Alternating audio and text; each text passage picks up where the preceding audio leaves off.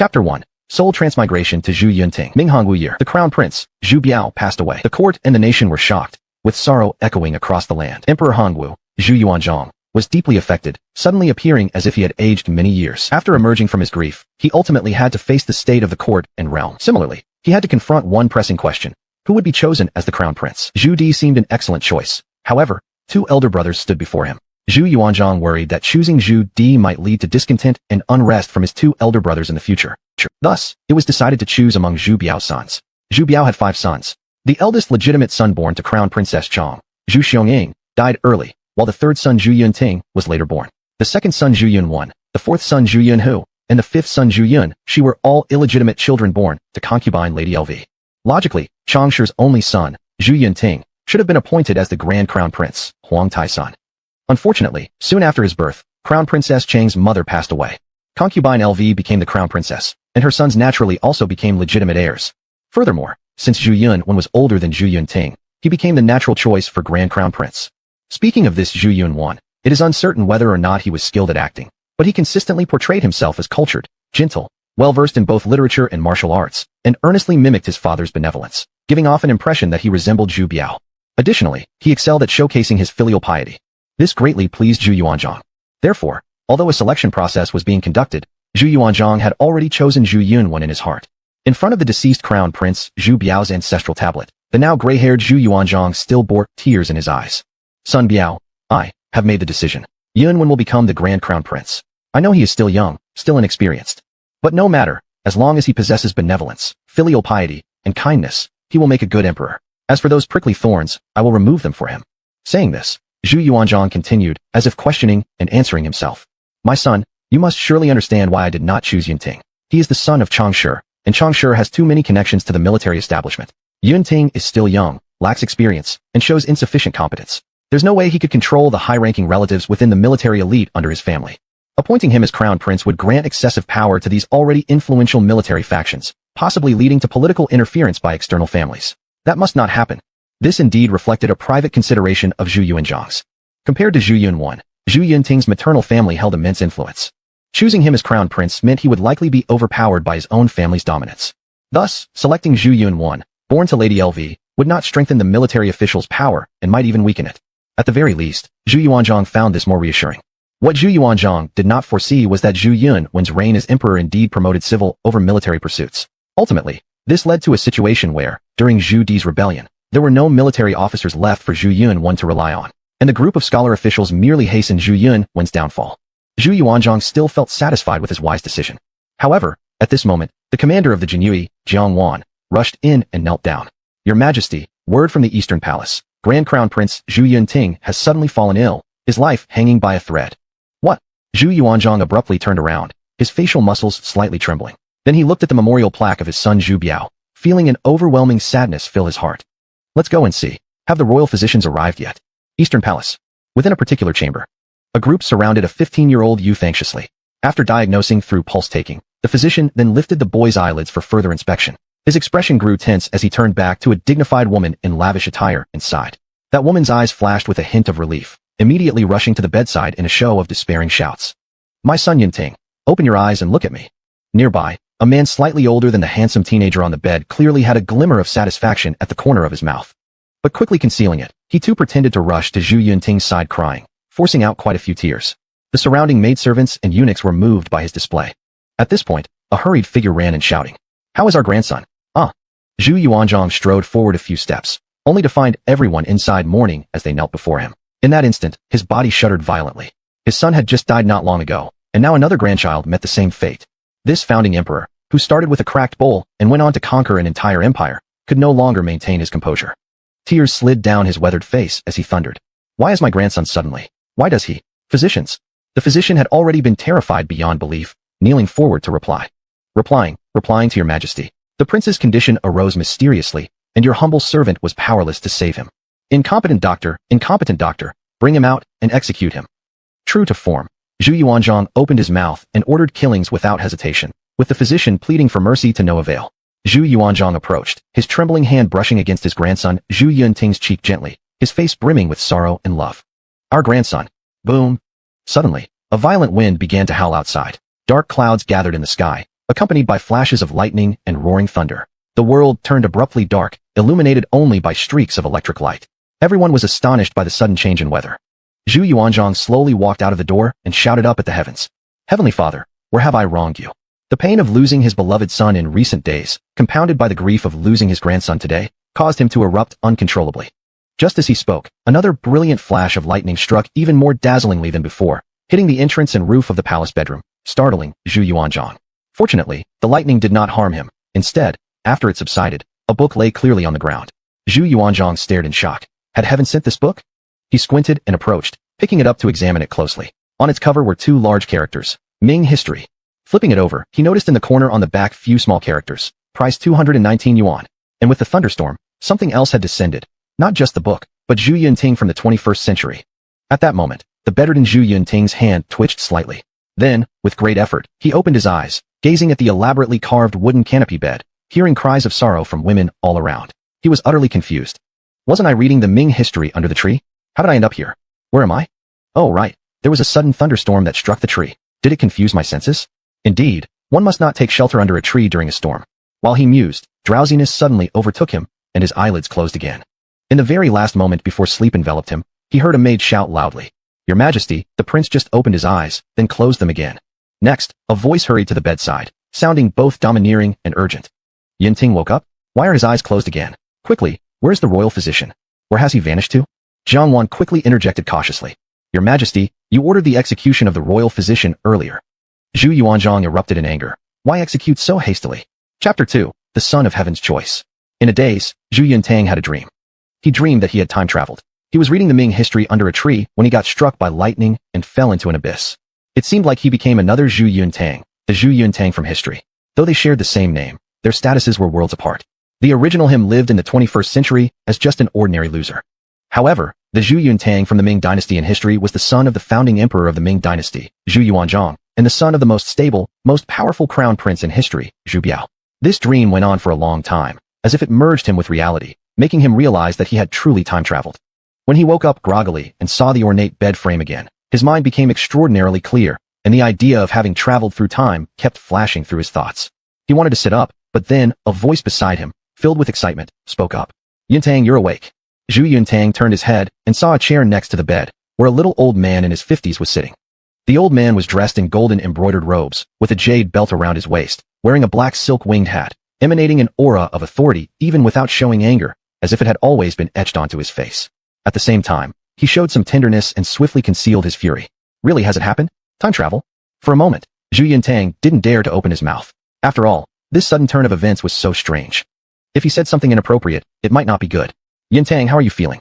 The royal physician said that your body suddenly improved. It must be heaven's mercy that doesn't wish our great Ming dynasty to lose its future. Emperor Zhu Yuanzhang's words made Zhu Yuntang quite confused. After brief reflection, he realized that this indeed was the Ming dynasty.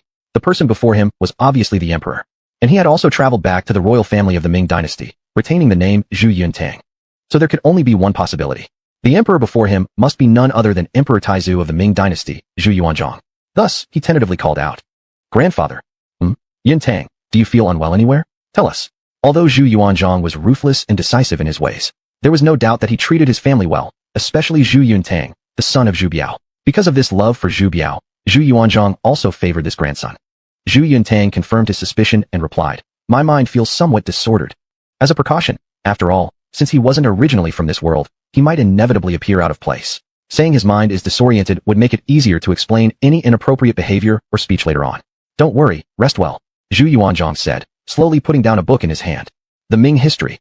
Zhu Yuntang's eyes narrowed slightly. Wasn't that the book he had read before time traveling? Had this book been read by Zhu Yuanzhang? Isn't that absurd? A founding emperor reading 200 years of his country's future history? No wonder when he woke up earlier, Zhu Yuanzhang's expression had been complex. Zhu Yuanzhang looked at Zhu Yuntang, sighed. You rest well, grandfather will visit you again tonight. Zhu Yuanzhang stood up after speaking, solemnly looked at Zhu Yuntang, turned, took the Ming History, and left, full of heavy thoughts. At this moment, a young girl servant of about 17 or 18 walked in and bowed to Zhu Yuntang, saying, Your Highness, it's good that nothing has happened to you. Are you hungry? Zhu Yuntang was actually a little hungry, given he hadn't any clue how long he'd slept, so he nodded. The young servant smiled sweetly and said, Then I'll bring you some noodles to eat. Zhu Yuntang glared. This wicked feudal society, these filthy royal lives. Yet I like them. On the other side, Zhu Yuanzhang returned to the study holding the Ming history. After sitting down, he closed his eyes and began to think over the day's events. The suspicious death of Zhu Xiangying, the sudden demise of Lady Chang years ago, and today's peculiar illness of Yuntang. Though there are no traces, we can't help but suspect Qiu's involvement. When Lady Chang passed away, Lady Qiu became the crown princess, and her son became the heir. If Zhu Yuntang were to die today, then undoubtedly, Lady Qiu's son, Zhu Yunwen, would have to become the crown prince. Lady Chang's eldest son, Zhu Xiangying, died early. Lady Chang herself is also deceased, and today almost another son has died. Meanwhile, Lady Qiu and her 3 sons remain fine. How could the naturally suspicious Zhu Yuanzhang fail to dwell on such coincidences? Fortunately, the heavens show pity upon me, Zhu Yuanzhang. They sent down divine thunderbolts to protect my grandson, Yuntang. Fortunately, the future of the Ming dynasty received favor from the heavens, bringing forth this book of Ming history through the divine thunder. He opened the Ming history. Everything within it, he had perused.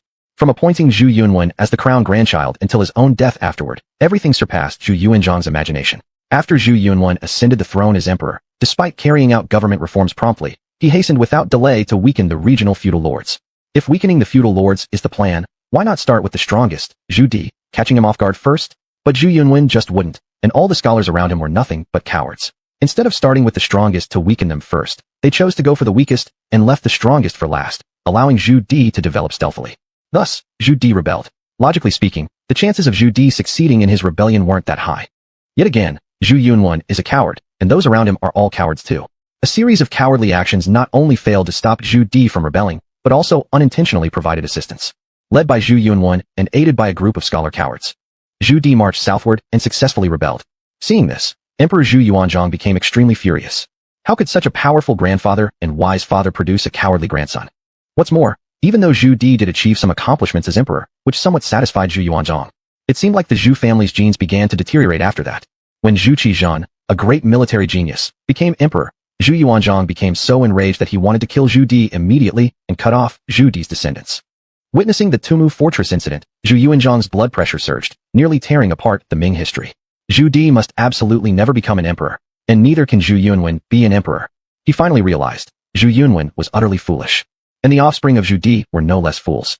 With these imbeciles ruling, it was already quite remarkable that the Ming dynasty lasted for over 200 years.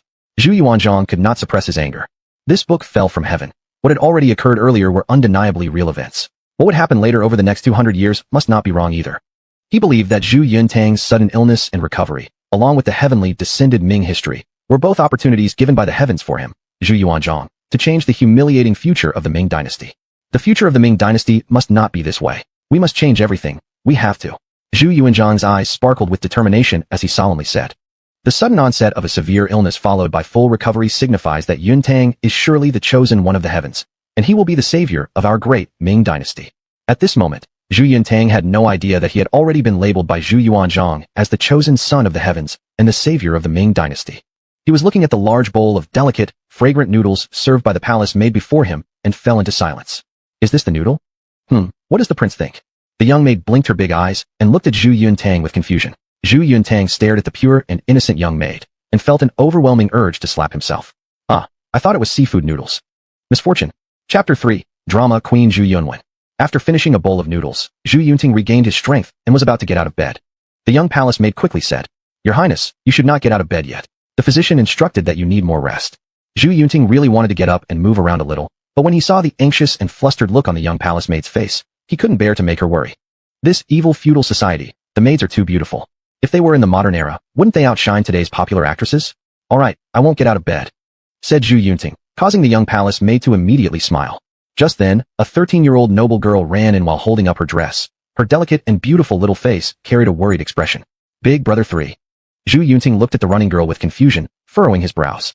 Big Brother 3, I heard you're sick. Are you okay? The girl was very concerned and started feeling all over Zhu Yuntang's body with her hands as she came close to check on his condition. Even though Zhu Yuntang had lived 2 lifetimes, having a girl in traditional Chinese attire touching him like this made him feel somewhat awkward. Why aren't you talking, Big Brother 3? The girl looked at Zhu Yuntang, her pretty face stunningly beautiful. I'm fine, just feeling like I've been asleep for a long time, and had a dream that seemed so real that my mind is a bit slow, Zhu Yuntang laughed.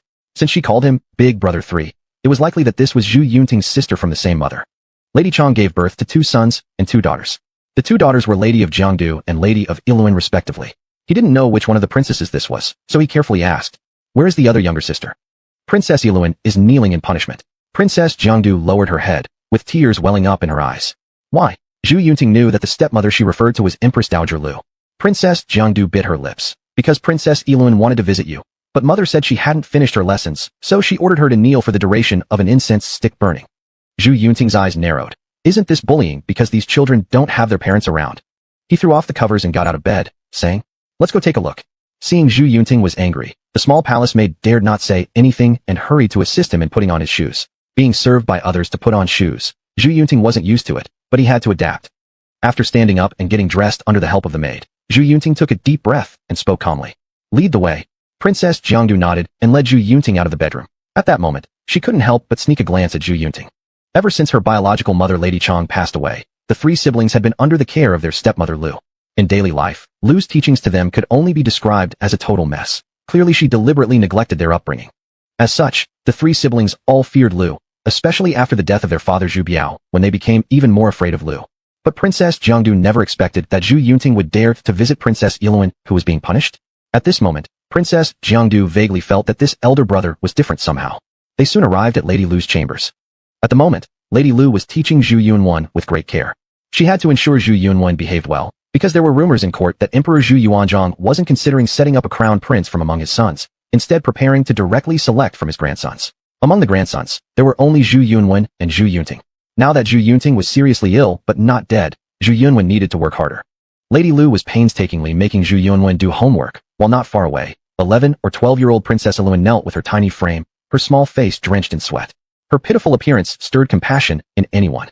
Zhu Yunting was angry in his heart, even though he was a person from another world, but these two sisters were still his own blood siblings. In this world, one must accept the family ties of this world. Seeing how his younger sister was being punished like this, how could he sit idly by? So he walked a few steps into the hall, ignoring Lu, going straight over to lift Princess Iluan up by the arm, and said, "Don't kneel anymore." Princess Iluan looked fearfully at Lu, who also frowned, walking over to say, "Yunting, Princess Iluan isn't obedient. I'm punishing her, why?" "Shut up." Zhu Yunting glared at Lu, speaking coolly. "Our siblings don't deserve your punishments yet." "You?" Lu's face changed color angrily. "How dare you speak to me this way?" Zhu Yunting smirked coldly. "Why can't I? How about this? Think we're orphans so you can bully us." "Lu, discard those little schemes in your heart. I, Zhu Yunting, am no longer the old Zhu Yunting." With that, Zhu Yunting took the hand of his two younger sisters and turned to leave. Zhu Yunwen stepped forward angrily, wanting to argue with Zhu Yunting, but he was stopped by Lu, who then looked at Zhu Yunting and smiled, saying, "Look at you. Wasn't I doing it for your good? Princess Iluan didn't finish her homework. I punished her to give her a strict lesson, and you've misunderstood me. Well, from now on, I will let you have your way. No matter what, I'll protect you like your birth mother did." Zhu Yunting turned around with a mocking smile and said, "No matter how convincingly you pretend to be a good person, it's still nauseating. You know what I think of you. Be clear about that." After saying this, Zhu Yunting took his two sisters and left. Zhu Yunwen looked at his mother with confusion and asked, "Mother, why do you still allow him to act so freely? He has been disrespectful and disdainful toward you." "Yunwen, this is a good thing. I want him to be disrespectful and arrogant, disregarding authority. This way, in the eyes of your grandfather, he will appear more incompetent. Although Zhu Yunting didn't die tonight, he's already ruined." There was a trace of cruelty in Lady Lu's eyes. For years, she had deliberately been strict with Chang's two daughters, just so others would think she gave the same careful guidance to all of Lady Chang's children. And her deliberate lenience toward Zhu Yunting was another illusion she created, making people believe that if she could raise two county princesses well, she must also be doing an excellent job raising Zhu Yunting. But Zhu Yunting was hopeless. This was called scheming. It was a subtle form of manipulation designed to destroy him. Yunwen, over these years, Zhu Yunting's character has been weak, rude, and arrogant. Tonight's incident won't escape your grandfather's attention. He will never consider Zhu Yunting again. Hearing Lady Lu's words, Zhu Yunwen laughed and said, "Mother is wise. After finishing your homework, don't forget to cry all night in front of your father's spirit tablet." Lady Lu pulled out a small bottle. "This contains leek juice. Apply some under your eyes, and you'll be able to cry tears all night." Zhu Yunwen carefully stored the little bottle and nodded heavily. Soon, he went to Rinji Hall. Zhu Biao's memorial tablet was still enshrined there. As soon as Zhu Yunwen arrived, he knelt down and started crying, sobbing bitterly as if his heart was breaking. Crying for a while, he sneaked out the small bottle and dabbed some leek juice onto his eyes before continuing to cry, with tears streaming down his face. While Zhu Yunwen was fully immersed in his crying performance, Emperor Zhu Yuanzhang appeared. He also missed his son. Seeing Zhu Yunwen crying, Zhu Yuanzhang wasn't moved at all. Instead, he became angry upon seeing Zhu Yunwen. Zhu Yunwen remained unaware and turned back to call out, "Grandfather, I miss my father so much." Zhu Yuanzhang's face twitched. He thought to himself, if you miss your father so much, why don't you join him? Then he waved his sleeve and turned to leave. Zhu Yunwen was left stunned, wondering if he hadn't cried sincerely enough. Since reading the Ming Dynasty's history, Zhu Yuanzhang increasingly found Zhu Yunwen unpleasant to look at. Thus, he decided to seek out Zhu Yunting. Looking at Zhu Yunting now, he felt he was truly heaven-sent, the chosen one for the great Ming Dynasty. No matter what, Zhu Yunting must be cultivated. He represented the only hope for the future of the Ming Dynasty. Chapter 4. You have begged for food and were a monk.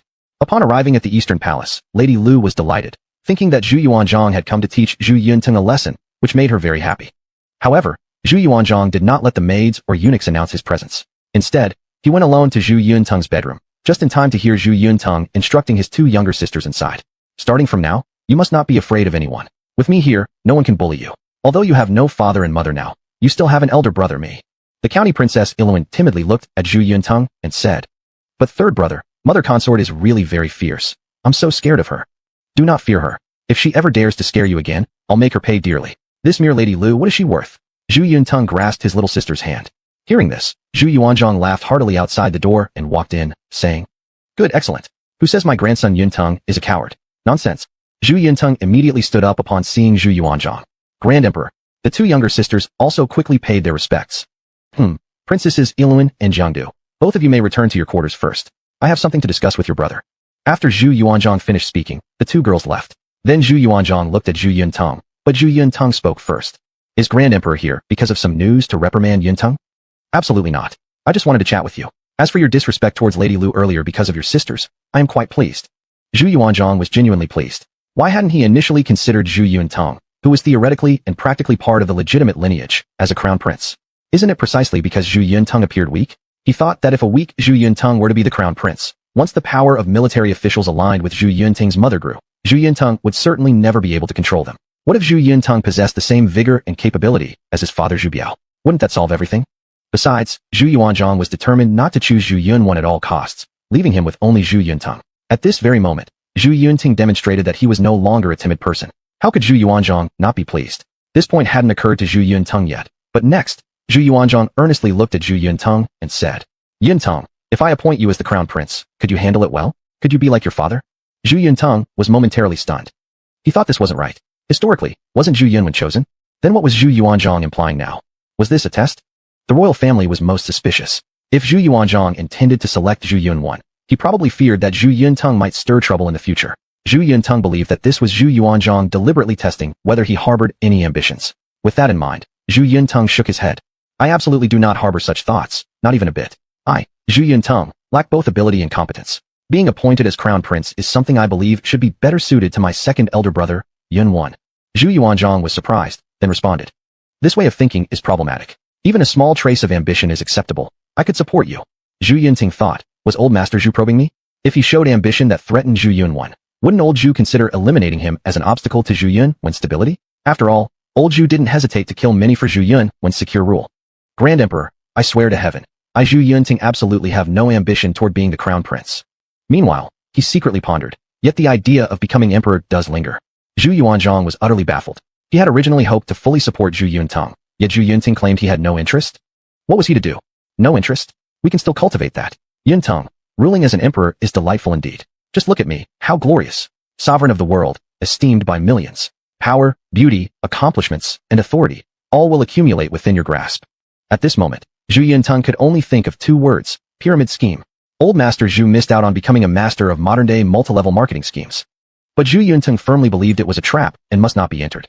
Therefore, he declared, "Grand Emperor, I truly have no interest in the throne. Please rest assured."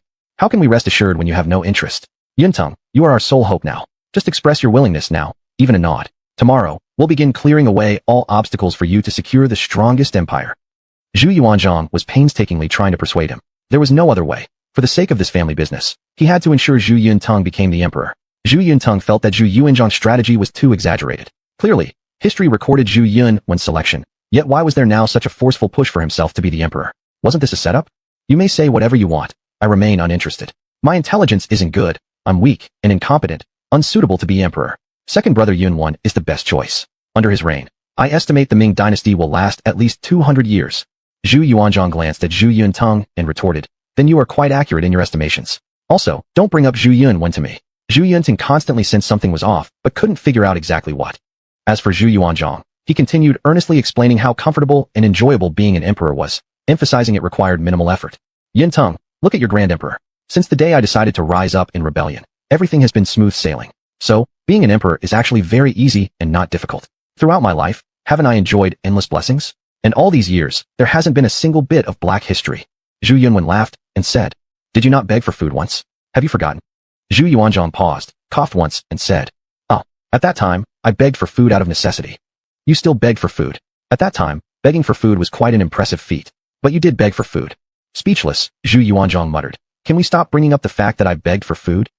Zhu Yuntung, you were also a monk. Zhu Yuanzhang, let's stick to talking about begging for food then.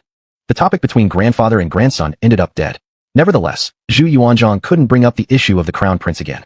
If Zhu Yuntung didn't want to be it, then so be it. They would go slow. After all, raising one still takes time.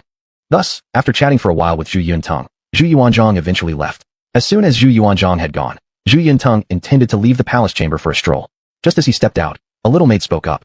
"Highness, would you like to go to Renji Hall to offer incense for the previous Crown Prince?" Zhu Yunting thought about it and nodded. "Let's go." So under the little maid's guidance, they went to Renji Hall behind Wuing Hall. On the way, Zhu Yuntung reflected on one thing. Did he really want to be emperor? Actually, he definitely wanted to. He just told old Zhu that he didn't. After all, in this imperial family, only by becoming emperor could one ensure stability. Otherwise, if Zhu Yunwen were made emperor, even if Zhu Yunwen wouldn't harm him, wouldn't Zhu Di do something about him in the future? Whoever he was to, he posed a threat, a thorn in the eye. Since such was the case, why not take a bold move? If one isn't going to be the victim, then one must become the executioner. After all, with Emperor Zhu Yuanzhang still alive, the three siblings would be bullied. Would Zhu Yunwen, when crowned, lead a comfortable life? Thinking of this, his thoughts of rebellion grew stronger. Why was it considered rebellion? Because in his view, historically, old Zhu chose Zhu Yunwen. If he, Zhu Yuntung, were to ascend the throne, what else would that be called but rebellion? He wouldn't deign to pretend subservience to gain power. And with that, he arrived outside Renji Hall. Chapter 5. The Honest Man, Lan Yu. Upon arriving outside the Renji Palace, Zhu Yuntung happened to meet a stalwart man who had just finished paying respects to Zhu Biao inside the hall. The tall man was about 50, his face bearing an air of combat and slaughter, extremely awe-inspiring and full of presence. When he saw Zhu Yuntung at that moment, he immediately approached him with bloodshot eyes and said, "Your Royal Highness." As Zhu Yunting looked at this large man, some memories of the original owner in his mind merged together. He remembered that this stalwart seemed to be his maternal uncle, the greatest general during the Hongwu era of the Ming dynasty, General Lan Yu. Lan Yu was no ordinary figure, his battlefield prowess unmatched by any, standing equal even with a few founding heroes. Nowadays, most of those founding heroes were gone, and Lan Yu became the paramount among military officials. Maternal uncle. This could potentially be a great pillar of support. Zhu Yuntung must nurture their relationship. Lan Yu sighed. Inside the palace, such a title for you isn't proper. After both my father and mother are gone now, there aren't many relatives left in this world. If I still cared too much about formalities, wouldn't it make us seem distant? Zhu Yuntung's words made Lan Yu, a decisive man of war, feel a lump in his throat. Tenderly, he responded softly. "Child, your maternal uncle will always be your family, along with your two uncles. The Chang clan as founding dukes, the Lan clan as dukes of Liang. We will always protect you." Lan Yu was Zhu Yuntung's mother, Lady Chang's maternal uncle, naturally making him Zhu Yuntung's maternal uncle. It was natural that uncles love their nephews and their grandnephews alike. Zhu Yuntung also knew Lan Yu's strength. With this maternal uncle backing him, it was definitely a positive thing. However, precisely because they worried about Lan Yu aiding Zhu Yuntung in a rebellion later, historically, Zhu Yuanzhang executed Lan Yu. If one calculates the timeline, several months from now, Zhu Yuanzhang would establish Zhu Yunwen as the Crown Prince, which meant Lan Yu had only next year to live. Zhu Yuntung's expression turned grim, thinking he must take good care of his real maternal uncle. Lan Yu couldn't die. He was supposed to be the vanguard on his path to rebellion.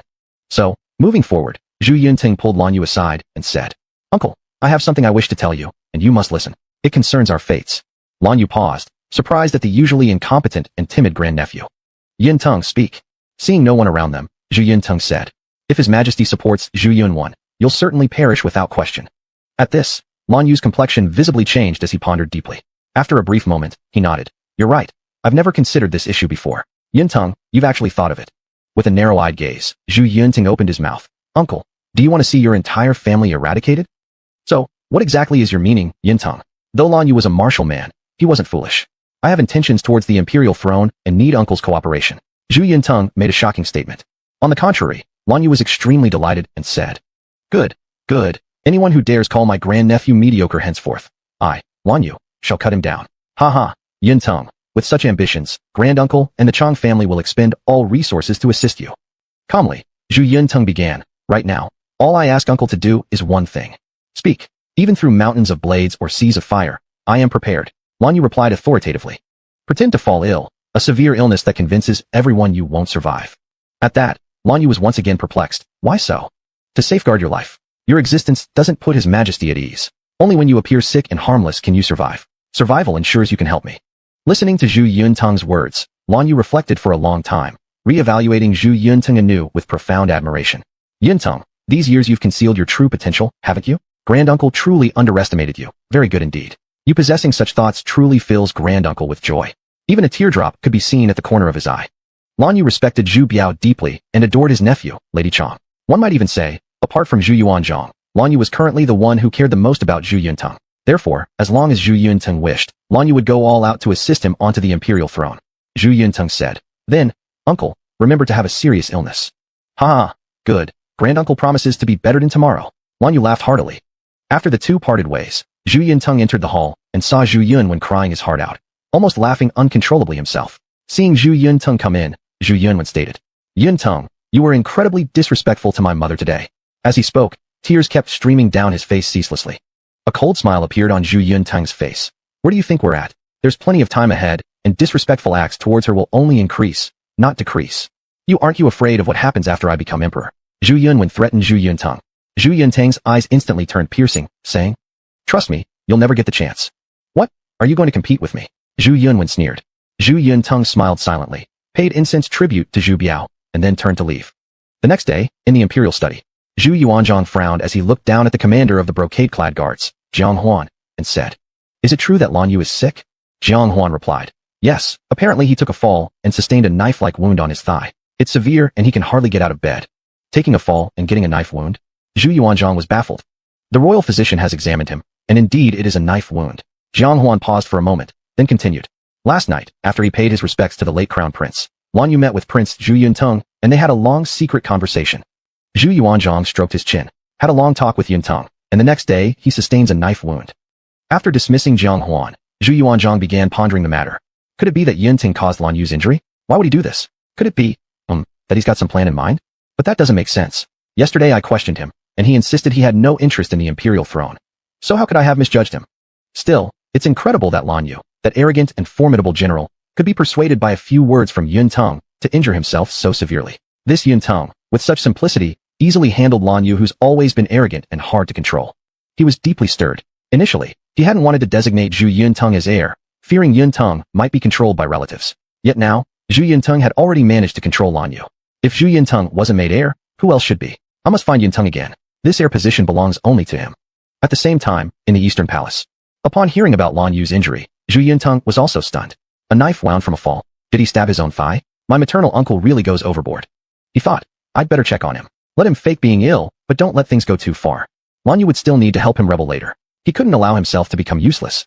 With this in mind, Zhu Yuntang quickly went to Duke Liang's mansion. When Zhu Yuntang arrived, servants led him into Lan Yu's chamber. As soon as he saw Lan Yu lying in bed, Zhu Yuntang rushed over with great affection, shouting dramatically, My dear maternal uncle, what happened to you? Will your leg heal?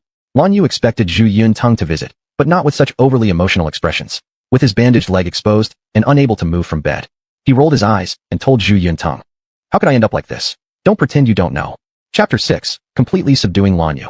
After Lan Yu asked everyone else in the room to leave, only he and Zhu Yuntang remained. Once all others had left, Zhu Yuntang immediately went forward and said to Nan Yu, Uncle sir, is this leg not serious? Can you still walk later? Don't let it become a lifelong disability. Seeing how much Zhu Yuntang cared about him, Lan Yu was also deeply moved and said, Rest assured, it's just some skin and flesh pain. Eating more health-boosting food will help recover from these injuries soon, without any broken bones or muscles being harmed. Hearing Lan Yu say this, Zhu Yuntang became relieved. He was truly worried that Lan Yu might incapacitate himself. After all, his reason for preserving Lan Yu was because Lan Yu was an exceptionally valiant and capable general, with exceptional unification and rallying abilities. As long as Lan Yu was around, the Huai West military group could be well controlled, which was all part of Zhu Yuntang's valuable resources for the future, and he absolutely couldn't allow Lan Yu to get injured in any way. At this moment, Lan Yu looked at Zhu Yuntang and said, Nephew grandson, are you sure this really is about preserving me? Don't let your uncle suffer in vain. Rarely did they have such an opportunity to be alone together without worrying about spies nearby. Thus, Zhu Yuntang sat down and prepared to analyze the situation to Lan Yu. He then began by asking, With the current situation, do you guess whom Grandfather Emperor would establish as the Crown Prince? Without hesitation, Lan Yu responded, It has to be Zhu Yunwan. Even he, a warrior, understood that Zhu Yunting almost had no chance now. While saying this, Lan Yu somewhat reproachfully glanced at Zhu Yuntong, who wanted to say something but didn't. This made Zhu Yuntong feel somewhat awkward and amused. So Zhu Yuntong voluntarily spoke. Yes, currently Zhu Yunwen enjoys all kinds of advantages. If nothing unexpected happens, he will indeed become the crown prince and the emperor in the future. Unfortunately, his abilities are rather mediocre, so he won't be an emperor for very long. Lan Yu, upon hearing this, asked, "How do you know so clearly?" Zhu Yuntong laughed, and thought to himself, "Should I tell you I am a Chunyurjura, time traveler?" He continued, "Let's set aside how I know this and listen to my analysis.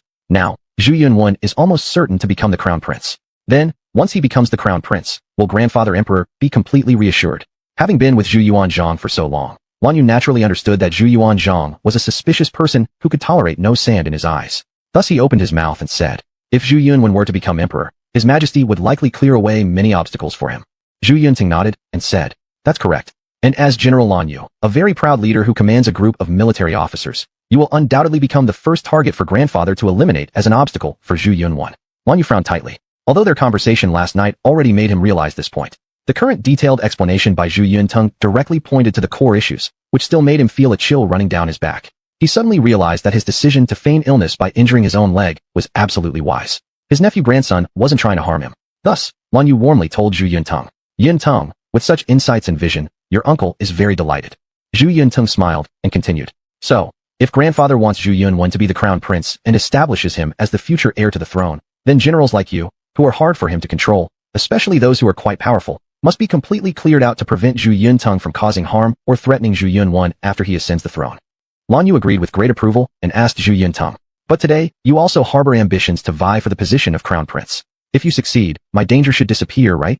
Upon hearing this, Zhu Yuntong said solemnly, "Whether I succeed in becoming the crown prince or Zhu Yunwen does, you will die. At least, in grandfather's eyes, you must die. Even if I become the crown prince, grandfather would kill you without hesitation." Lan Yu was stunned and asked, "Why? It makes sense if Zhu Yunwen worries about me threatening him as crown prince. But if you were crown prince, how could I threaten you?" Zhu Yuntong stood up, his hands behind his back, squinting his eyes as he said, "What you think doesn't matter. What matters is how grandfather will think. Remember, if I become the crown prince and the emperor in the future, you, uncle, along with my two uncles Changsheng, the founding duke, and Wu De Chang's son, would become exceedingly powerful relatives. Since ancient times, emperors have been greatly wary of one thing: interference in politics by relatives of the imperial family. If I become the crown prince and future emperor, all of you esteemed generals related to me by blood will rise even higher in prominence. My grandfather the emperor would surely worry that I lack the strength to suppress you. Thus, should I ascend the throne, your demise would come swiftly." Lan Yu was utterly shocked. After all, at his core, he was merely a warrior general, not particularly quick-witted. Had he been slightly smarter, he wouldn't have been so arrogant and overbearing in the first place, and his fate in history wouldn't have been so tragic. After a long silence, Lan Yu finally turned to Zhu Yuntong with a pale face and said, "Judging from what you've just explained, it seems my ultimate situation is almost certainly one leading to death." Zhu Yuntong nodded gently and said, "You're right. Originally, your situation was undoubtedly a fatal one. But now, by faking an illness and injury, concealing your sharp edges, and deliberately lowering your threat level as much as possible, and appearing entirely harmless to both Zhu Yunwen and me over time, you truly can secure your life." Lan Yu looked at Zhu Yuntong in shock, realizing that his young great-nephew's intelligence was far greater than rumored. His intricate thinking was beyond what ordinary people could possess. "Yuntong," Lan Yu said warmly, "your uncle feels very gratified by how much you've grown. However, there's one question I must ask." Zhu Yunting turned toward Lan Yu and asked, "What's your question?" After hesitating for a moment, Lan Yu still brought up the topic. "You mentioned earlier that if the emperor lets you become the heir, he'll be concerned about interference in governance by imperial relatives and will kill me. Yet now, if you also aim to seize the throne, aren't you worried that your uncle might meddle in politics later on?" Upon hearing this, Zhu Yunting laughed. Then he told Lan Yu, "Uncle sir, after last night, what do you think of me?" Without a second thought, Lan Yu replied, "Before last night, your uncle truthfully didn't think highly of you. I was deeply disappointed. But afterward, you transformed drastically, so much so that I'm willing to endure this injury on your behalf and remain bedridden for half a year. So your uncle is genuinely convinced of you now." Zhu Yunting nodded slightly and asked, "So, do you still think I'd worry about you interfering in politics?" As he spoke, his eyes flashed with a piercing intensity that startled even General Lan Yu, a man who had faced countless battles and slaughtered entire armies without flinching, making him feel a slight unease and fear. With great solemnity, Lan Yu then opened his mouth and said, "Yuntong, your uncle always believes one saying." Curious, Zhu Yuntong asked, "What is it?" Word by word, Lan Yu declared, "No matter how skilled someone may be in warfare, they will ultimately fall into the hands of those whose minds are almost demonic in their calculation. By speaking a few sentences, you've already managed to manipulate your uncle into staying bedridden. It's clear now that your uncle stands no chance against you. Chapter 7. Have Zhu Yunying assist in handling memorial submissions. On this day, Lan Yu and Zhu Yunying had a secret conversation inside the house for half a day. During that time, Zhu Yunying said a great deal, which allowed Lan Yu to understand many things. More importantly, Lan Yu realized that the current Zhu Yunying was no ordinary person.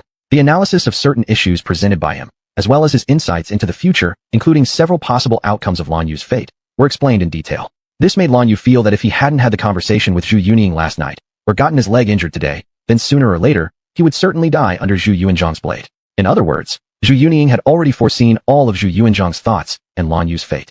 At just 14 years old, this young man cleverly devised a plan to injure his thigh, thereby creating an opportunity to escape Zhu Yuanzhang's blade and preserve his life. Similarly, at 14, this youth could easily turn against someone if he chose to do so. He could save a life with strategy, but could also harm one with careful thought. The fear-inspiring nature of Zhu Yunying compelled Lan Yu to take him seriously. When their talk was almost done, Zhu Yunying stood up and bowed slightly as he said, "Whatever we discuss today, please don't let a third person know. Otherwise, both you and I will be in danger. Now we are on the same boat. Uncle-in-law must not make a mistake."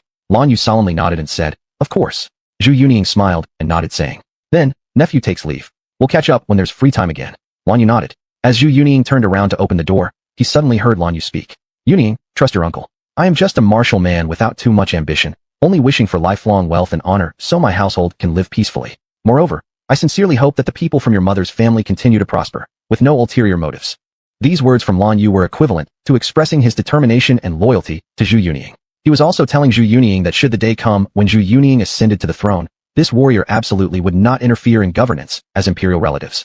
Of course, Lan Yu believed that given Zhu Yunying's current capabilities, even if he truly became emperor, it wouldn't be possible for himself to have the ability to cause chaos through political intervention. Hearing Lan Yu's words, Zhu Yunying laughed from the bottom of his heart. He knew that just 2 simple conversations had thoroughly convinced Lan Yu. Relatively speaking, Lan Yu wasn't hard to convince. All it took was analyzing the benefits and drawbacks, added to the fact they shared blood relations, making it naturally easy to win him over. After withdrawing his smile, Zhu Yunying didn't look back, but slowly spoke. "In this world, I have few relatives, uncle-in-law, you are one of them." After finishing his words, he pushed the door open and left. Lan Yu looked at the gradually retreating figure outside the door and slowly exhaled. Then he murmured to himself, "I hope you, like your father the former crown prince, possess formidable means, causing more people to bow down before you." On the other side, after Zhu Yunying returned to the Eastern Palace, he saw Lady LV criticizing Princess Jiangdu and Princess Iluan. Zhu Yunying's expression immediately darkened, and he quickly moved closer. As he approached, he heard Lady LV looking at Princess Iluan and Princess Jiangdu, saying, "You two aren't studying diligently. You're always wanting to see your elder brother. Do you wish to become as useless as he is?" Princess Iluan's lips curled downward as she said unhappily, "Big brother isn't useless at all. He's very capable, incredibly talented." Princess Jiangdu also chimed in. "Exactly. You're not allowed to say bad things about Big Brother." Lady LV sneered and said, "You two girls clearly don't understand the situation. That useless brother of yours may be wild now, but he won't be able to protect you." Lady LV's malicious words utterly enraged Zhu Yunying. This woman and her son, Zhu Yunwan, were just as good at pretending and extremely hypocritical. When Zhu Yunying's mother, Lady Chong, was still alive, Lady LV, being only a secondary consort, constantly called Sister Chong this, and Sister Chong that, feigning great intimacy. Later, after Lady Chong passed away, Lady LV began scheming, purposely misguiding Zhu Yunying, and showing unnecessary strictness towards Princess Jiangdu and Princess Iluan. She treated these 3 children poorly, yet acted as though she cared deeply about them. She deceived Crown Prince Zhu Biao, who has since passed away. With the death of the Crown Prince, Lady LV no longer needed to conceal herself. Anyway, within the Eastern Palace, the outside world would never know her true nature. Given the principle of a mother becomes noble through her son, she considered Zhu Yunwen to be currently highly regarded by Zhu Yuanzhang, and likely to become the heir apparent and the future emperor, leading her behavior to grow increasingly inappropriate. Princess Iluan could no longer bear Lady LV repeatedly calling her brother, Zhu Yunting, a useless person. She glared at Lady LV and angrily countered, "Third brother is not a waste. Who says third brother is useless? That one is the real waste." This infuriated Lady LV, who raised her hand to strike Princess Iluan. Just then, Zhu Yunting swiftly moved forward and grabbed Lady LV's wrist. He then gave it a hard twist as he reprimanded her. "If you dare to harm my 2 sisters, I will make your death very miserable." Lady LV turned back and glanced at Zhu Yunting with some surprise, before she became furious and retorted, "I am still your birth mother. How dare you be so disrespectful to me?" Frowning, Zhu Yunting said, "Do you deserve that title? Let me warn you for the last time. If you dare to hurt my 2 sisters, I will make you regret."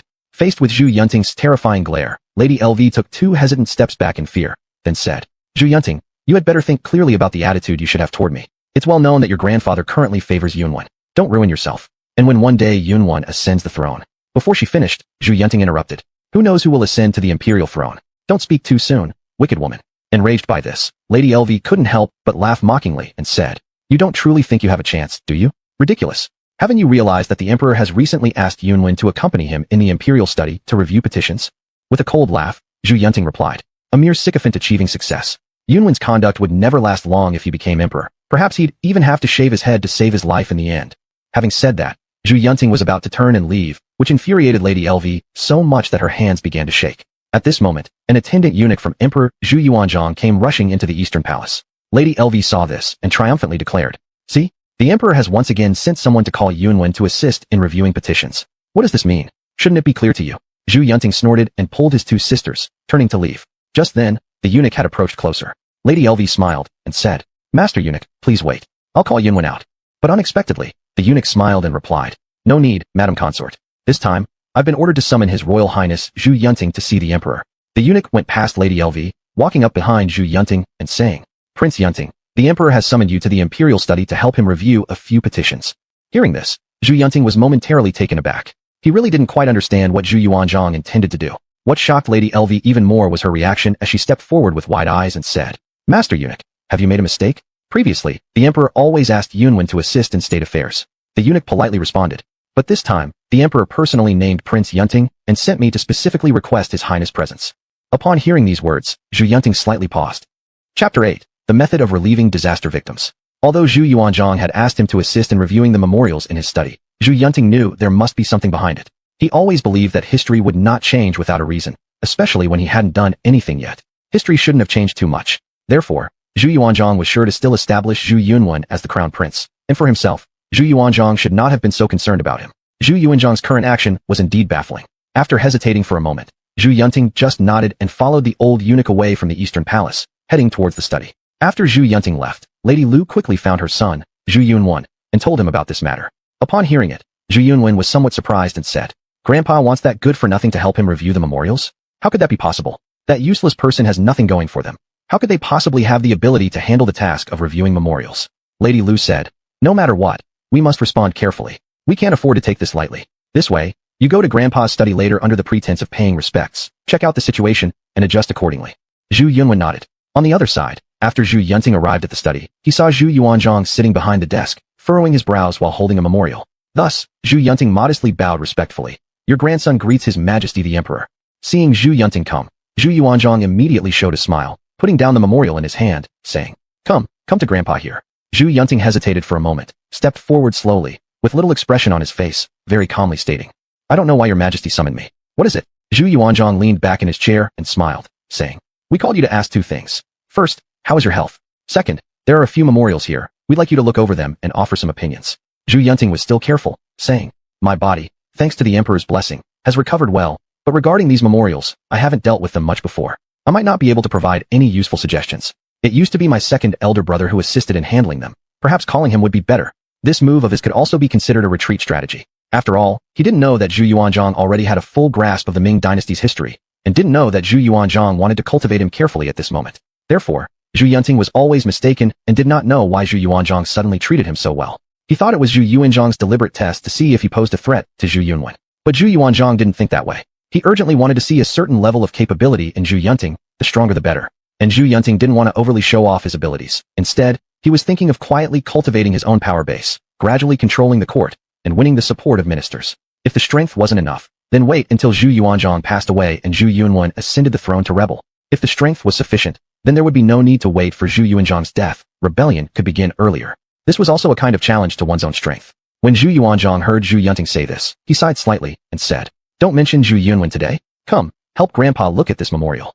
Saying this, he extended his hand and handed the memorial in his hand to Zhu Yunting. Zhu Yunting hesitated for a moment, unable to refuse, and had to step forward to take the memorial. Looking at the content written on the memorial, it turned out to be quite common matters of ancient times, which were written as follows. A drought occurred in Hoku County, Zishan. The peasants' grain crops were entirely lost, and the severity of the drought affected several nearby counties. Countless disaster victims continued to spread to other surrounding counties, with the trend of disaster gradually expanding. This was an appeal from the county magistrate indicating that the county office was powerless to deal with such a situation. After Zhu Yunting read it, his expression didn't change too much, and he returned the memorial to Zhu Yuanzhang. Zhu Yuanzhang asked, Yunting, tell me, how should we deal with this matter most appropriately? Zhu Yunting was still thinking of hiding his abilities, so he said, Matters of this kind exist in every dynasty. Grandfather doesn't need to ask me. Zhu Yuanzhang shook his head and said, the problem of drought-stricken refugees indeed exists in every dynasty throughout history. But up to now, no dynasty or monarch has ever had an effective and prominent method to directly address it. Moreover, the time required to handle such events is often too long. By the time real effects are felt, at least 1 or 2 months will have passed, and within these 1 or 2 months, countless more displaced people and commoners may have died. This made Zhu Yunting frown. Indeed, various methods for dealing with famine and droughts have existed in every dynasty throughout history. But no matter what method was employed, by the time it truly took effect, significant damage would already have occurred, especially in terms of human lives. In response to Zhu Yuanzhang's question, Zhu Yunting did not immediately offer a good solution. This made Zhu Yuanzhang feel somewhat disappointed deep inside. Even if Zhu Yunting could not come up with a better solution, as long as he mentioned one of the previous solutions that were relatively effective, Zhu Yuanzhang would be very satisfied. However, Zhu Yuanzhang didn't realize that Zhu Yunting was deliberately concealing his talent at this moment. Just then, outside the hall, a voice suddenly rang out. Your grandson Yunwen greets his majesty, hoping for your safety and well-being. Upon hearing Zhu Yunwen's voice, Zhu Yuanzhang frowned slightly. Zhu Yunting wore a faint sneer of disdain on his face. Zhu Yunwen was too eager. He couldn't bear seeing Zhu Yuanzhang inviting him to review a memorial, so he had rushed in under the pretext of offering respects. This was truly a wolf in sheep's clothing. Everyone knew his intentions. Though Zhu Yuanzhang increasingly disliked Zhu Yunwen at that moment, since Zhu Yunwen was already outside the door, he spoke up. Come in. After entering, Zhu Yunwen immediately performed a grand bow to Zhu Yuanzhang. Zhu Yuanzhang remained expressionless, waving a hand to signal him to stand up.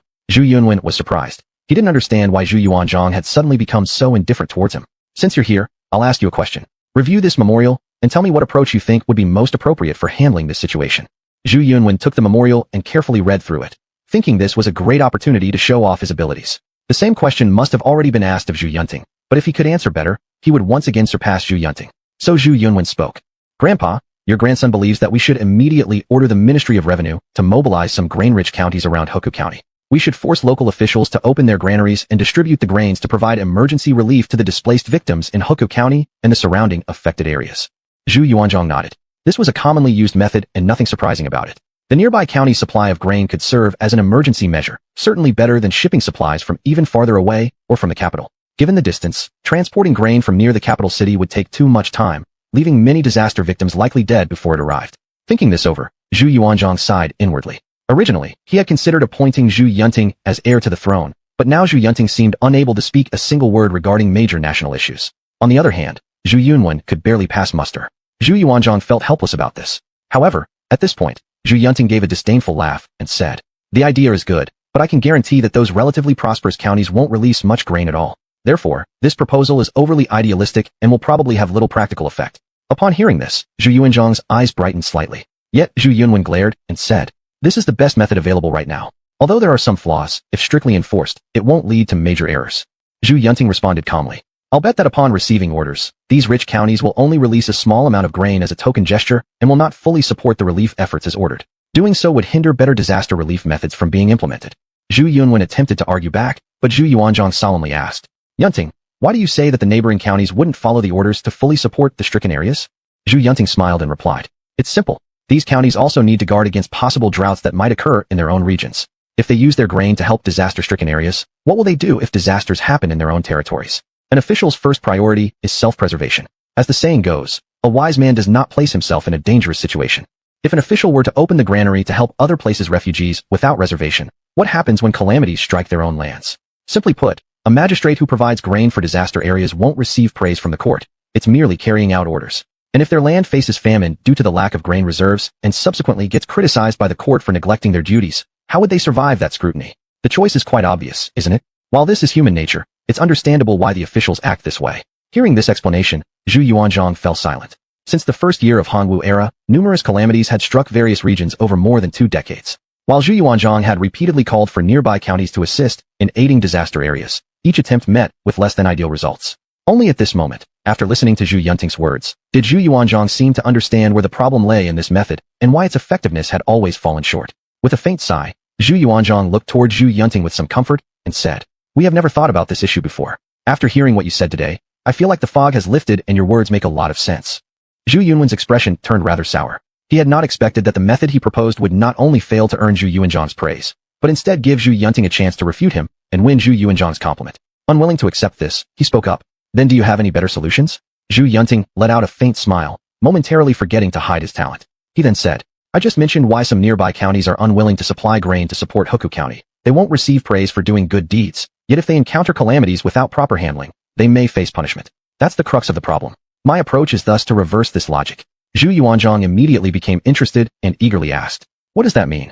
Zhu Yunting explained. It's very simple. Grandpa can issue an order for the wealthy counties around Hoku County to open their granaries and offer support. The county that contributes the most grain will have all its officials recognized with merit records, while more contributions will yield greater recognition. All these records will be incorporated into the annual evaluations conducted by the Ministry of Personnel for local officials as part of the bonus scoring system. Counties that contribute less grain will have fewer or even no merit records granted. Upon hearing this, Zhu Yuanzhang immediately smiled and said, this plan is excellent.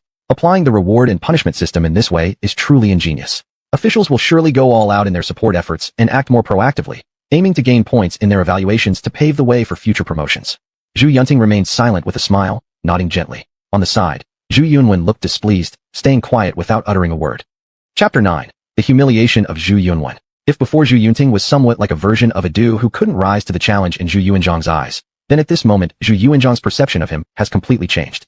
To be able to come up with such a beneficial solution when faced with calamity shows an intelligence that is not weak. At least this kind of method was something that neither Zhu Yuanzhang nor many emperors throughout history had ever thought of. But Zhu Yunting did not feel it was particularly remarkable. Actually, the method he proposed is quite easy to understand. Being a person from another era, prior to his time traveling, he deeply understood the benefits that wealthy business tycoons could gain from donations. For ordinary people donating, it might just be out of kindness towards the event.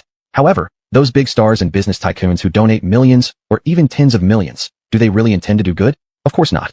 It's just because doing these good deeds brings them many benefits. Their reputation on the surface doesn't need further explanation. It's the many hidden benefits that they focus on most. Now Zhu Yunting uses this point to Yodog local officials into rescuing disaster areas. They can obtain merit-based rewards, making it a bonus item for evaluations. This will surely prompt many county magistrates around Hoku County to try their best to gather grain to lay a solid foundation for their official careers. After all, which official wouldn't want to get a good evaluation during the official's assessment? Who wouldn't want the opportunity to advance? Especially these local officials, most are low-ranking 7th or 8th rank officials without background or shortcuts. For them, advancing one step is harder than ascending to heaven. To get a good evaluation from the Ministry of Personnel and have the chance to move upwards is absolutely something they wouldn't miss. As for if the county they are in also encounters natural disasters and possibly cannot provide the grain, the possibility of that happening is relatively small. In other words, providing grain now to aid Hoku County will certainly result in a good evaluation from the Ministry of Personnel. The likelihood of getting promoted in the future will greatly increase. However, the possibility of a disaster occurring in their area is very small. In this case, it is only natural to choose to lay a solid foundation for their career. Zhu Yuanzhang saw the administrative skills that an upper ruler should possess in Zhu Yunting. He was very pleased inside and walked up to Zhu Yunting saying, so, you'll handle this matter. Do you have the confidence to manage it properly? Zhu Yunting hesitated a little and said, grandson is mediocre. Proposing such a way was merely accidental. If given to me to operate, it may not go well. Humble. Zhu Yuanzhang laughed heartily several times and said, we figured you out. You're just humble. You previously also claimed there was no good method, yet the plan you came up with made even us admire and marvel. Now, you again say you're unable to accomplish this matter well. How shall we believe you? Yunting, humility is a virtue, but since Grandpa trusts you, you shouldn't shirk, right? Upon hearing Zhu Yuanzhang's words, Zhu Yunting immediately let out a wry smile. He just didn't want to show off too much and wanted to stay reserved, but didn't expect Zhu Yuanzhang to interpret this as humility. Where can I find justice in this? Simultaneously seeing Zhu Yuanzhang's resolute stance, Zhu Yunting dared not refuse anymore and nodded, saying, the matter of disaster victims is of great importance. Since His Majesty trusts me, I must handle it well. In his opinion, handling disasters is something that should be dealt with carefully regardless of circumstances. Even if it affects my strategy to hide my talents, I still need to handle the situation well. After all, countless lives are at stake. There must be no negligence. I won't grant you any other special status. As my royal grandson, you have enough authority to handle this matter. Of course, I can give you the power of life and death. During the disaster relief, whomever you wish to execute, you can. Zhu Yunting. Thank you, grandfather. Your grandson will set out this afternoon. Disaster relief mustn't be delayed. Zhu Yuanzhang nodded in satisfaction. Now, Zhu Yunting looked better and better. At this time, Zhu Yunwen, who had been frowning all along, also spoke up and said, grandfather, I also want to contribute. Perhaps your grandson and I should both go and deal with this matter together. How could you say this guy isn't full of cunning despite lacking talent? If he follows Zhu Yunting and succeeds in handling the issue, he can take some credit too. If it fails, since it was originally Zhu Yunting's idea, Zhu Yunwen would use this opportunity to shift all responsibilities onto Zhu Yunting. Zhu Yuanzhang remained silent for a moment and eventually nodded. You may go as well, but remember, everything still hinges on Yunting's decisions. He has the power of life and death, and that hasn't been given to you. Zhu Yunwen bowed his head, A hint of dissatisfaction and darkness flickered in his eyes. That's all. You two may step back now. Zhu Yunting and Zhu Yunwen both paid their respects to Zhu Yuanzhang with a bow, then exited the grand hall. After leaving, Zhu Yunting placed his hands behind his back, lifted his chest proudly, and was about to leave. Zhu Yunwen then spoke. Hold on a moment. Zhu Yunting turned around and stared at Zhu Yunwen through half-closed eyes. Zhu Yunwen took slow steps forward, glaring at Zhu Yunting as he said, "You'd better remember that I am currently the Crown Prince's heir, the legitimate eldest son." A faint sneer appeared on Zhu Yunting's face as he laughed and replied, "Are you declaring your supremacy? Unfortunately, it seems you've forgotten one crucial detail. Your mother was merely a concubine, making you born of illegitimate descent. If my mother hadn't passed away, your mother would have never been elevated to principal wife. So no matter if you're the legitimate son now or not, the fact remains that you were born of illegitimate origin, and I have always been a legitimate son. When it comes to birthright, you don't deserve to compare yourself to me." These words struck deep into Zhu Yunwen's heart. Indeed, his mother had originally been a secondary consort of the former Crown Prince, whereas Zhu Yunting's mother was the official wife. Zhu Yunwen was indeed born out of wedlock, and in ancient times, the distinction between legitimate and illegitimate offspring carried a huge disparity in status. Even though later, Zhu Yunwen's mother became the principal wife, transforming him from an illegitimate child to a legitimate one, his original status could never be erased. Thinking about this, an agitated Zhu Yunwen retaliated by saying, "No matter how you argue, grandfather will eventually appoint me as the successor. This is an inevitable trend. Regardless of your performance, you will absolutely have no chance. At least, grandfather would never give you such an opportunity." Upon hearing these words, Zhu Yunting chuckled. "You've got it wrong. From beginning to end, the one who has been overexerting oneself to perform is you. Moreover, there's another error in what you say. I don't need grandfather to give me opportunities, nor have I ever thought about asking him for one. Opportunities are always self-created. As long as one becomes strong enough, one can reach the top position anytime. Unlike you, who just clings on to others' power, uses various false facades, and grovels like a dog trying to get whatever means to please grandfather and beg for the throne." Each word hit Zhu Yunwen directly in the core, revealing his current reality in an extremely harsh way. Despite Zhu Yunwen feeling immensely furious, he found himself unable to refute a single word. Zhu Yunting stated that he was inferior right from his birth. Even when it wasn't as obvious later, he could not rival Zhu Yunting. There was no way to argue against this. Zhu Yunting also pointed out that he behaves like a dog, kowtowing and begging before Zhu Yuanzhang all day, wanting him to bestow the imperial throne, which was impossible to deny. This made Zhu Yunwen, with an exceedingly strong sense of pride, tremble with anger in his hands. At this moment, he realized something. When arguing with the current Zhu Yunting, he had no chance of winning. Seeing him rendered speechless by anger, Zhu Yunting wore a slight sneer and turned around with a flick of his sleeves, walking away. Watching Zhu Yunting walk off, Zhu Yunwen felt his facial muscles twitch several times with rage. He hesitated for a while, ultimately deciding to go back and try to win favor with Zhu Yuanzhang, hoping to feel more assured. Arriving at the doorway, he began to speak. "Grandpa, your humble grandson, Yunwen." Before finishing, Zhu Yuanzhang inside, busy reading memorials, cut in casually. "Go back, I'm a bit tired and need to rest for a while." He wished deeply that the one who returned was Zhu Yunting. Standing outside the door, Zhu Yunwen had to swallow his defeat and leave quietly. After returning to the Eastern Palace, Lady Lu asked Zhu Yunwen what happened. After recounting the events, Zhu Yunwen's face immediately turned dark and somber. "I told you before, Zhu Yunting is a threat to you. Last night was simply unfortunate. We failed to make him die. That fellow truly has big luck." Zhu Yunwen's eyes flashed with a trace of malice as he said, "Mother, I'll accompany Zhu Yunting to Hoku County. I want you to buy some assassins and eliminate him along the road." Lady Lu initially showed a look of surprise, but quickly replaced it with a smile, replying, "Yunwen, you've finally grown up.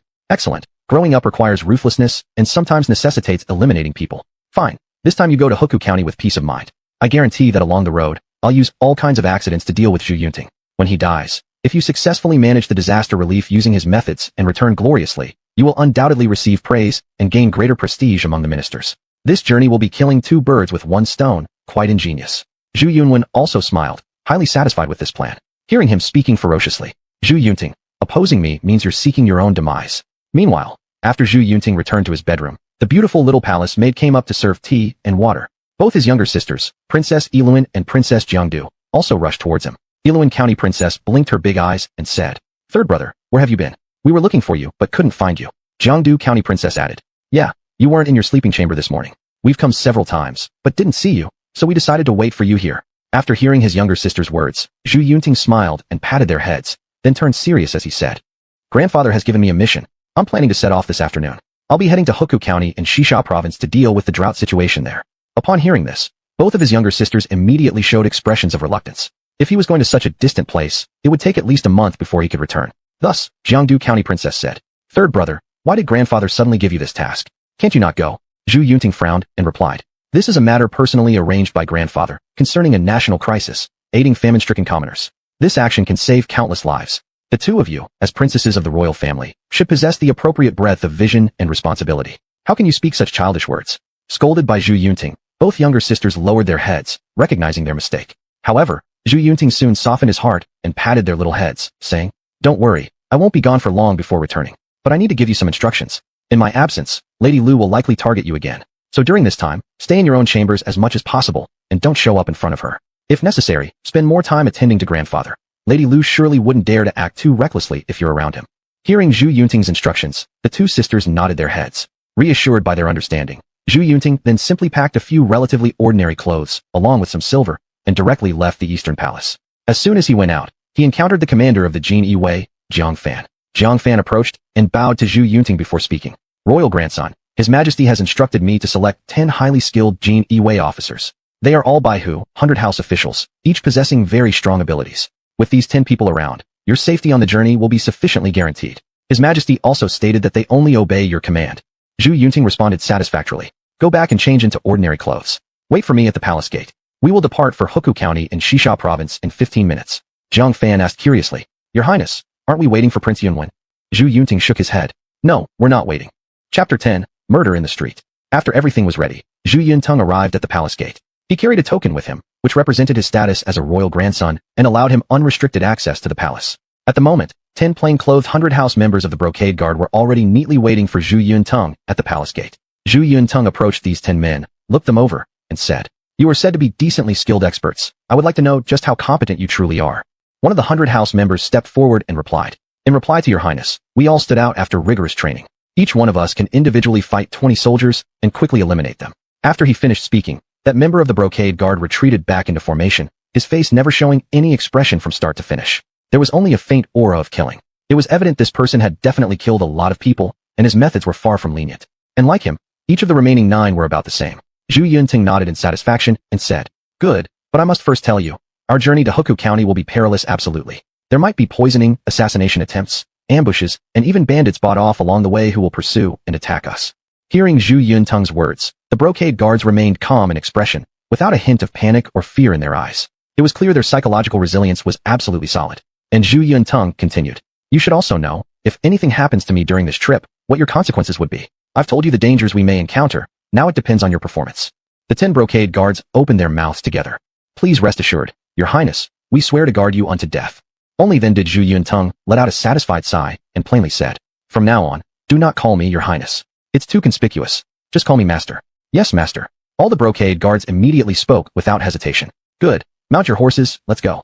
Zhu Yuntung mounted his horse and led the 10 Brocade Guards directly out of Nanjing City. This was Zhu Yuntang's first time seeing the bustling capital city after his transmigration. To say it straightforwardly, though the ancient era was relatively backward, the prosperity of this capital city still left him deeply shocked. In his heart, he thought that this place indeed deserved to be called the imperial capital, exceeding his understanding of ancient times. On the streets, merchants came and went, with various shops and stalls on both sides available. Many things even surpassed Zhu Yuntung's comprehension. The Ming dynasty is truly prosperous. This Nanjing city is exceptionally lively. Zhu Yuntung sighed as he rode slowly on his horse, wanting to take a good look at this prosperous capital city. However, they hadn't gone very far when, while passing by a tea stall, Zhu Yuntung noticed that there were a few soldiers handling something. Out of curiosity, he glanced more intently. At that moment, an old man knelt in front of the tea stall. The little old man shed bitter tears, crying and saying, "Every word I say is true. He really drank the tea without paying, and even beat up my daughter and me." However, not far away, a young man sitting at a table snorted and said, "Old fool, how dare you argue? I clearly paid for it, and yet you still ask me for money? You're asking for a beating." This young man wore elaborate silk clothes, clearly indicating someone rich. After he finished speaking, he got up again and picked up the bench under his bottom, viciously throwing it at the old man. The bench hit the old man's back, causing him to cry out in pain as he collapsed to the ground, a streak of blood flowing from the corner of his mouth. But in the face of this scene, the 3 soldiers present didn't react at all. They didn't even scold the young man. After the young man had beaten the old man, he cursed loudly, saying, "You lowly commoner, this young master coming here to drink tea is giving you face. My fancying your daughter and asking her to serve me tea is her honor. As for the tea money you mentioned, whatever I say goes. If you dare to say another word, today will be the day you die here."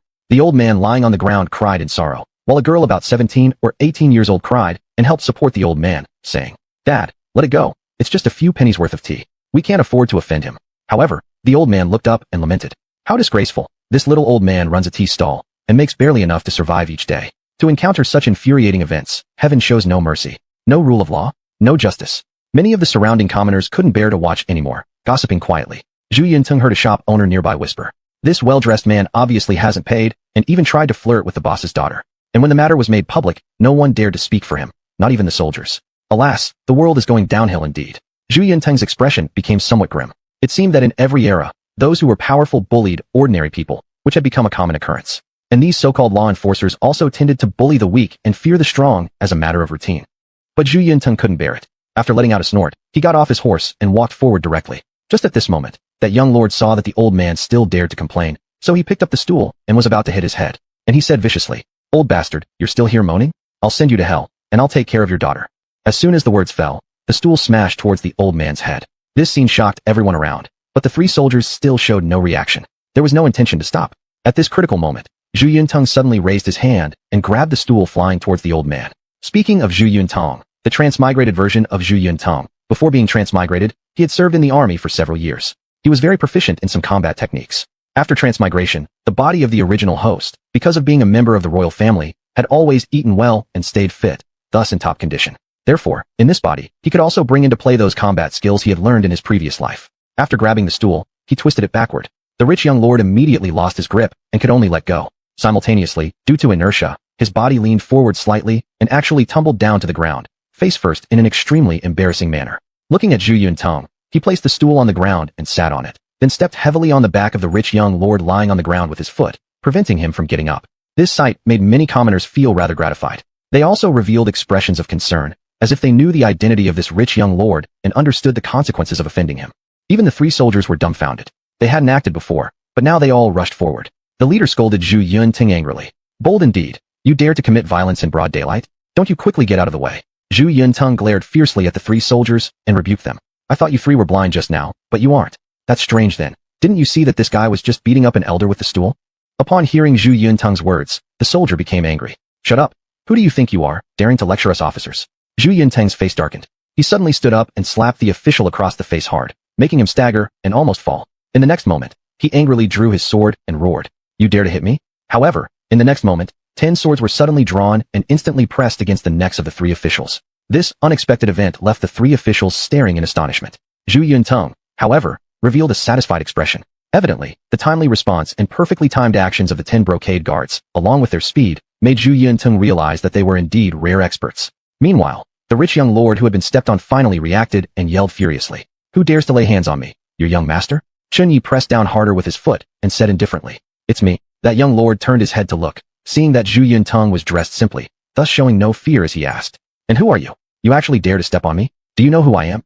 Zhu Yuntong sneered. "Then I'm really curious about who you are."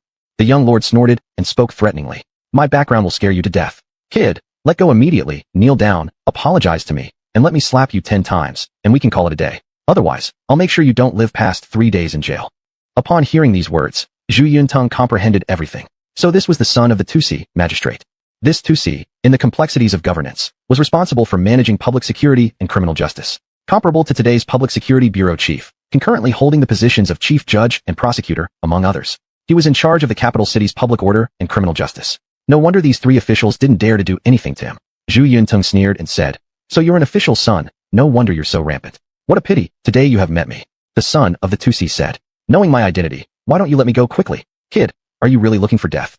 At this point, Zhu Yuntong asked in return, "Did you drink tea without paying?" The son of the Tusi sniffed and said, "That's right, I often eat, drink tea and alcohol, even visit brothels without paying. So what? What can you do to me? Going to those places to eat and drink is giving them face. Should I pay money instead? It's laughable. It's just a mere copper coin. Do you think I would care?"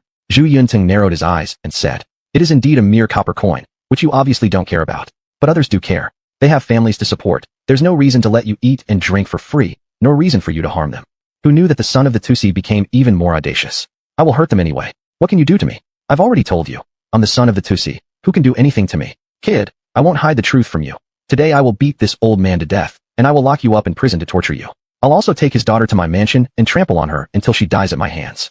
This kind of thing, I haven't done less. How about it? What can you do to me?" Hearing these words, Zhu Yuntong was thoroughly enraged. It could be seen that there was a murderous intent in his eyes as he spoke faintly.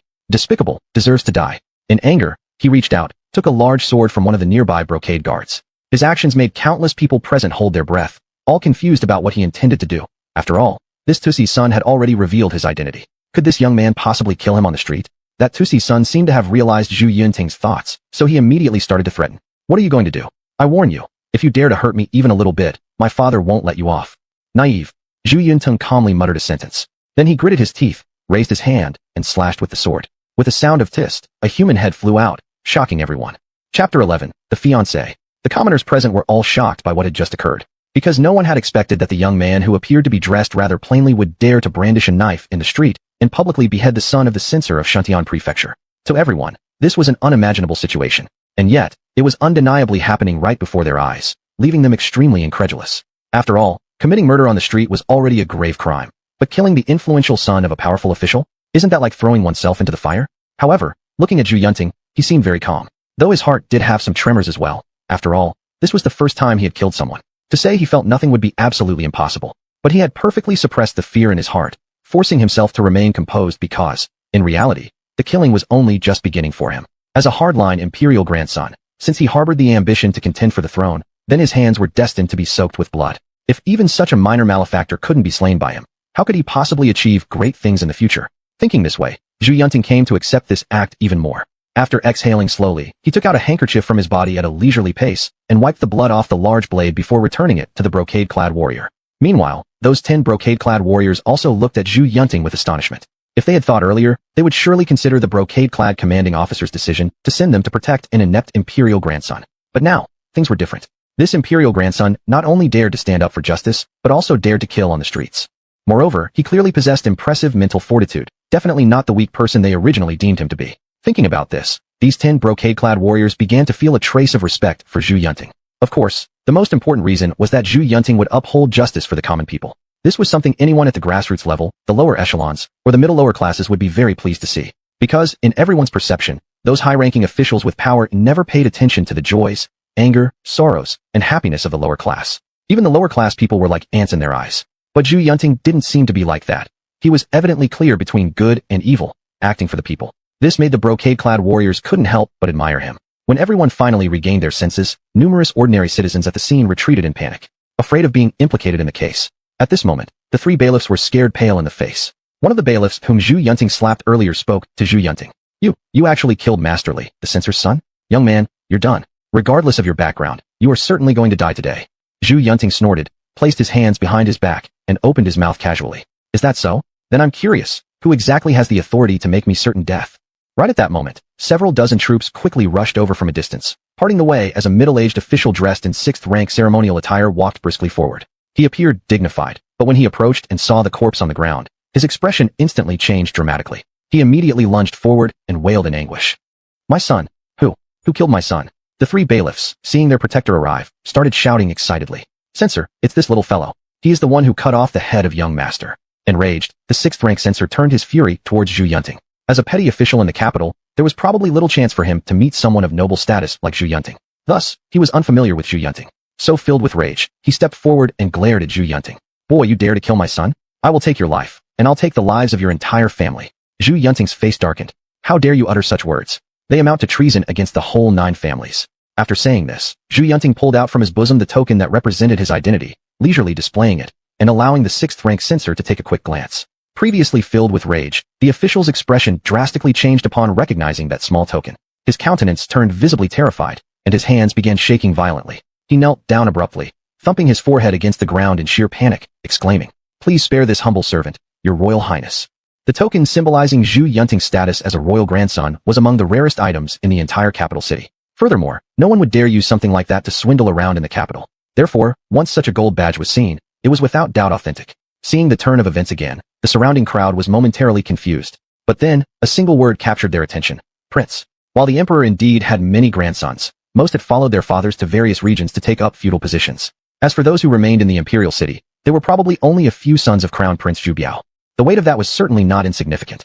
Thus, everyone now understood why Zhu Yunting dared to kill someone in the street so boldly and with such authority. There were always some obsequious commoners who knelt down. Your Royal Highness. Your Royal Highness is wise. Your Royal Highness is mighty. Various flattery-filled voices arose, but among them, there were indeed quite a few heartfelt ones. Because Zhu Yunting, as an imperial grandson, could stand up for justice for the common people on the streets without regard for his status, going so far as to kill the son of an official. In their eyes, this was absolutely worthy of respect. Zhu Yunting then gently waved his hand and said, "Everyone, please rise." Then he looked indifferently at the censor and said softly, "You'd better go to the higher court and clearly confess the crimes you and your son have committed. Otherwise, when I personally inquire about these matters, your fate will be even worse." The censor was drenched in sweat and knocked his head hard against the ground as he said, "The sinful subject understands. Thank your highness for sparing my life." After all, if Zhu Yunting wanted to kill him at this moment, it would be as easy as flipping one's hand. Zhu Yunting, unwilling to waste more words, simply waved his hand and turned to walk into the crowd. Just as he left, taking a few steps forward, he hesitated for a moment, then turned back, took out a piece of silver coin from his body, and slowly placed it beside the elderly tea seller. "Old man, take this money to see a doctor." The old man, moved, knelt on the ground, muttering various words of gratitude. His daughter also bowed her head alongside, but Zhu Yunting didn't say anything more. Instead, he left with the 10 brocade-clad warriors.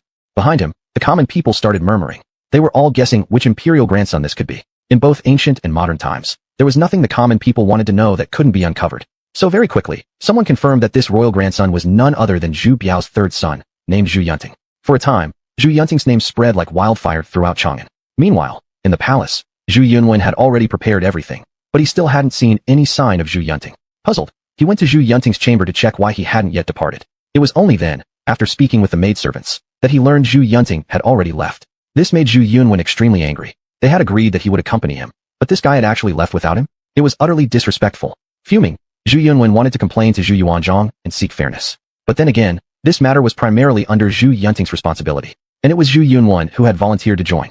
If he went directly to Zhu Yuanzhang now, he wouldn't have much of a case.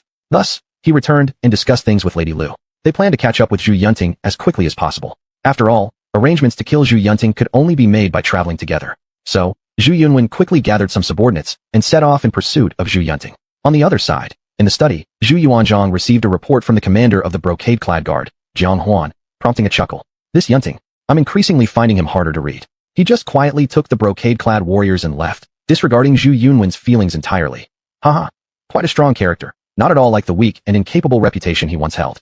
Jiang Huan hesitated for a moment and added, "Your Majesty, the humble servant has received news. The third grandson, His Royal Highness, upheld justice for an elderly tea seller in the capital city by killing an overbearing second-generation official." Jiang Huan recounted every detail of the event, leaving nothing out for Zhu Yuanzhang. After hearing this, Zhu Yuanzhang stood up full of delight and excitedly exclaimed, "Decisive in action, clearing away harm for the people. Excellent. This is truly my good grandson, Zhu Yuanzhang." Then Zhu Yuanzhang said to Jiang Huan, "Go and thoroughly investigate this censor from Shuntian Prefecture.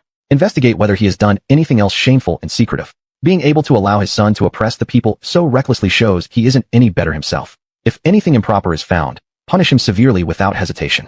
Jiang Huan nodded. At this moment, he deeply realized something.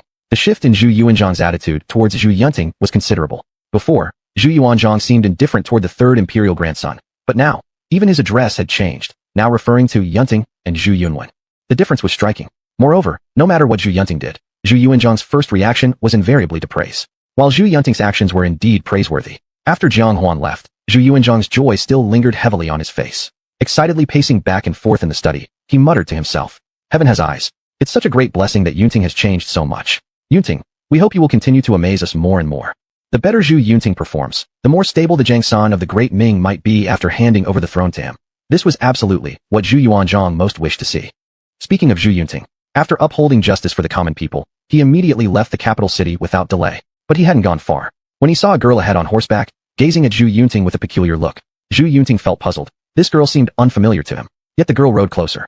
She gave a slight nod first, then said, "Are you the third imperial grandson, Prince Zhu Yunting?" Zhu Yunting asked in confusion, "Who are you?" The girl replied, "I am your betrothed." Chapter 12, Zhao Qingzhu. When Zhu Yuntang heard the 3 words, fiancé, he was completely stunned. It was indeed something he had never thought of, and he didn't expect to already have a fiancé. He couldn't help but carefully scrutinize the young girl standing in front of him. Speaking fairly, this girl was indeed exceptionally beautiful. She had willow leaf eyebrows, big eyes, a slightly upturned nose, and beneath it, a small mouth as red as a cherry. Her face was heart-shaped, matching perfectly with her exquisite features, without a single blemish. One could only describe her as perfect and refined. Even if one were to say she looks like an immortal fairy, the comparison wouldn't be far off. "Fiancé? To have someone as beautiful as you as my fiancé, that's an honor beyond measure." After hearing these words, the girl blushed faintly and replied somewhat shyly, "You are quite good with words, but I've heard your reputation is terrible. So today, while I was out for some leisurely strolling, I learned about the rumors regarding you from inside the city, so I waited here to meet you." You seem quite different from what I've heard. Zhu Yuntang said with a smile on his face. What's different? The girl pondered carefully and then said, according to rumors, you are weak and useless, timid and cowardly. But recently, I've also heard that in the city, you killed the son of an official without any hesitation. This has overturned the image spread by rumors. Such an action is absolutely not something someone weak, timid, or useless could accomplish. Zhu Yuntang nodded and said, anything else? That girl continued. Also, I've heard that you have difficulty speaking clearly. But now seeing you, your eloquence is remarkable. Your smooth talk contrasts starkly with the rumors. This is truly surprising. Zhu Yuntang scratched his head and said, I didn't expect the me in rumors to be so incompetent. Not that the rumors depicted him as such an incapable person, but before the soul transmigration, the original Zhu Yuntang indeed was a cowardly, useless person with speech impediments. This was precisely why his reputation was so bad. There's another very important point. The girl spoke again, leaving Zhu Yuntang bewildered. Is there more? I didn't expect my previous reputation to be so atrocious that even someone who has never met me like you harbors so many unfavorable impressions of me. The girl, hearing Zhu Yuntang's teasing tone, couldn't help but reveal a slight smile. Just let me finish. In the past, I've heard that outside, you are timid and weak, but towards maidservants, eunuchs, and subordinates, you are very domineering and irritable, a classic bully of the weak, yet fearing the strong, not a decent person at all. But now, you stand up for justice for the common people in the city. It is said that you even gave silver to a tea stall owner who was oppressed, telling him to see a doctor? Such kind acts certainly don't match the notorious reputation you carry. Zhu Yuntang shrugged nonchalantly and asked, so, which type do you hope your future husband to be? This made the girl flush red once more. Then she said, to tell you the truth, I actually did not want to be your fiancé at all previously. I even quarreled with my father several times over it. But my father said due to Grandpa Emperor's authority, they dared not raise objections. Also, aligning with the royal family is what our family desired. Only I was rather dissatisfied. Zhu Yuntang didn't get upset at all. Though the straightforward words of the girl came across blunt, they referred to the old Zhu Yuntang, not the current him. In others' eyes, it might appear to be one person. In reality, it was two separate individuals. Thus, not only was Zhu Yuntang not angry, but he even taunted her. You said earlier that you weren't fond of me. So does it mean that starting from now, you like me? The girl suddenly froze, her entire face turning bright red, almost as if blood would spill out. She didn't expect Zhu Yuntang to be capable of teasing her in this way, so she shyly responded. You? I didn't say that. Stop making fun of me like this. Zhu Yuntang retorted. Is it not? Or do you still refuse to become my fiancé and wish to break the engagement? Upon hearing this, the girl hurriedly replied. Certainly not. Right after she spoke, she realized she made a mistake and looked down bashfully. That's not what I meant. Ugh, how am I supposed to argue with you? Always falling into your traps. In her mind, she was greatly surprised. Was this really the third imperial grandson who reportedly stuttered? His fluent and rapid-fire remarks were hardly indicative of someone with a speech impediment. On the contrary, she found herself getting tongue-tied. As she pondered these thoughts, Zhu Yuntang interrupted her train of thought and asked, all right, I don't know. Who exactly are you? The girl showed a look of surprise and replied, you don't know who I am? Zhu Yuntang hesitated momentarily, for though he had absorbed part of this world's Zhu Yuntang's memories, he hadn't entirely merged with them yet. Having virtually no recollection of this so-called fiancé, Zhu Yuntang then fabricated an excuse. Recently, I suddenly fell gravely ill. After a fierce battle with this illness that nearly sent me to the netherworld, I have returned. A great deal of my memories are lost, and I myself have undergone some changes. Please forgive me. Oh, I see. The young girl exclaimed in sudden understanding. She then added, I am the daughter of Zhao Sili, commander of the military. My name is Zhao Qingzhu. Let's consider today as the start of our acquaintance since you've forgotten who I am. And I, on the other hand, have now met an entirely new version of you, someone quite different from what rumors suggest.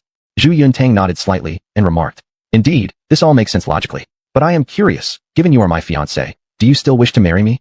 Upon hearing Zhu Yuntang's words, Zhao Qingzhu became tense and nervously twisted the whip in her hands, hesitating uncomfortably without knowing how to respond. Through their several exchanges, Zhu Yuntang had developed a growing affection for this adorable woman.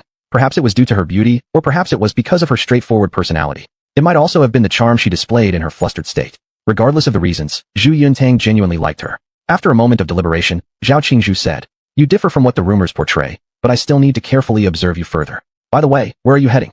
Zhu Yuntang replied, to Xishan Lake Ku County to address the drought. Could I accompany you there? I originally set out intending to find somewhere enjoyable to explore, just wondering where.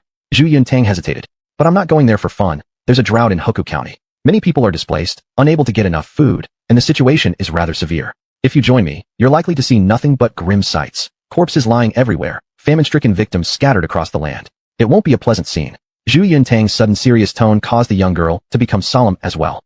Without hesitation, the young girl responded, I, who has grown up comfortably in an official's family, should witness such tragic realities in the world. Besides, since you are my fiancé, shouldn't I share some of your burdens as well?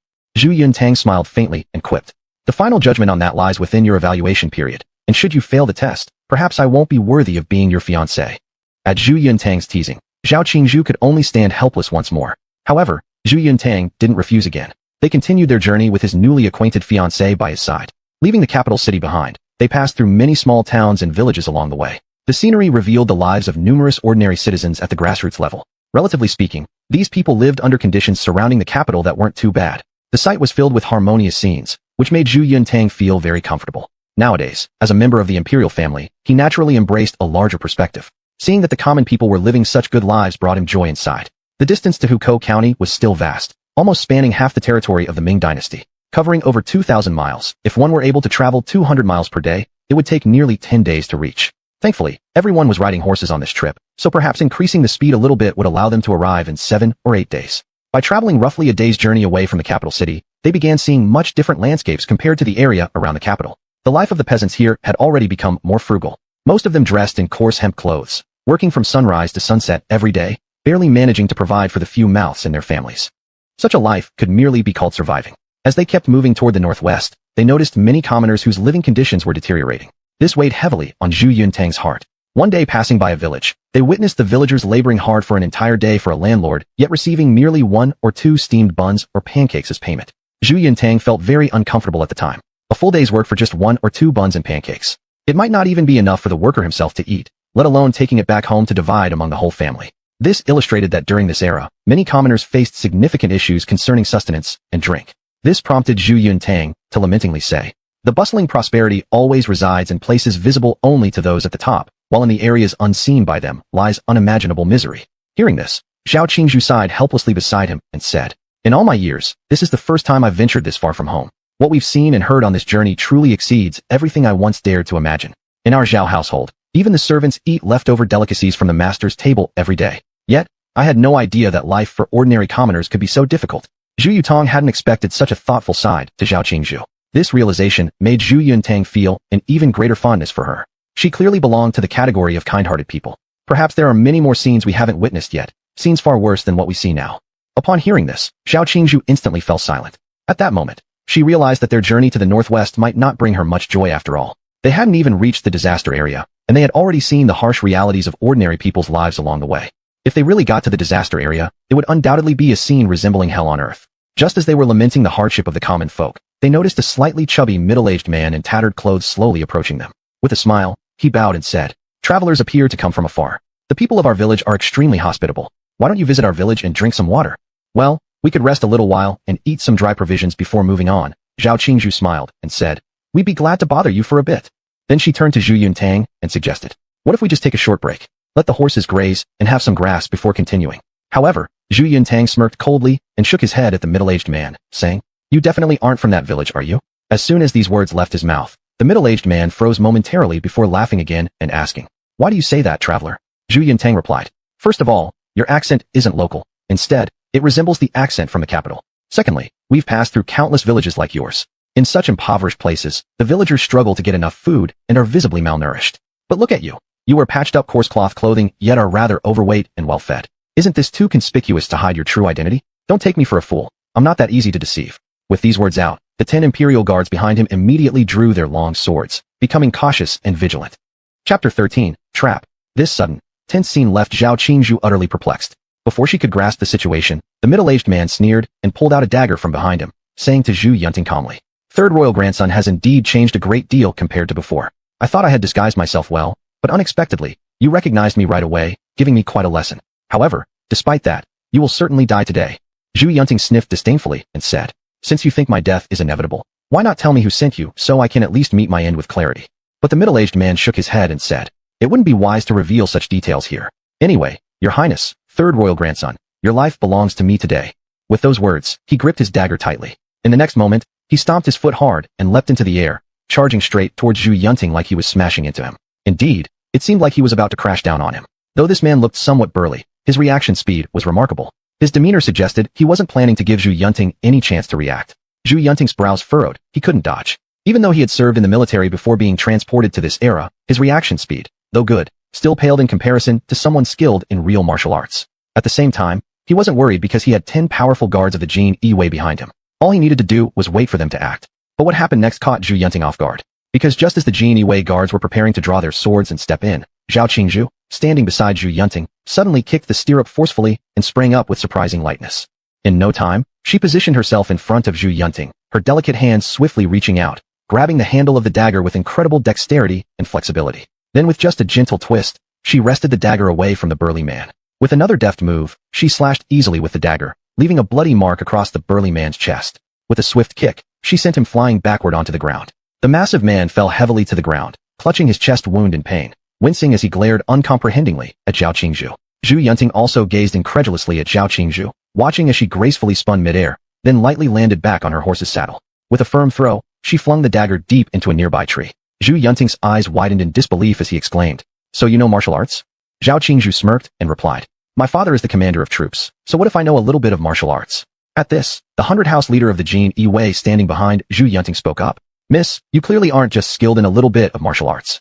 The agility and subtle force, as well as precise techniques you just displayed all indicate that you are a true master. We 100-house leaders of the Jin Wei would find it extremely difficult to win even a half move against you." Zhu Yunting glanced again at Zhao Qingzhu and said, "What else do you have to say now?" Pursing her lips, Zhao Qingzhu slowly replied, "To be honest, I've practiced martial arts since childhood. I can barely rank among the top-notch experts." Upon hearing this, Zhu Yunting helplessly shook his head with a bitter laugh. "I never expected this. My fiancée turns out to be a hidden tigress. If you really become my wife one day, won't that put me in danger?" Zhao Qingzhu huffed and retorted, "You're not an evil person, so how could I possibly hit you without cause?" After pondering, Zhu Yunting agreed, "That's true." Then he turned his gaze to the middle-aged, burly man lying on the ground, holding his chest, and said, "Are you sent by Zhu Yunwen to kill me?" As soon as these words were uttered, both the burly man and Zhao Qingzhu froze momentarily in shock. Their expressions showed that the man was indeed sent by Zhu Yunwen, though he didn't expect Zhu Yunting to hit the nail on the head so easily. Confused, Zhao Qingzhu asked Zhu Yunting, "The second royal grandson sent people to kill you? That can't be possible. Isn't he your elder brother? Why would he try to kill you?" Zhu Yunting stared at Zhao Qingzhu as if looking at an idiot. "You're physically strong, but your mind is simple. Let's not talk about your fighting prowess, which is commendable, but your brain power seems to be lacking. Think about it. Who in this present moment poses a threat to Zhu Yunwen ascending the throne?" Suddenly understanding, Zhao Qingzhu said, "The current you indeed constitutes a sufficient threat to him." Zhu Yunting directed his gaze to the middle-aged man and declared, "Go back and tell your master not to tempt fate. Otherwise, throughout this journey, I'll make sure he regrets every step of it." Realizing he had been spared, the burly man gritted his teeth, forcing himself up from the ground, then painfully fled quickly. Zhao Qingzhu asked Zhu Yunting, "Don't plan to let him live?" To which Zhu Yunting responded, "Who should I kill?" Zhao Qingzhu said, "Zhu Yunwen actually sent people to kill you. So on this journey, don't you plan to return the favor and kill him?" Zhu Yunting furrowed his brows and said, "You still don't believe that your mind is too simple. How are you as naive as Zhu Yunwen? Let me ask you this. On this road, if I were really killed by Zhu Yunwen, would the emperor not be able to trace any clues?" Zhao Qingzhu nodded her head and said, "That's true too. If you killed him, you surely couldn't escape the emperor's investigation, which would only bring more trouble. You might even receive severe punishment. After all, the current emperor detests acts of internal killing within the royal family." Zhu Yunting nodded. "Therefore, such self-destructive actions are things I wouldn't dare to do." Zhao Qingzhu asked again, "Then why does Zhu Yunwen dare to act like this?" Zhu Yunting sneered and said, "Which is why I say he has no brain. Do you really think if he kills me, everything will go smoothly for him?" Zhao Qingzhu pursed her lips slightly. "From what you say, Zhu Yunwen isn't very smart either. He's about the same as me. Compared with you, it's obvious that your depth of scheming far surpasses his." She then looked at Zhu Yunting again. "Then by that reasoning, doesn't the throne belong to you in the future?" Zhu Yunting immediately interrupted with a frown. "Speak cautiously." Only now did Zhao Qingzhu realize she had said something inappropriate. Although these 10 Jin Wei guards were protecting Zhu Yunting, no one could be sure if anyone among them might leak their conversation. Discussing the issue of the future throne was certainly not something they should lightly take upon themselves. After this small incident, Zhu Yunting ordered to continue moving forward and reminded them once again, "Zhu Yunwen has already taken action. We must stay extremely vigilant along this route." The 10 Jin Wei all agreed. Zhao Qingzhu also told Zhu Yunting, "Rest assured, I'll ensure your safety." Zhu Yunting smiled and said, "You can only handle the dangers that appear openly. As for the countless hidden risks in the shadows, there's no way you'd be able to spot them. So how can you guarantee my safety?" Zhao Qingzhu's face flushed slightly red, but she couldn't rebut since Zhu Yunting had spoken the truth. If their adversary used more tactics, relying on her limited wit alone, she would never uncover any schemes. They still needed Zhu Yunting's mature intelligence to notice the subtle signs. Otherwise, based on just the previous scene, the middle-aged man would probably have successfully tricked them into stepping into some kind of trap inside a room in the village. Chapter 14. An angry Zhu Yuntung. This matter made Zhao Qingzhu realize an issue. Sometimes, even if one's strength is great, it may simply be just a sharp and well-handled sword. And the key, the main thing, is who is wielding it. Evidently, Zhu Yuntung was a person very adept at using swords, although he knew no martial arts whatsoever.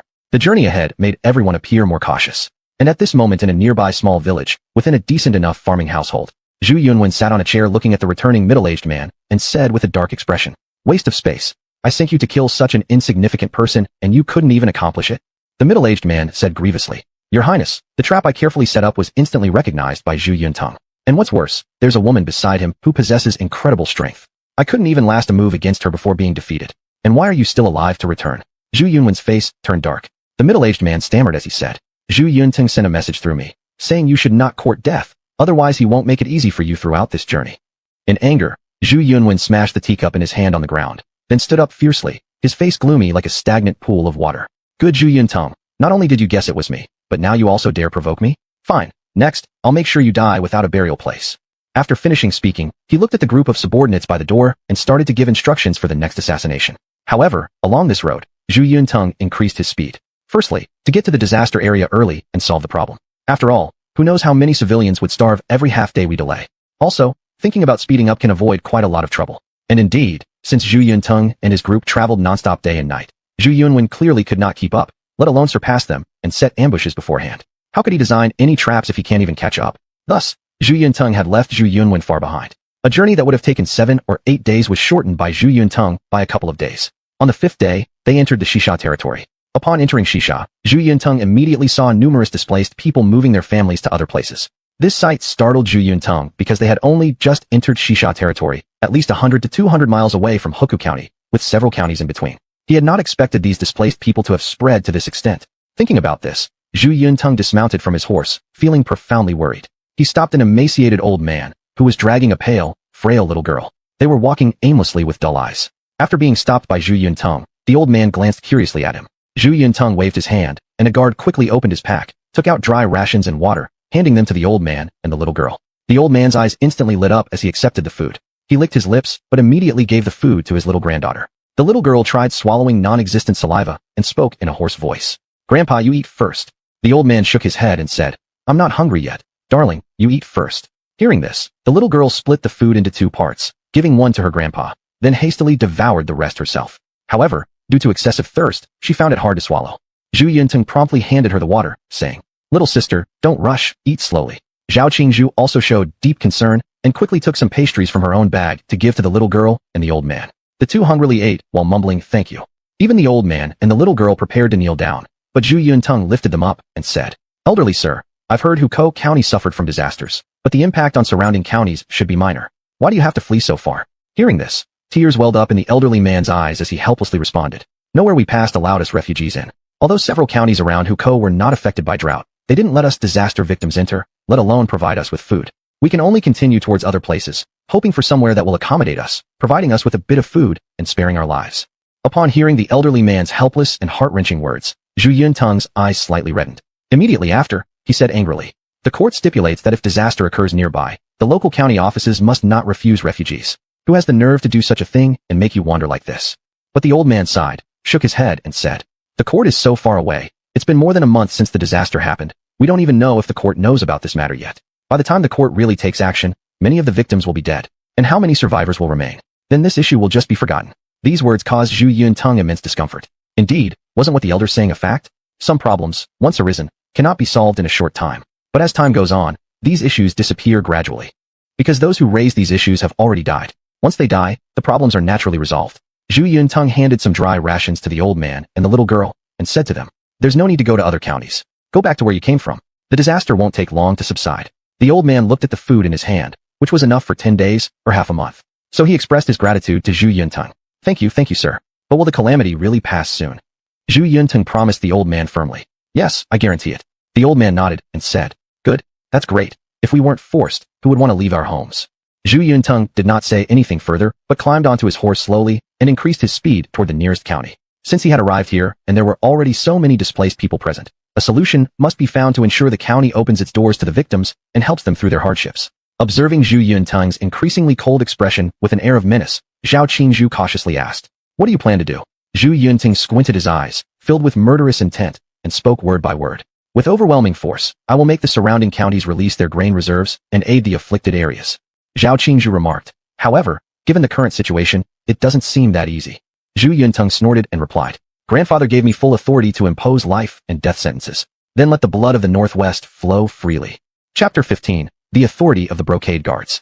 In the afternoon of that day, Zhu Yuning set out with 10 members of the Brocade Guards and Zhao Qingzhu to reach the first county near the Shisha disaster area. From afar, they could already see that the city gate of the county was tightly shut. Outside were thousands, even tens of thousands of famine victims. All of them waited outside the walls, continuously pleading for the gates to open so they could enter the city and ask for a bowl of food. However, the closed city gate remained unmoved throughout. Even atop the city wall stood dozens of soldiers armed with swords and bows. Seeing this scene, Zhu Yuneng became intensely enraged. The local officials did not undertake any relief efforts for these famine victims, but instead turned their backs on them and faced them with weapons. If Zhu Yuanzhang knew about this behavior, he would undoubtedly issue severe punishments, executing all these officials completely. After all, Zhu Yuanzhang himself had once been a famine victim who begged for food and even became a monk because of extreme hunger. He experienced such suffering, which led to his continued frugality even after becoming an emperor. What he despised most were corrupt officials who mistreated the common people. Officials like these who rejected famine victims as if they were enemies certainly deserved death in Zhu Yuanzhang's eyes. Therefore, from the moment Zhu Yuning witnessed this sight, he had already sentenced the officials of this county to death. At least the county magistrate wouldn't be able to escape. Zhu Yuning slowly approached the city gates on horseback. Beside him, one of the Brocade Guard commanders raised his head and shouted loudly at the soldiers guarding the city gates. "Open the city gate immediately. My young master wants to enter." Above on the city tower, the soldier disdainfully replied, "The city gate has been sealed. No one is allowed inside, only outside." The commander's face darkened instantly. "How dare you? My young master wishes to enter. Who dare stop us? Open the gate quickly, or you will lose your life." From the city tower, another soldier said mockingly, "What exactly is your young master? How dare you allow your subordinate to shout here?" Upon hearing this, Zhu Yuning frowned. The commander beside him abruptly kicked the stirrup underfoot, propelling his entire body, soaring into the air. He then lightly stepped a few times on the rather smooth city wall and leaped nimbly toward the top of the city gate. This act shocked Zhu Yuning, as he never expected the existence of such light kung fu skills to be real. But upon reflection, it wasn't strange. These ancients generally had more agile bodies than modern people. Plus, these brocade guards were trained martial arts experts who could scale roofs and move gracefully, which made perfect sense. As observed, the brocade guard commander skillfully ascended the towering 5 to 6 Shanghai city tower by merely stepping a few times on the walls. Seeing this, the soldiers atop the city tower grew alarmed, rushing to attack with knives. But it was too late now. The brocade guard commander moved extremely fast, leaping onto the city tower. With one fluid motion, he deflected all attacks and placed the blade against the throat of the leading soldier. Each movement was faster than lightning, and these regular soldiers who possessed no martial abilities naturally were no match for such a skilled fighter. As the blade neared his throat by just a finger's width, the leading soldier grew pale in fear, quickly saying, What do you want to do? I'm an official officer. Harming me will bring great punishment." The commander let out a scoff, unhurriedly withdrawing a brocade guard 100 commander token from his person. Once the soldiers saw the word 100 commander engraved on the token along with brocade guard, the guards became terrified, falling limp on the spot, hastily pleading, "Small man, deserves death. My sins are countless. Not knowing that a brocade guard adult was visiting, my eyes are blind. Please pardon me, sir." Without further delay, the brocade guard 100 commander simply spoke calmly. "Open the city gates." The guard, already shaken with fear, stuttered, "Great. Sir, I don't dare." County magistrate ordered the city gates must remain closed, prohibiting the entry of anyone. The purpose is to prevent external famine victims. If I open the gate, the county magistrate won't forgive me. Upon hearing this, the 100 commander shook his long sword violently, leaving a shallow blood trail on the neck of the official. This icy cold pain made the guard wet his pants. Then the brocade guard 100 commander said, "If you truly know about the brocade guards, you should understand that our orders from the brocade guards rank much higher than those from your county magistrate. Indeed, the brocade guards typically act on imperial command. That means they execute the emperor's commands directly. In the capital city, many second and third class officials didn't dare to resist the actions of the brocade guards. Firstly, since its establishment, the reputation of the brocade guards has never been very good. Whoever they set their sights on, regardless of rank or identity, it was almost impossible to escape an unfortunate fate. Secondly, the commander of 100 brocade guards is classified as a 6th rank official, while the county magistrate here holds only a 7th rank position. In terms of rank, the brocade guards commander surpasses the county magistrate by 1 grade. So, from any angle, the status and authority of the current brocade guard 100 commander far outweigh those present. Realizing this, the leading official hastily gave the order, "Open the city gates, open the city gates." With his command, the soldiers behind the gate quickly opened it. In an instant, thousands of famine victims rushed into the city. They begged along the streets heading toward the county office. If some kind people provided them with food, it would be ideal. Otherwise, they would turn to the county office, asking for some food there. At the base of the city gate, after all the famine victims had entered, Zhu Yuning also brought everyone inside the county town. Entering, Zhu Yuning headed straight for the county office. Upon reaching the county office, numerous famine victims had already arrived. Inside the office, the county magistrate, upon learning that many famine victims had entered the city, angrily threw down his teacup. He then questioned his subordinates. What's going on? Didn't I order the city gates closed? How did famine victims enter? That subordinate too, in confusion, replied. I'm not sure either, but many famine victims have already entered the city. A large portion are gathered outside the county office requesting porridge. The county magistrate was somewhat plump, with fair skin and delicate features. He slammed his hand forcefully on the table laden with luxurious delicacies and shouted, Give out porridge? Where do we have food to distribute? What porridge indeed? Go tell them that our Qingshui County doesn't have surplus grain. Saying so, he sat down again, accompanied by two beautiful concubines, continuing to feast on the luxurious delicacies spread across the table. After the subordinate left, he approached the entrance of the county office and relayed the county magistrate's message to the famine victims. But how could the famine victims leave willingly? They had already endured hunger for many days, just hoping for a bowl of porridge. If they could beg for food within this county, and if the government office could give them a bowl of porridge, they could endure longer. If they left and went elsewhere, it might take a day or two just to reach the next county, making the chances of starving to death on the way extremely high. Amidst the crowd, Zhu Yuning heard the soldier's words and stepped forward directly. 10 members of the brocade guards followed him closely behind. When he moved ahead, that official tried to stop him. Who are you? What do you intend to do? Zhu Yuning remained silent, while a brocade guard behind him swiftly drew a long sword and placed it at the soldier's neck. Frightened, the soldier stepped back twice as Zhu Yuning confidently strode into the county office. The surrounding soldiers wanted to block his way, but seeing the brocade guard commander produce his token and declare, The brocade guards are here. Who dares interfere? Hearing these words, over 10 soldiers immediately changed their expressions, stepping back, sheathing their swords, and lowering their heads. They lacked even the courage to make eye contact with the brocade guards. This was the prestige of the brocade guards. Even officials within the imperial court would step aside when encountering the brocade guards. Yet these ordinary soldiers, upon hearing brocade guards, felt as if they had encountered demons, hardly daring to confront them head-on. Thus, Zhu Yuning confidently walked into the county office. The main hall was empty, so he entered through the side into the rear chambers, where the county magistrate usually resided. Just as he entered, he heard a conversation that infuriated him deeply. There, in the rear hall, the corpulent county magistrate was sitting, eating fish meat fed by a nearby concubine while holding a chicken leg in one hand and embracing another concubine with the other. Laughing, he said, These cursed famine victims, why don't they go somewhere else instead of coming to ask me for food? Why don't they die already? Humph, wanting a bowl of porridge? Dream on. If we had grain, wouldn't it be better to feed my pets rather than waste it on them? One of the concubines laughed softly and asked, My lord, what shall we do about these famine victims? The stout county magistrate retorted harshly, If they want to wait outside the office, let them. Inform all officers that they should prepare to collect the bodies. I hope they die soon, ending all troubles. Both young concubines chuckled softly as the overweight magistrate continued to eat meat voraciously. He tossed the chicken leg onto the ground, feeding it to his pet dog. At this moment, another concubine said, My lord, if you don't assist these famine victims, what if the court finds out?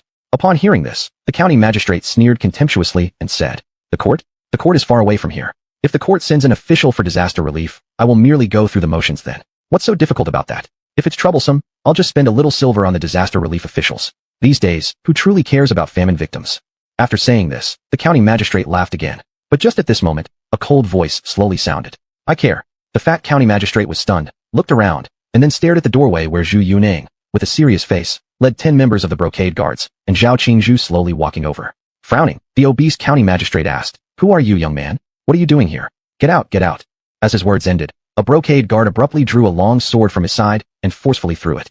The long sword spun in the air a few times, and with a loud bang, embedded itself firmly into the table right in front of the fat county magistrate. At that instant, both the plump county magistrate and his two concubines were so frightened they fell flat on their backsides, utterly embarrassed.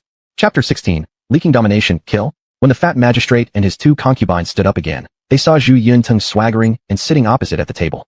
Zhu Yunteng was frowning and looking at the feast on the table with a complex expression. The fat magistrate was somewhat afraid now because there were 10 fierce subordinates behind Zhu Yunteng. These subordinates were not to be trifled with at a glance, while no soldiers were coming from their side. What the fat magistrate did not know was that his subordinates had already been scared stiff by the 3 words, brocade guard, and thus dared not approach here. Realizing something was wrong, the fat magistrate immediately shouted loudly, People, come over quickly to protect me. People, where have you all gone? People. However, no matter how he called, none of the soldiers outside dared to come near. Because news had spread, the brocade guardian has arrived. Seeing no soldiers came in time, the magistrate looked fearfully at Zhu Yunteng and then opened his mouth to ask, You, who exactly are you? Zhu Yunteng took his eyes off the delicacies on the table and cast a murderous look towards the fat magistrate, then said, Who am I? You asked a good question. He slowly took out a golden token from his body and lightly threw it on the table, continuing no further words. The fat magistrate shakily stood up, staring at the golden token. After taking a careful look, his face was full of even more terrified expressions. Then he supported himself, walking shakily to Zhu Yunteng's side, knelt down heavily, bowed, and said, Your servant. The The magistrate of Clearwater County pays respects to your highness, the third royal grandson. Zhu Yuntong indifferently opened his mouth and said, Magistrate of Clearwater County, do you know your crimes? The fat magistrate hurriedly kowtowed and said, The criminal magistrate knows his crimes. Where are your sins? Upon hearing this, the fat magistrate stammered and said, I failed to welcome your highness, and just now was extremely disrespectful to your highness. Please punish me. Zhu Yuntong's face turned grave. He slapped his hand hard on the table and yelled angrily, Fool, let me tell you what your sins are. 1. Refusing the disaster victims outside the city and providing no help. 2. Not opening the grain warehouse for the relief of disaster victims. 3. As an official, disregarding the lives of the common people, unwilling to give them a bowl of porridge, but enjoying a luxurious feast here. What a great father official you are. The magistrate of Clearwater County quickly said, Your Highness, I will open the grain warehouse immediately. A hint of cold laughter appeared on Zhu Yuntong's face. No need. From now on, I will handle things myself. After finishing speaking, he slowly stood up and went towards the outside, leaving a calm voice. Kill. Instantly, the fat magistrate became overwhelmed with terror, but before he could beg for mercy, a 100-house officer pulled out the long knife on the table, swung it mightily, and sheathed the knife, then turned and left. When everyone left the hall, a blood mark appeared on the neck of the fat magistrate. Soon after, his head slowly fell to the ground, scaring his 2 concubines into unconsciousness right away. After Zhu Yuntong came out, all officials in the county government compound gathered together and respectfully waited there. They still didn't know that the grandson of the emperor had come, only knowing that the brocade guards were here. At this moment, a county chief wearing 8th-grade official robes walked forward and said, This humble official is the county chief of Clearwater County, paying respects to the brocade guard officer. The 100-house officer stepped forward, indifferently opening his mouth and saying, The grandson of the emperor, Zhu Yuntong, is here. Upon hearing these words, all the officials present knelt down. Humble official pays respects to his imperial majesty's grandson. Stepping forward, Zhu Yuntong spoke. The county magistrate has already been executed on my orders. Now I only issue one command. If those present cannot achieve it, heads will roll. His words filled everyone present with fear. Then the county chief hurriedly opened his mouth and said, Royal grandson, whatever your highness commands, this official will do anything without hesitation. Zhu Yuntong said, Open the granary to distribute grain, relieve the disaster victims. If there is any mistake, heads will roll. The county chief quickly nodded. This official obeys. Then he started to issue orders immediately. Zhu Yuntong sat on a chair beside the main gate of the county government compound, wanting to supervise everything personally. The officials in the county compound began bustling around immediately, taking out bags of grain, setting up cauldrons, fetching firewood, and quickly boiling thick porridges. Soon, the disaster victims each held bowls in line and were given large bowls of porridge. Looking at the porridge in their hands, they were all very happy. If they were not satisfied after eating, they could get another bowl. Thus, all the disaster victims were finally able to eat their fill. Apparently, with Zhu Yuntong in charge, the officials did not dare to mess around at all. After all the disaster victims had eaten their fill, they all knelt down at the gate of the county compound, greatly appreciating the county office's relief efforts. At this moment, the county chief stepped forward and said to everyone, The previous county magistrate refused to open the city gates and provide relief to the victims of disaster. We, as subordinate officials, could do nothing about it. But now, everything has changed. His Imperial Highness Zhu Yuntong, the third royal grandson, has arrived. He just executed the negligent county magistrate and ordered us to quickly set up a soup kitchen to relieve the disaster victims. All of you should be grateful for the great benevolence of the third royal grandson, Zhu Yuntong. Isn't it amazing how this man managed to become an official? His emotional intelligence is certainly impressive. He took all the credit and gave it entirely to Zhu Yuntong, though the facts were indeed true. The common people outside knelt down one after another, shouting loudly, Thank you, Your Highness Zhu Yuntong, the third royal grandson. This outcry lasted for quite some time, yet Zhu Yuntong sighed helplessly. They were merely struggling for a bite to eat. If they could get just a little food, they would feel deeply grateful. It's unfortunate that some officials were unwilling to offer even that. With this in mind, Zhu Yuntong harbored only one thought. For these incompetent officials, there was only one solution, death. Zhu Yuntong looked back at the county and asked, How much grain is there in the county office? The assistant county magistrate hurriedly replied, Your Highness, the reserves are absolutely sufficient. Zhu Yuntong said, Since the reserves are sufficient, distribute large amounts of grain to relieve more disaster victims without delay. The assistant county magistrate immediately bowed deeply. I understand, Your Highness. Zhu Yuntong added, If the relief efforts go well, your contributions will not go unacknowledged during the Ministry of Personnel evaluations. Hearing this, the assistant county magistrate became immediately excited, quickly saying, It's my duty. How dare I claim any merit? Though he appeared nonchalant, in truth, he was elated.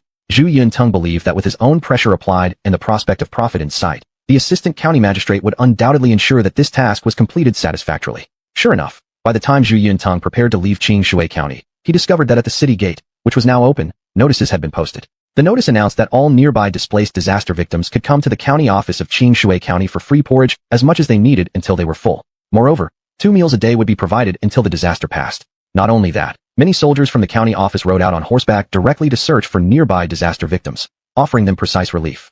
They brought these victims back to the county office to settle them properly. Seeing this scene, Zhu Yunteng finally broke into a smile. It proved that a combination of kindness and authority was truly an excellent approach, especially when dealing with these officials. Yet the matter was far from over because several more counties lay ahead. After all, relying solely on Qingshui County could only help a portion of the disaster victims, and not all of them were heading toward this area. In other counties in different directions, there were likely even more disaster victims. Without wasting any time, Zhu Yunteng set off toward the next county. Their horses were of superior quality, capable of traveling hundreds of miles a day without issue.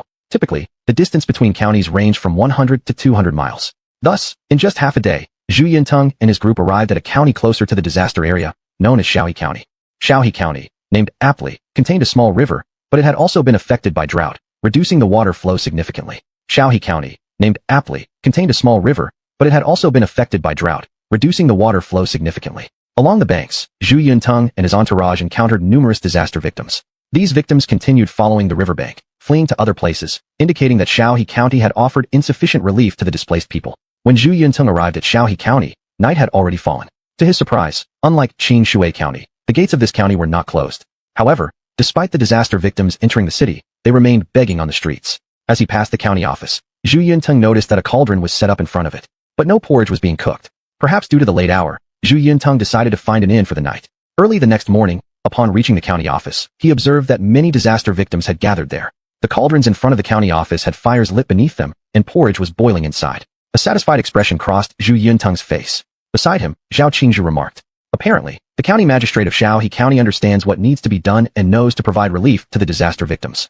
Zhu Yunteng nodded in agreement, saying, "Finally, one official who hasn't disappointed me." However, the 100-house officer whispered beside him, "Your Highness, allow me to observe for a while longer. You might find something surprising."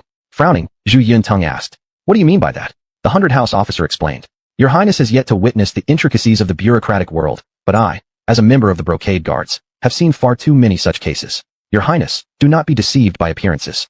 Upon hearing this, Zhu Yunteng realized what the 100-house officer was implying. He narrowed his eyes and glanced at a tea house nearby before walking in.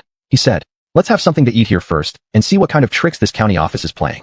After everyone entered the tea house, they ordered some food and began eating slowly. Time passed minute by minute. By the time Zhu Yunteng and his group had eaten their fill, about an hour and a half had gone by. But after all this time, the porridge outside the county office was still being cooked. The surrounding disaster victims held their bowls waiting, yet not a single one had managed to drink even a drop so far. Even Zhao Qingzhu, whose mind wasn't particularly quick, noticed the issue and asked in confusion, "What kind of porridge is this? It was cooking when we arrived, and it's still cooking now. More than an hour has passed. Hasn't the porridge turned into mush by now?" Zhu Yunteng took a deep breath and said, "What a show of appearances. They put on this display of cooking porridge as if they're helping the victims, but none of it will reach the people. Who is this supposed to impress?" The Brocade Guard 100-house officer beside him remarked, "It might be for your Highness's eyes only. The news of your arrival at Qingshui County yesterday must have already spread. The county magistrate of Shaohe County has started to play the role of pretending to work diligently just for you. Perhaps the moment you show up, these commoners will finally get a chance to drink that nearly boiled-to-death porridge, but once you leave, it may turn back into a show without any real relief." Zhu Yunteng clenched his fists tightly, snorted with dissatisfaction, stood up, and strode toward the county office. Chapter 17. This method is outdated. At the moment Zhu Yunteng was leading everyone towards the county office of Shaohe County, some soldiers seemed to have sensed something and immediately gave an order. "The porridge is ready. Everyone line up to get your porridge." Upon hearing this, Zhu Yunteng snorted. They had been cooking it for so long. He had only just arrived. He said that if there wasn't a trick, he wouldn't believe it. As he entered the county office, a 7th-rank official dressed in a 7th-rank official uniform inside was telling his subordinate officials, "Disaster relief must be carried out. We are the parents officials of the people. How can we bear to see our people starve? Listen to me. Increase the efforts, keep setting up porridge stalls, and distribute disaster relief porridge for the victims to drink. No matter how many victims come, no matter how much grain needs to be consumed, we must fight a good battle in disaster relief." At the door, Zhu Yunteng squinted his eyes and thought what a great performance this was. He coughed, and the county magistrate immediately looked over and then politely asked, "May I ask who you are?" Zhu Yunteng walked forward with a blank face and said, "Don't you know who I am?" The county magistrate replied, "This official has poor eyesight and indeed does not recognize you." Zhu Yunteng snorted and said, "Stop performing in front of me. I'm not that easy to fool." Hearing this, the complexion of the county magistrate changed slightly. As Zhu Yunteng slowly sat down, he continued to ask, "Let me ask you, whose attention is your show outside trying to capture?" The county magistrate laughed. "Is there any misunderstanding on your part? How could I be putting on a show?" Zhu Yunteng shook his head and told the brocade-clad guards behind him, "Kill him." The brocade-clad guard nodded, drew his long sword, and moved forward. That county magistrate was terrified and quickly knelt down. "Spare my life, Your Highness." Looking at the county magistrate, Zhu Yuntang mocked. "You realize I am the prince now? Didn't you claim not knowing me earlier?"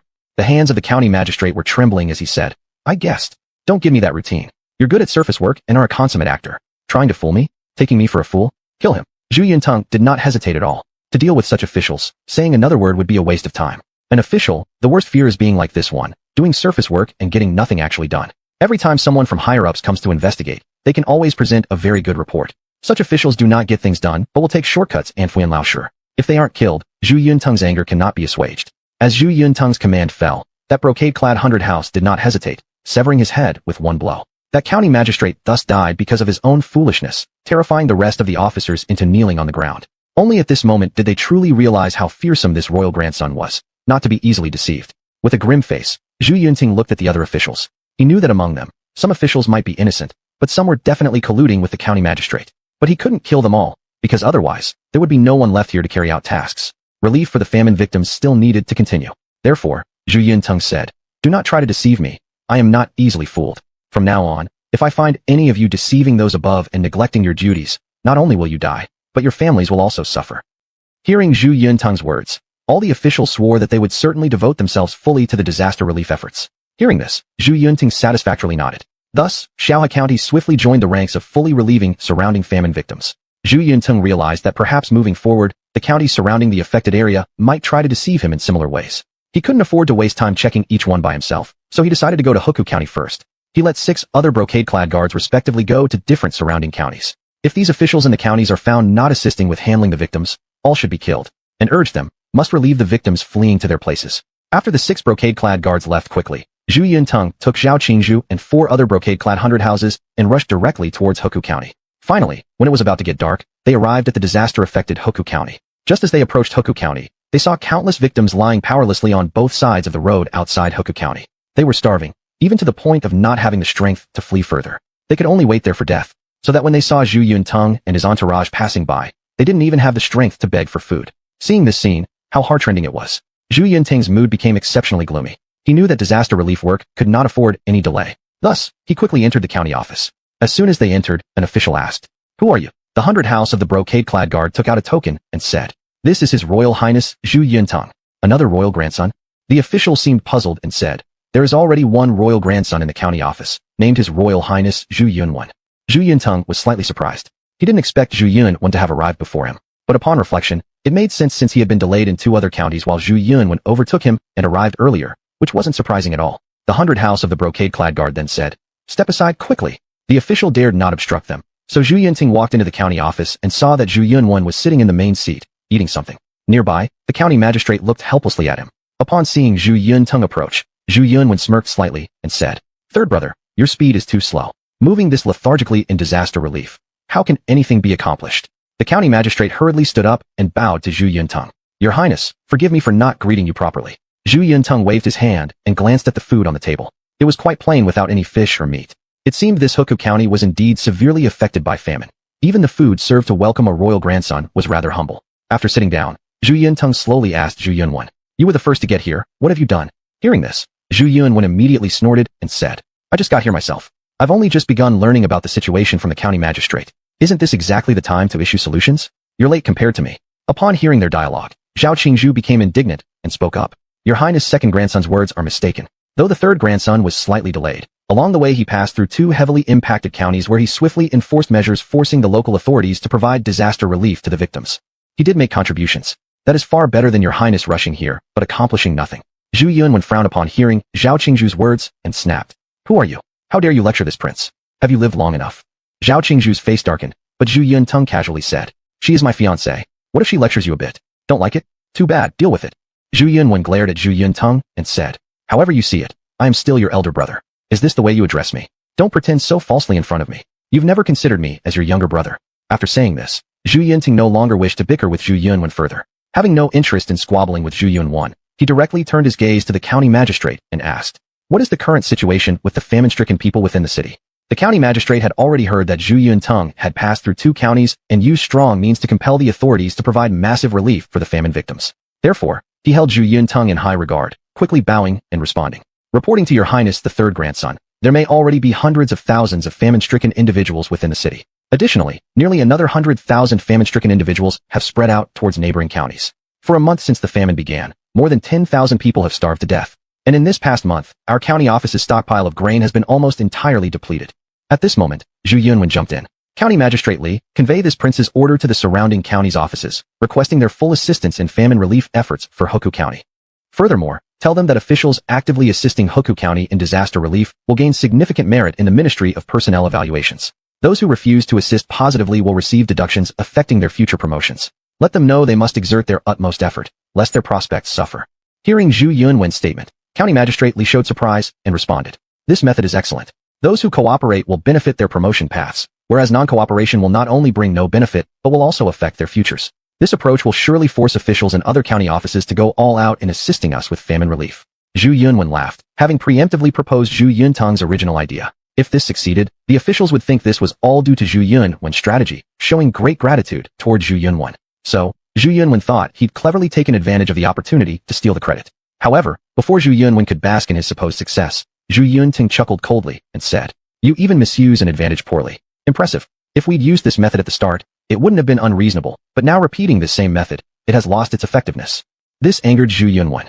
"You told His Majesty that this method was effective earlier, and now after reaching the area and issuing orders accordingly, you say the method isn't good. What do you truly want to achieve?" Zhu Yunting calmly replied, "You must not forget that I proposed this method earlier based on the premise that officials in the county offices around had made no mistakes. But now, I've passed through 2 counties. Not only were the officials unwilling to provide disaster relief to famine victims, but their practices were also enraging. There has been fraud and deception. Not only have they failed to provide relief, but they have exploited the people for personal gain. For these magistrates, it's no longer necessary to incentivize them with disaster relief promotions. They need to be completely removed. On my journey here, I've already executed 2 county magistrates. As for these 2 county magistrates, do you think I should give them an opportunity for promotion through disaster relief? Rather than using such a mild approach, we should act decisively and execute these incompetent officials directly. Other officials will then naturally fully cooperate with Hoku County in disaster relief." After hearing Zhu Yuntang's words, Zhu Yunwen was initially startled, carefully pondering the underlying meaning.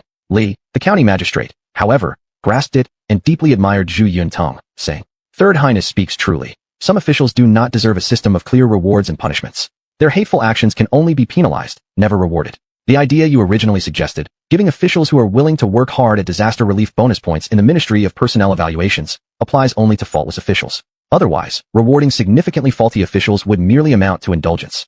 County Magistrate Li's words clarified the issue for Zhu Yunwen as well, whose complexion grew very pale. He realized that although he had seized the initiative, taking over Zhu Yuntang's previously proposed solution in front of Emperor Zhu Yuanzhang, it didn't fit with the reality on the ground. This method, restricted by conditions, wasn't entirely practical either. Then Zhu Yunwen turned to Zhu Yuntang and said, "What would you say? How can the surrounding other counties fully assist Hoku County?" Zhu Yuntang replied, "No need for you to worry. On my way here, I already sent 6 subordinates to the nearby couple of counties. If they find any neglectful officials in those county offices who fail to care for the fleeing famine-stricken civilians and take no action, there will be one fate awaiting them, death. Once they're dead, other officials in the same office will certainly cooperate with disaster relief efforts out of fear. Should the officials in these county offices perform satisfactorily, only then can we motivate them with methods of promoting civil service ratings for excellent disaster relief performance." Impressed, County Magistrate Li nodded and said, "Indeed, this is currently the best method. But Third Highness, there are simply too many famine victims right now. Even with assistance from the surrounding counties, our disaster situation in Hoku County still remains unresolved. Do you have any other ideas?" After contemplating silently, Zhu Yuntang said, "Do you know who has grain supplies in Hoku County?" County Magistrate Li reflected a moment before answering. In Hoku County, there are several wealthy landlords and gentry. They possess great estates and vast grain reserves. However, even if they contributed all their grain, it would be difficult to help much. Even if all their stocks were used up, it would only support Hoku County's famine victims for a few days. After thinking further, Zhu Yuntang instructed, "Gather them together for me." Magistrate Li responded, "Your Highness, these individuals are ruthless. Their stored grain won't be easily released. They'll release it once I find the right method," Zhu Yuntang said firmly. At this, Zhu Yunwen interjected, "How so? Are you going to threaten them? Let me warn you, though these wealthy landlords have grain, they don't have the obligation to provide disaster relief. Even if they refuse to release a single grain, you can't touch them. Otherwise, all the scholar gentry will know about your heavy-handed treatment toward them, and the consequences could be serious." Zhu Yuntang replied disdainfully, "I use different strategies for different people. It's none of your business to lecture me. You might as well consider what role you're playing by following along without contributing anything positive. Don't just arrive here to waste the limited resources." Hearing this, Zhu Yunwen's face turned red with anger, yet he struggled to respond. In arguments, he really couldn't keep up with Zhu Yuntang. Li, the magistrate, looked somewhat awkward and stood up, saying, "Then, I'll invite the local scholar gentry and wealthy families from the city." Zhu Yunting nodded slightly and said nothing more. Zhu Yunwan, on the other hand, smirked coldly. He wanted to see how Zhu Yunting planned to get grain from these wealthy scholar gentry. If Zhu Yuntang forced the scholar gentry to hand over grain and the news spread, all scholars and gentry across the land would undoubtedly disapprove of Zhu Yuntang. Keep in mind, the gentry form the backbone of this society. If they become dissatisfied with Zhu Yuntang, it wouldn't bode well for him. In severe cases, the power of the scholar gentry could even influence imperial authority. Thinking of this, Zhu Yunwen smiled faintly with anticipation, looking forward to what would unfold next. Chapter 18 Establishing a Persona. According to Zhu Yundang's wishes, Magistrate Li swiftly went to invite the local scholars and wealthy merchants over. These scholars and wealthy merchants were of course unwilling to come because, in this situation, they lived quite comfortably compared to everyone else in Hoku County. As long as one wasn't an imbecile, it was clear that the magistrate calling on them at this time was certainly not good news. Yet they couldn't ignore the magistrate's invitation. After all, even as esteemed members of society, they still resided within his jurisdiction. Such blatant disrespect could lead to future troubles if the magistrate chose to make their lives difficult. Soon enough, all these scholars and wealthy merchants had gathered at the county office. As expected by Zhu Yundang, the magistrate had successfully invited 5 of them. Among them, 3 were super-rich merchants from the area, with fortunes stretching endlessly. One was a former official who had returned home after retiring from his position. The last was a member of a prominent noble family whose ancestors once included powerful nobles and were said to have held a title. Though they had since fallen into decline, they remained a prominent family within Hoku County. These 5 scholars and wealthy merchants represented some of the most prestigious and highest-ranking figures in Hoku County. Even though the drought in Hoku County left the commoners without any harvest, this had little impact on these scholars and wealthy merchants. Or for those in better living conditions inside the city walls, it wasn't much of a burden either. After all, those with money always found ways to procure grain. The ones truly affected were the ordinary citizens without money or food reserves. Under normal circumstances, they barely made ends meet. Once a calamity struck and food became scarce, famine ensued. Now, with this disaster, almost none of the villagers outside the city walls avoided starvation. Even if a family had small reserves of grain, nearly a month had passed, leaving most reserves depleted. Inside the city, many common people were also slightly affected, eating less during regular times and spending their savings to buy grain during hard times. Naturally, such actions only heightened fears of scarcity among the townsfolk, exacerbating the grain crisis. Hoku County housed nearly 300,000 people, out of which 200,000 suffered from the calamity, 100,000 migrated elsewhere, and another 100,000 struggled daily within the city. Speaking of which, Hoku County was considered a large county in the Shisha region. And despite its size, the truly wealthy weren't few. It was simply that Zhu Yundang chose to confront these scholars and wealthy merchants first. If he managed to gain their cooperation, dealing with other affluent and well-fed citizens would be straightforward. The magistrate arranged a rather plain feast in the rear hall of the county office. There was meat on the table, but hardly any grains or vegetables. Because amidst such a natural calamity, meat was relatively easier to obtain. Sitting around the table were the 5 scholars and wealthy merchants, each face bearing a grave expression. Having reached such a status through competence and intellect, they knew something serious awaited them from the magistrate's call. Prepared to act accordingly, should the request involve charitable contributions, one of them, a corpulent man famous locally as a rich merchant, was already salivating at the sight of the food, adding a humorous touch to the situation. Once the magistrate entered, he didn't sit down but greeted the group with a respectful bow and then spoke. "Today, it is not me, personally, inviting you here." An elderly former official stood up and asked, "What do you mean, Magistrate Li?" Magistrate Li explained, "To be honest, it is the 3rd royal grandson, Lord Zhu Yundang, who has commissioned me to invite you all for this meeting." Upon hearing this, all 5 scholars and wealthy merchants looked shocked. The elderly ex-official was particularly excited, saying, "The 3rd royal grandson, Lord Zhu Yundang? Good heavens, I never imagined His Excellency would visit our humble Hoku County. Truly, this is an honor." Another scholar, whose ancestors had held a title, then questioned, "Magistrate Li, where is His Highness?" Smiling, Magistrate Li replied, "Please allow me to introduce His Highness." Zhu Yundang, accompanied by Zhao Qingzhu, walked slowly out from one side. He smiled warmly, appearing modest as he bowed respectfully to the 5 scholars and wealthy merchants and said, "Honorable gentlemen, I have been waiting for this moment for quite some time." They rushed to kneel and pay homage, but Zhu Yundang stopped them with a gesture, saying, "Today it is I who am inviting all of you. Please, no need for excessive formality." Only now did everyone nod with a smile, but they still appeared extremely uneasy. After all, the person in front of them was Zhu Yuanzhang's grandson. Although Zhu Yundang's reputation in the capital wasn't good, Hoku County was far away from there, and the gossip about him didn't spread easily here. After Zhu Yundang allowed everyone to sit down, he took his seat as well and said seriously, "I imagine all of you are aware that the disaster in Hoku County is quite severe." Upon hearing this, Elder Zhang realized something was amiss and asked, "Is your Royal Highness here to handle the disaster?" Zhu Yundang chuckled and said, "You could say that.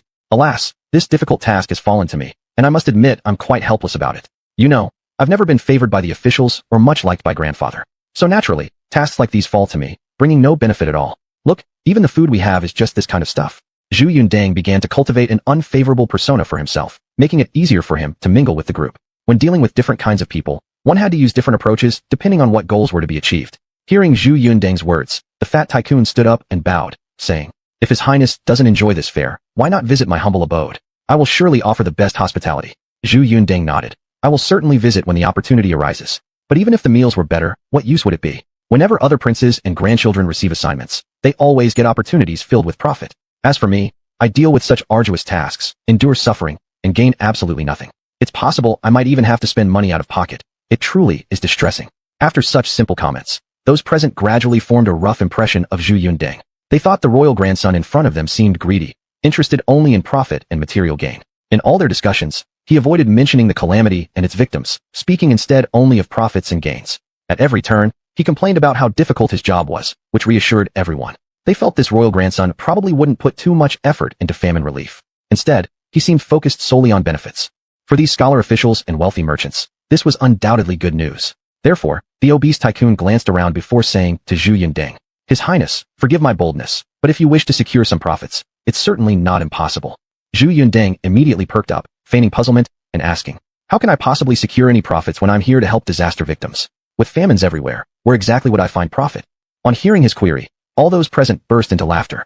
Then Elder Zhang spoke up. "Prince Huang, you're too young. The potential for profit in disaster relief is vast. For example, the disaster relief funds and grain allocated by the court, don't they need to pass through your hands? If you skim off a portion secretly, who would know? Even if someone found out, you could simply change tactics and use the silver coins to buy grain cheaply while reporting higher prices for reimbursement. The difference becomes yours, doesn't it?" Zhu Yundang smiled faintly. "That does sound like a good idea, but currently, the disaster relief funds from the court have yet to arrive. If they provide grain for me to distribute, won't that eliminate the potential for profit?" The 5 scholars and wealthy merchants burst into laughter once more. This time, a middle-aged man from the prominent family added with a grin, "Your Highness, allow me to explain. If the court gives you a large amount of grain to distribute among the victims, you can take part of it to feed everyone, while selling the rest at high prices. Remember, within the city walls, though the victims may have no money or grain, ordinary citizens, though having limited reserves, possess wealth. By selling the grain at inflated prices to these people using the court supplies, you'll make money. Isn't that where the profit lies?" Zhu Yundang narrowed his eyes and said, "Marvelous. Truly marvelous." Inwardly, he was coldly laughing. He hadn't expected that this small county of Hukou could harbor 5 talents like them, making it hard to imagine how they usually oppress the common folk. But Zhu Yundang's face betrayed no sign of anger or frustration. Instead, he acted like a greedy and cunning person, replying, "These methods do seem effective indeed. Money can be embezzled, grain can be sold, but alas, the court hasn't yet distributed the funds or grain, so there's no oil water to squeeze out yet." Once again, Zhu Yundang passed the problem back to the 5 scholars and wealthy merchants. These 5 then started brainstorming ways to assist the prince in extracting some profits, all the while figuring out how they themselves could benefit in the process. Little did they know, at this moment, they were exactly the oil water Zhu Yundang had in mind. Seeing that everyone was temporarily at a loss for ideas, Zhu Yundang knew that the bait had been cast just about right. Everyone had already pegged him as a shameless royal grandson who had come only to gouge money and profit from the nation's disasters. Even the county magistrate, who had remained silent all along, now furrowed his brow. Clearly, Zhu Yundang had even deceived him, chilling Magistrate Li to the bone as he assumed Zhu Yundang hadn't come to solve any problems, but merely to feast on blood money. As everyone sat in silence, Zhu Yundang suddenly clapped his hands and said, "Alas, I've thought of a way. With this plan, not only will I make money, but each of you present can earn profits too. Are you interested in working with me?" The final phrase carried the meaning, "Are you interested in being exploited by me?" Chapter 19, Digging a Pit. Clearly, none of them realized they had fallen into the trap. The 5 wealthy gentry were all excited as they looked at Zhu Yunying. They didn't expect that even before they tried to collude with Zhu Yunying for their mutual benefit, Zhu Yunying would have already invited them along. Thus, one by one, they urged Zhu Yunying to explain his plan. Zhu Yunying smiled and said, "Why don't we start a fundraising campaign? We'll ask the rich people in the city to donate money or grain according to their means. After we collect all their contributions, we'll divide half among ourselves and use the other half to relieve the famine victims." Upon hearing this, all 5 gentry magnates' eyes lit up. The fat wealthy man eagerly stood up and said, "His Royal Highness is truly brilliant. This method is absolutely ingenious. We neither touch the imperial grain reserves nor embezzle the court's funds. We simply take part of the donations as our hard work fee. Isn't that fair?" Everyone nodded in agreement. "Fair, very fair. Not the slightest bit unfair." However, Zhu Yunying frowned and said, "The idea is good, but there's still one issue. Why should anyone give us money or grain?" At these words, the 5 gentry magnates froze in place. After pondering carefully, they realized that as the wealthiest individuals in Hukou County, If even they, who possess the most wealth and grain, did not contribute, how could they demand other wealthy individuals, let alone commoners, to do so? That wouldn't make sense, would it? The matter reached an impasse. Everyone fell silent, unable to come up with a solution. Seeing their collective gloom, Zhu Yunying knew he had reeled them in again. Suddenly brightening, Zhu Yunying exclaimed, "I have another idea." The 5 gentry magnates immediately turned their gaze eagerly towards Zhu Yunying, who said, "Somebody needs to lead the way." Listening closely, everyone agreed that what he said made sense. Mr. Zhang said, "The person leading must be reputable and respected." The fat businessman added, "And must also possess a certain level of credibility." An adult from the noble family rose and stated, "Not only must this person be reputable, they must also have some status."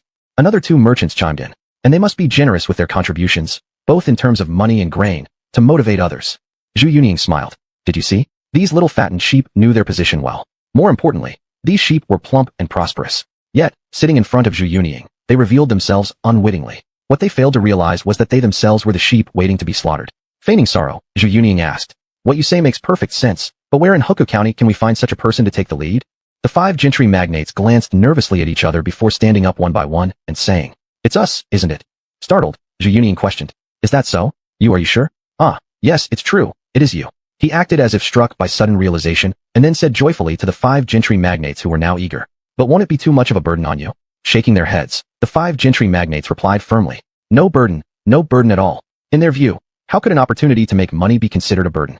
Zhu Yunying seemed relieved upon hearing their response. "Then it's settled. The 5 of you will take the lead in donating money and grain. Once you do, others, both rich and common folk, will have no choice but to follow suit. By then, every cent and grain contributed by those present will be returned in full. As for the funds raised, we'll split it evenly, 50-50. Half of it goes to us, while the other half will be used to help famine victims." Thrilled, the 5 gentry magnates slapped their tables in excitement. "Your Highness is truly wise. The grandson of the Emperor is a divine being. We will follow His Excellency's lead without hesitation. One thing is certain," they added, "no matter how much of the 5 parts Your Highness chooses to allocate us, we will gladly accept it." For them, this seemed like a risk-free and profit-rich scheme. As far as they understood, the grains and money they first donated would eventually return to them.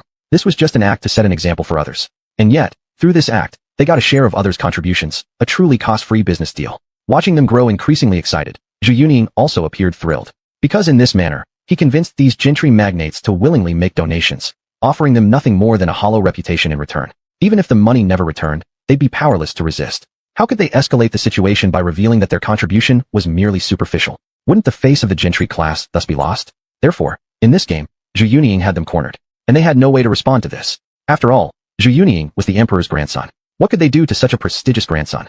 Although in this society, rural gentry and scholar officials have significant influence, still, as gentry from just one county, they couldn't incite more gentry or nobles into making a big fuss. After all, what they were doing itself couldn't be done openly, and certainly couldn't be explained publicly. They had to swallow their complaints whole, without uttering a word. With the plan set, Zhu Yunying prepared to dine with these scholar gentry and wealthy individuals.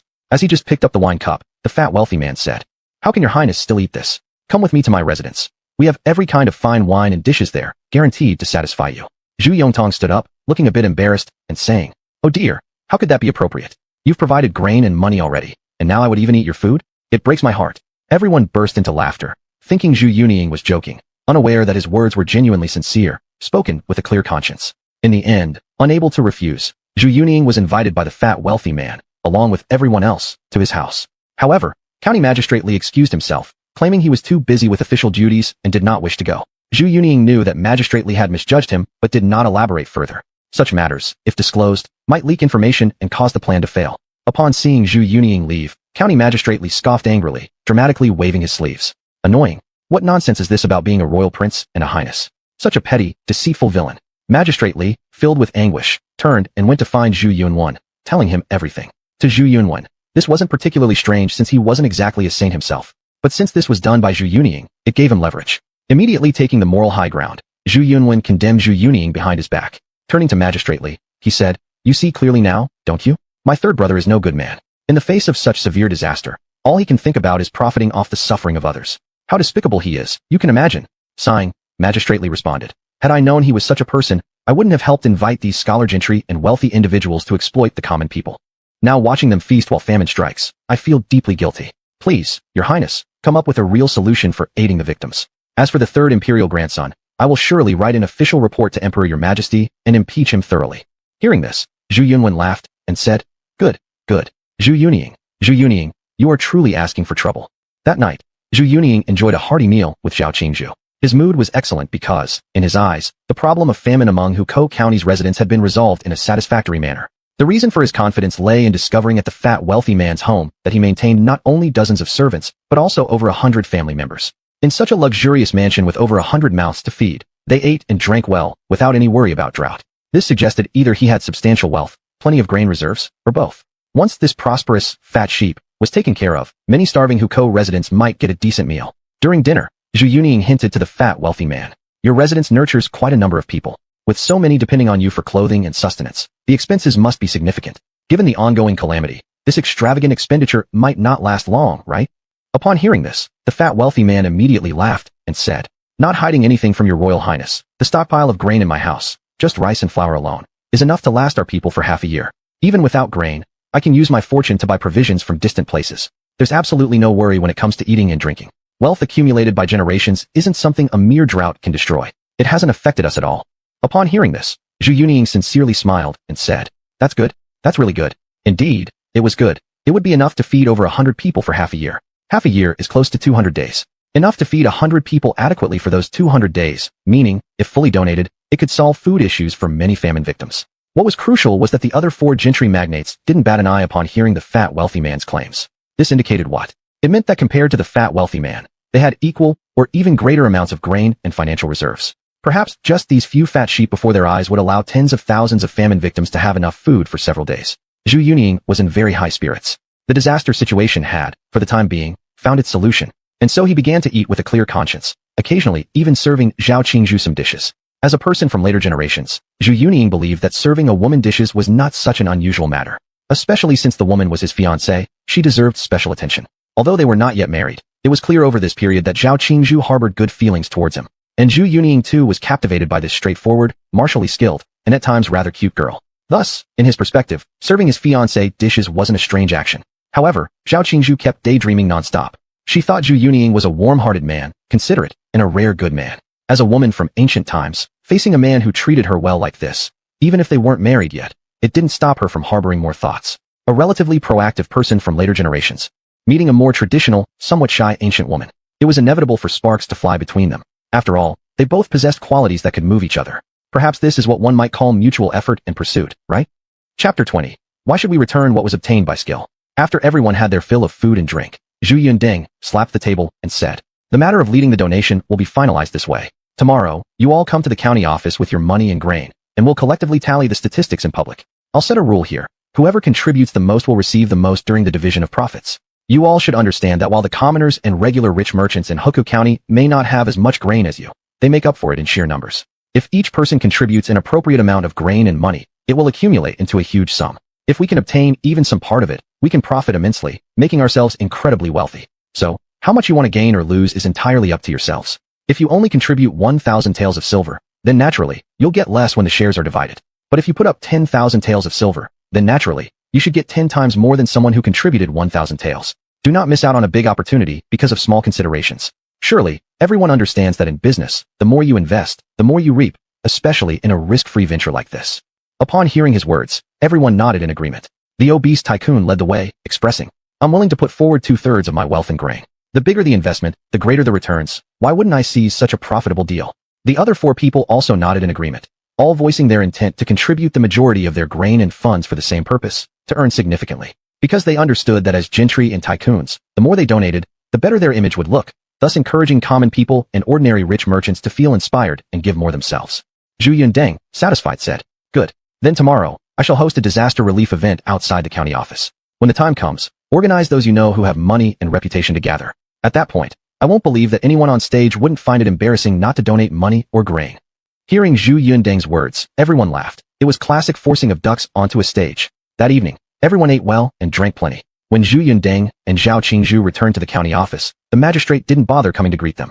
Zhu Yunying didn't mind either, going to bed early. That night, those 5 gentry and tycoons all dreamed of becoming wealthy from the same source. The night passed quickly. Early the next morning, Zhu Yunying found Magistrate Li, instructing him to build a stage outside the county office. Magistrate Li, despite being unwilling in countless ways, had no choice but to follow Zhu Yunying's orders. Once the matter concluded, he could merely write an accusation, fiercely impeaching Zhu Yunying through a memorial to the emperor. For now, what must be done still needed to be done. Soon, the stage outside the county office was built.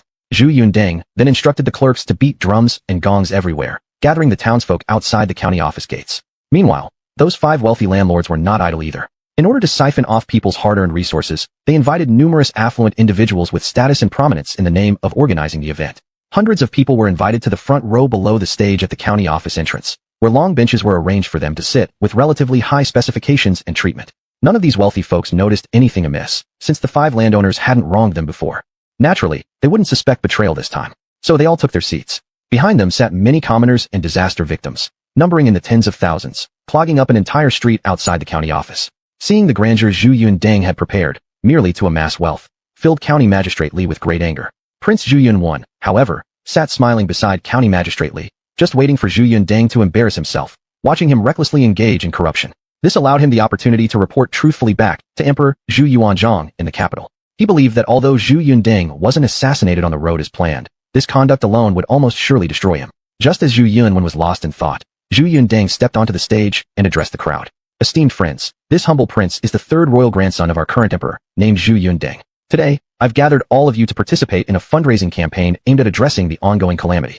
In this campaign, every individual present may contribute money and grain, all of which will be used for disaster relief.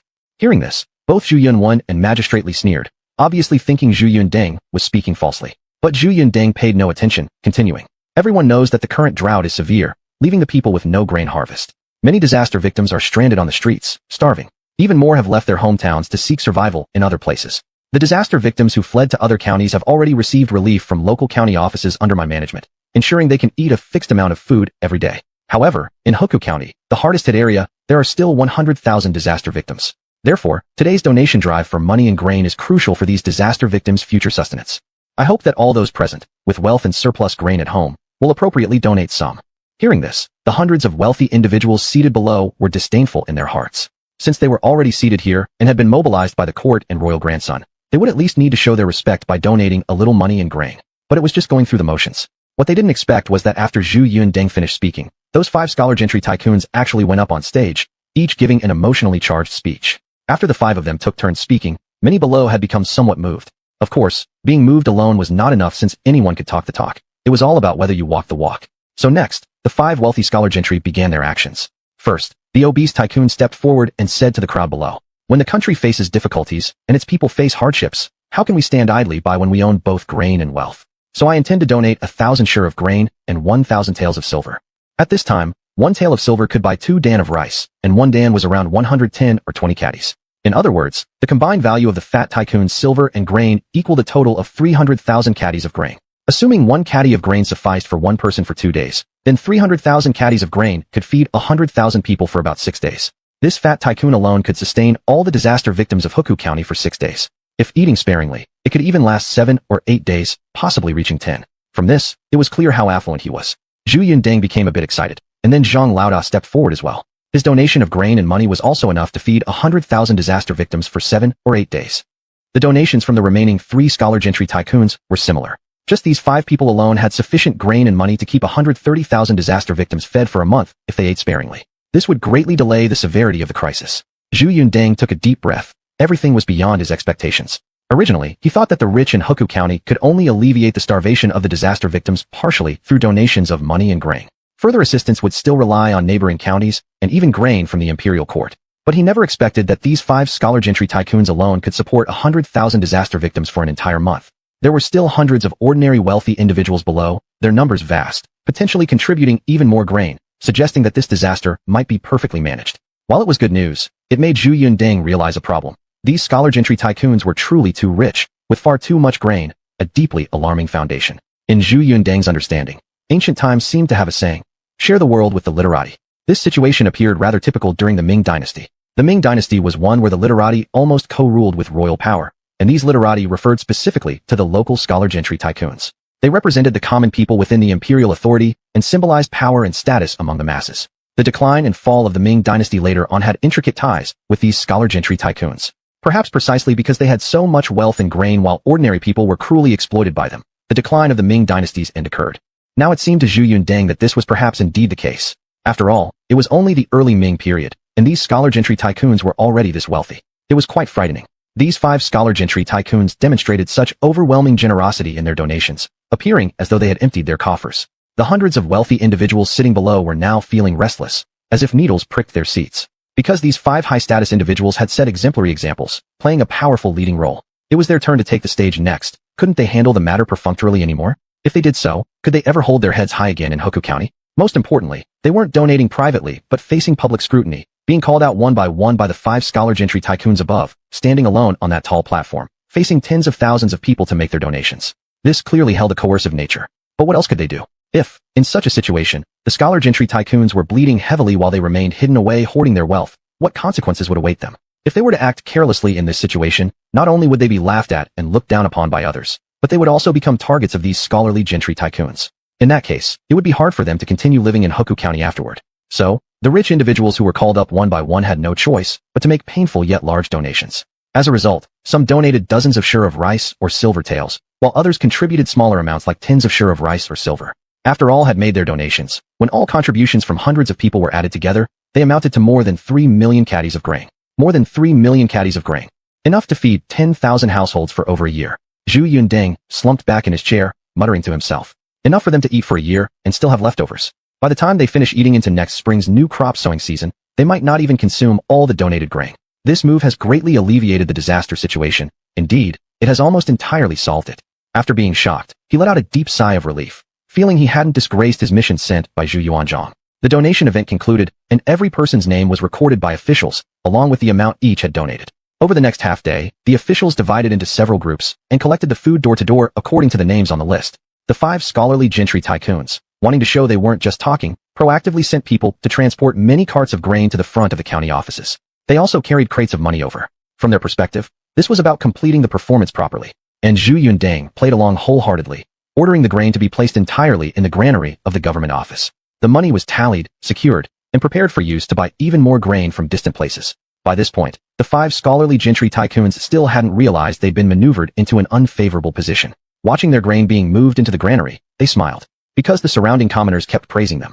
Without considering how the money would be distributed yet, this newfound reputation already made them feel somewhat elated. Once their grain and money were fully received, the government immediately took out part of the grain to cook porridge and provide sustenance for the affected victims. Now that grain was available, the priority was feeding the people as soon as possible. Regarding such matters, the scholarly gentry did not pay too much attention, believing it was merely utilizing their grain temporarily to feed the masses. When the rest of the grain arrived, it would be returned to them. They could earn big profits this way. It was a surefire win. Thus, they waited patiently until the officials collected all the grains from the donors household by household, officially bringing the donation ceremony to its conclusion. The 5 scholarly gentry tycoons were all delighted. Zhang Laodao excitedly said, "This went smoothly, incredibly smoothly. Our 5 families contributed 300,000 caddies of grain, and now other people donated another 3 million caddies of grain. Half of this, which is 1.5 million caddies of grain, we can split among ourselves. Even if the lion's share goes to the royal grandson, we will each still gain around 100,000 to 200,000 caddies of grain, and it's a massive profit." Indeed, by contributing just 300,000 caddies of grain ceremoniously, they could turn around a profit of 100,000 to 200,000 caddies of grain. This deal was absolutely profitable. That night, they sought out Zhu Yundeng to discuss how to divide the donated grain and wealth. However, citing fatigue, Zhu Yundeng declined to meet them that evening. At this moment, County Magistrate Li also started viewing Zhu Yundeng differently. Though he still thought Zhu Yundeng was profiting off the suffering of the disaster victims and eating human blood buns, he couldn't deny that even if Zhu Yundeng gave away half of the 3 million caddies of grain to the 5 scholars gentry, the remaining 1.5 million caddies would still be enough to feed the famine-stricken people for 6 months. The disaster situation would therefore be resolved. Though there was greed and dishonesty involved, the problem was still resolved. Therefore, County Magistrate Li felt some admiration for Zhu Yundeng, believing he had accomplished something tangible through this method. On the contrary, Zhu Yunwen was unhappy. He intended to amplify the flaws in this matter and exaggerate them to Zhu Yuanzhang, knowing Zhu Yuanzhang detested anyone profiting from national calamities through corruption and exploitation. Even though Zhu Yundeng managed the situation well, Zhu Yuanzhang would surely mete out severe punishments. However, the following day, after Zhu Yundeng emerged from his room dressed, his face showed little joy when facing the 5 scholar gentry visitors. County Magistrate Li sighed as he looked at the 5 tycoon-style scholars. Although he felt Zhu Yongtong had solved the issue, thinking about half the grain being divided among them left him deeply troubled. On the contrary, Zhu Yunwen was unhappy. He intended to amplify the flaws in this matter and exaggerate them to Zhu Yuanzhang, knowing Zhu Yuanzhang detested anyone profiting from national calamities through corruption and exploitation. Even though Zhu Yundeng managed the situation well, Zhu Yuanzhang would surely mete out severe punishments. At this moment, Zhang Laoda stepped forward and smiled at Zhu Yundeng, saying, Royal grandson of the third rank, Your Highness, we've already gone through the motions, and the purpose of raising funds has been achieved. Do you think it's time to give us our share of the donated grain and money? Zhu Yundeng furrowed his brows and said, Why should 5/10 of the donated grain be given to you? Upon hearing this, everyone was shocked. Even Zhao Qingzhu beside Zhu Yundeng was stunned. She didn't understand what Zhu Yundeng meant either, for she had been present during all discussions between Zhu Yundeng and the wealthy scholars about how to divide the accounts. How come Zhu Yundeng seemed like he didn't want to recognize those agreements now? The overweight tycoon panicked and said, Your Highness, didn't you say that after we set an example by donating first, our contributions would be returned in full, with 5/10 of the donations split as profit? Zhu Yundeng replied, Is there such a thing? How could I not know about it? The funds were donated publicly under everyone's watchful eyes. Why should we give anything back to you? This is disaster relief money. Are you trying to embezzle it? You're saying such words in public. Aren't you afraid of being punished by me? At this moment, the 5 scholarly gentry realized something wasn't right. It felt like they were caught in a trap. A middle-aged man from one of the scholarly families said, Highness, even if you don't agree to give us the promised 5/10 of the donation, can't you return the grain we initially provided? We said these grains were only temporarily taken out to set an example. Zhu Yundeng chuckled and said, Return it? Aren't you too naive? First off, your actions have already gained you fame. Besides, do you think the origins of this wealth are entirely clean? Wealthy gentlemen? Humph. In normal times, you gouge the people, so today is the day you repay your debts. I've already shown mercy by not demanding you to disgorge everything you took. Now you want your donations back? Dream on. Leave immediately. If I hear any more talk like this, don't blame me for being unforgiving. Only then did the 5 scholarly gentry fully understand that they'd been duped by Zhu Yundeng. But what could they do? Could they report Zhu Yundeng? How could they file such a complaint? To claim that Zhu Yundeng had made them donate, but refused to return the donations? If these were donations, wouldn't returning them be absurd? Most importantly, in front of tens of thousands of commoners and many other wealthy individuals, they had voluntarily led the way with heartfelt speeches while making their donations. Would it not completely ruin their reputations if they were to take their grain back after everyone else followed their lead? Realizing this, the 5 individuals helplessly clenched their fists and stomped their feet, but dared not voice any more objections. They had no choice but to suffer silently and leave dejectedly. After watching them leave, Zhu Yundeng turned around and said to County Magistrate Li, who looked utterly bewildered, All funds donated this time will be used to relieve the victims. Any attempt at embezzling, even a single penny, will not be tolerated by me. County Magistrate Li, hearing Zhu Yundeng's words, finally realized the entire affair had been a plan devised by Zhu Yundeng. In admiration, he knelt down and said, Your Highness is wise, truly wise. Your humble servant misunderstood Your Highness before. Please forgive me. Zhu Yundeng smiled and said, Stand up. Misunderstandings are inevitable. If there weren't misunderstandings, how would these ruthless scholars gentry believe in me? Zhao Qingzhu, standing nearby, also looked at Zhu Yundeng with eyes filled with admiration. She never imagined the entire incident had been a calculated scheme of Zhu Yundeng. Even more surprising was that Zhu Yundeng had cleverly manipulated so many scholarly gentry elites into a predicament. Was this truly the third royal grandson, who had such a poor reputation in legends? How could someone like him end up being her fiancé? Could this be some kind of dream? The person with the most sour expression, however, was Zhu Yunwen. He couldn't believe this reality. Rather, he could not accept it. He had solely focused on catching Zhu Yundeng committing various blunders, but never anticipated that Zhu Yundeng would handle the matter so perfectly. In just a day or two, Zhu Yundeng had thoroughly resolved the famine issues. Where could he find any flaws now? At that moment, his mind was fixated on one thought. Zhu Yundeng must not be allowed to return alive to the capital city. Otherwise, His Majesty the Emperor would inevitably give him much importance. And that certainly wouldn't be good news. Chapter 21. Unless unable to resist.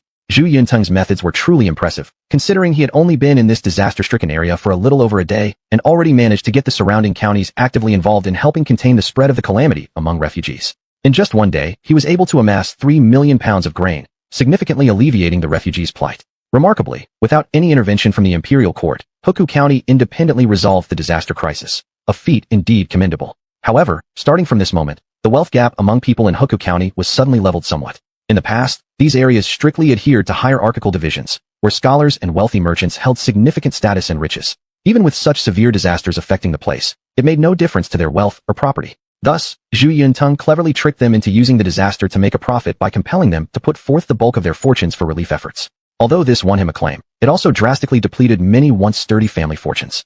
This amounted to a sort of covert weakening of the scholar official class. Inside the county office, Zhu Yunteng took Zhao Qingzhu to the dining room and sat down. The county magistrate had prepared quite a few delicacies today since the refugees no longer lacked food, so the county office could manage to provide relatively better food to treat Zhu Yunteng. Zhu Yunteng looked at the table filled with fairly decent delicacies and smiled, saying, This meal makes me feel truly at peace eating it. Magistrate Li also laughed and said, Perhaps this is the most peaceful meal I have had in over a month.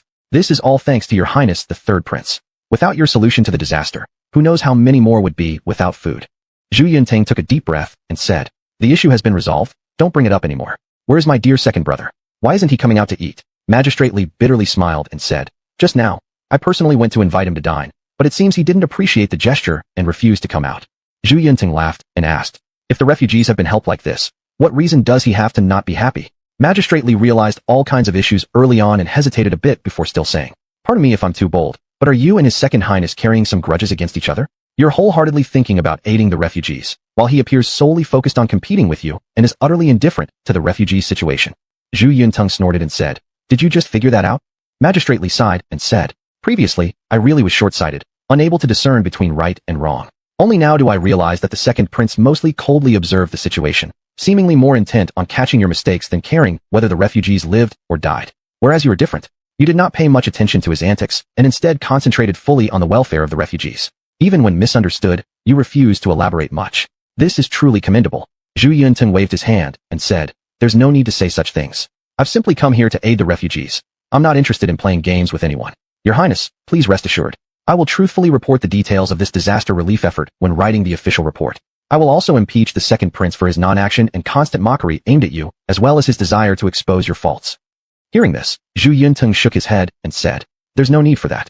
Just accurately report the situation regarding the disaster response and the aftermath. My actions and those of Zhu Yunwan, including his attitude, need not be mentioned even slightly." Magistrate Li was immediately taken aback and said, "Third Highness, why is that? With everything you've done, shouldn't I say a good word for you? As for the second prince, who has accomplished nothing and waits merely for amusement, shouldn't we inform His Majesty of his apathy towards the matter?"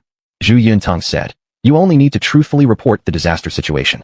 As for my actions and those of Zhu Yunwan, they can be glossed over or even left unmentioned. His Majesty will surely know whatever he wishes to know. Excessive praise of me or belittlement of Zhu Yunwan might have the opposite effect."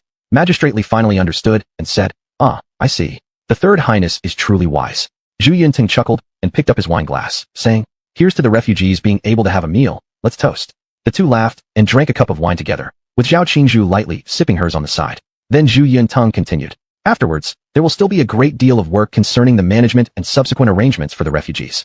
Magistrate Li, you must do your best. Please trust me, Third Highness. With the excellent foundation you've laid here, should I still perform poorly, it would be utterly disgraceful."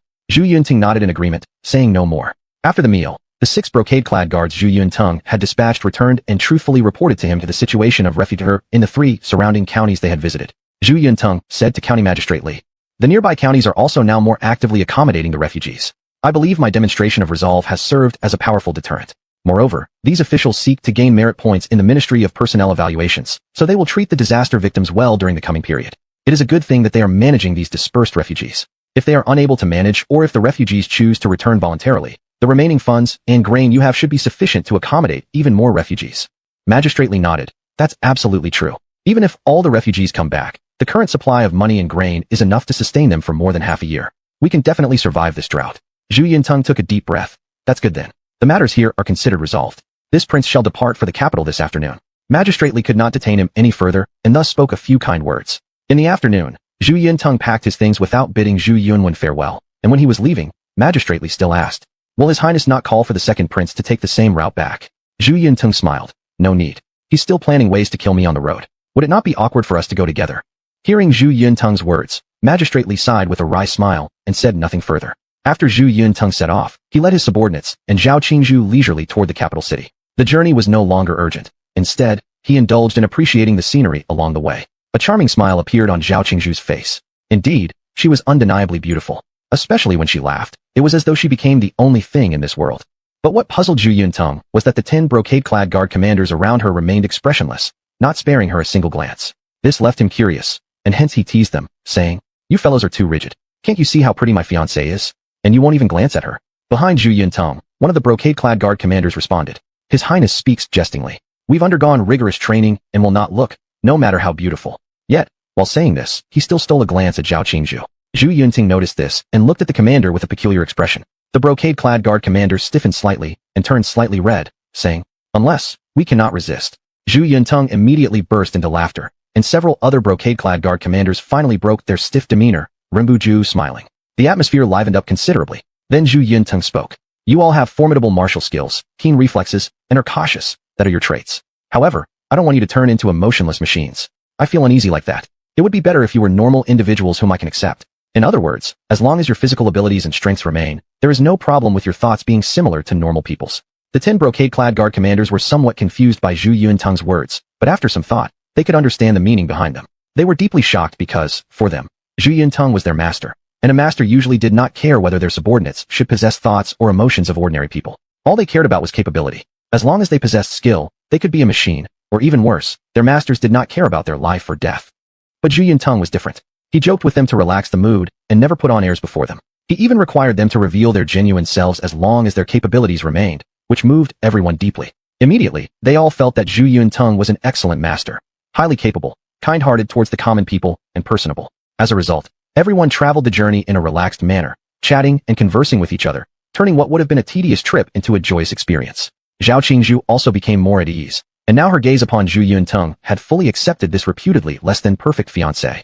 The brocade-clad guards also harbored a 100% positive impression of Zhu Yuntang in their hearts. When this situation arose, their loyalty toward Zhu Yuntang soared almost completely. He was someone who willingly served under such a lord. Though the pace slowed, Zhu Yuntang warned Zhao Qingzhu and the 10 brocade-clad guard commanders that they might face more assassination attempts on this journey. Since they had traveled faster on the way here, Zhu Yunwen hadn't had enough time to arrange for an ambush against Zhu Yuntang. Now, on the return journey, they would have ample time to prepare. The road back to the capital would certainly not be smooth sailing. That evening, after checking into a post house, Zhu Yuntang immediately questioned the station master. Has the second royal grandson, Zhu Yunwen, passed through here? Upon hearing this, the station master quickly nodded and said, yes, second royal highness passed through earlier. Zhu Yuntang grunted in acknowledgement and did not say anything more. He then instructed the station master to prepare some food. Soon, the food was served. To ensure safety, the commander of the brocade-clad guards took out a silver needle to test for poison. This piqued Zhu Yuntang's interest. Though he knew that testing with a silver needle was far from accurate, he did not intervene. After the test, the commander of the brocade-clad guards nodded and said, there is no problem. But Zhu Yuntang shook his head and said, the presence or absence of poison cannot be determined this way. As he spoke, he picked up a few pieces of vegetables, placing them on a small plate, and then told the commander of the brocade-clad guards, find a cat or a dog and let the animal eat it first. The commander of the brocade-clad guards nodded and left. After a short while, he returned with a grim face and an air of menace, reporting to Zhu Yuntang. We found a cat and tested it. The cat died shortly after eating. The poison is highly potent, but has no color or smell. A faint trace of a cold smile appeared on Zhu Yuntang's face as he said, bring me the station master. Chapter 22. The Realization of the Postmaster. Soon, the 100-man commander of the brocade guards brought over the middle-aged postmaster. The middle-aged postmaster remained calm in expression. After being forced to kneel before Zhu Yuntang, he did not offer any excuses at all, but merely sniffed and said, Prince Son, whether you wish to kill or torture me, that is your decision. Don't expect me to reveal anything. I will not utter a single extra word. Hearing this, Zhu Yuntang gave a disdainful snort and said, I haven't even asked my questions yet, and you've already said so much. You're quite the chatterbox. The postmaster's complexion turned slightly grim. Having emphasized that he wouldn't say a single word, his large amount of speaking left Zhu Yuntang mocking him, making it very awkward for him. You and Zhu Yunwen, what kind of relationship do you have? Zhu Yuntang casually opened his mouth to inquire. Even though the assistant magistrate kept emphasizing that he wouldn't say an additional word, hearing Zhu Yunwen's 3 characters made the postmaster furrow his eyebrows and look surprisingly at Zhu Yuntang while saying, how do you know? These 3 words slipped out unintentionally, and he quickly shut his mouth. Zhu Yuntang laughed and remarked, you're truly incriminating yourself without being questioned, despite claiming that you won't speak more than 1 sentence or word, though just these 3 words are enough. Prince Zhu Yunwen actually bribed you, this postmaster, to attack me. Do you realize that if I die here, none of the horses in your station would survive? In ancient times, the post station was officially established. There were several such stations, each acting as official goose houses providing rest. Post stations usually had 1 postmaster and some other clerks. They were responsible for feeding good horses every day and then provided food, lodging, etc., to passing official personnel. For instance, if an official came here, the postmaster was required to host them, and if their horse was not good, they had to replace it with a better one. If there was a problem with the passageway, they were responsible for repairs or contacting the local county office for fixes. In summary, it was similar to a supply point for transportation services. However, it was only accessible to official use, and the postmaster was also only a petty official. Yet at this moment, he dared to follow Zhu Yunwen's orders and drug Zhu Yuntang. This was certainly a grave crime. Regardless of being a station head whose job was to serve traveling officials, he should have guaranteed the safety of the food and travelers. Instead, he chose to drug them. And what's worse, he tried to poison the current emperor's grandson and the captain of the brocade guards. Such an offense could rightly lead to the execution of 9 generations of his family. Facing Zhu Yuntang's questioning, the postmaster just gave a cold laugh, and then suddenly stood up, exuding heroic vigor as he said, the rise and fall of the state concerns everyone. When the crown prince passed away, we felt deep sorrow and anguish about the future of the Ming dynasty. Although the current emperor is wise and decisive, there is no guarantee that he will not make mistakes when choosing the future heir. Now, the only ones with a chance are you and the second prince. Officials like us, whether for the common people or for the future of the country, must fully support the benevolent, kind, scholarly, and brave second prince Zhu Yun as the successor. As for you, third prince Zhu Yuntang, infamous reputation spread everywhere. In terms of fame and esteem among court ministers, you lag far behind Prince Zhu Yun. If you become the future heir, isn't that a disservice to the nation and its people? No matter how slight the opportunity, such a possibility absolutely cannot exist.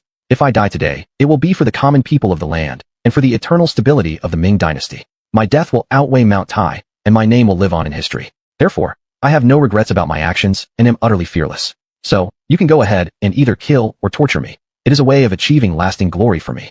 Zhu Yuntang narrowed his eyes, and then leaned back in his chair, saying, Who says I want to kill you? You want to be a hero who supposedly has everlasting glory after death and goes down in history? Well, I'll deny you that. Your claim that your death weighs heavier than Mount Tai, that's just sheer arrogance. And your assertion that you'll have no regrets? I'll tell you this, you will regret it.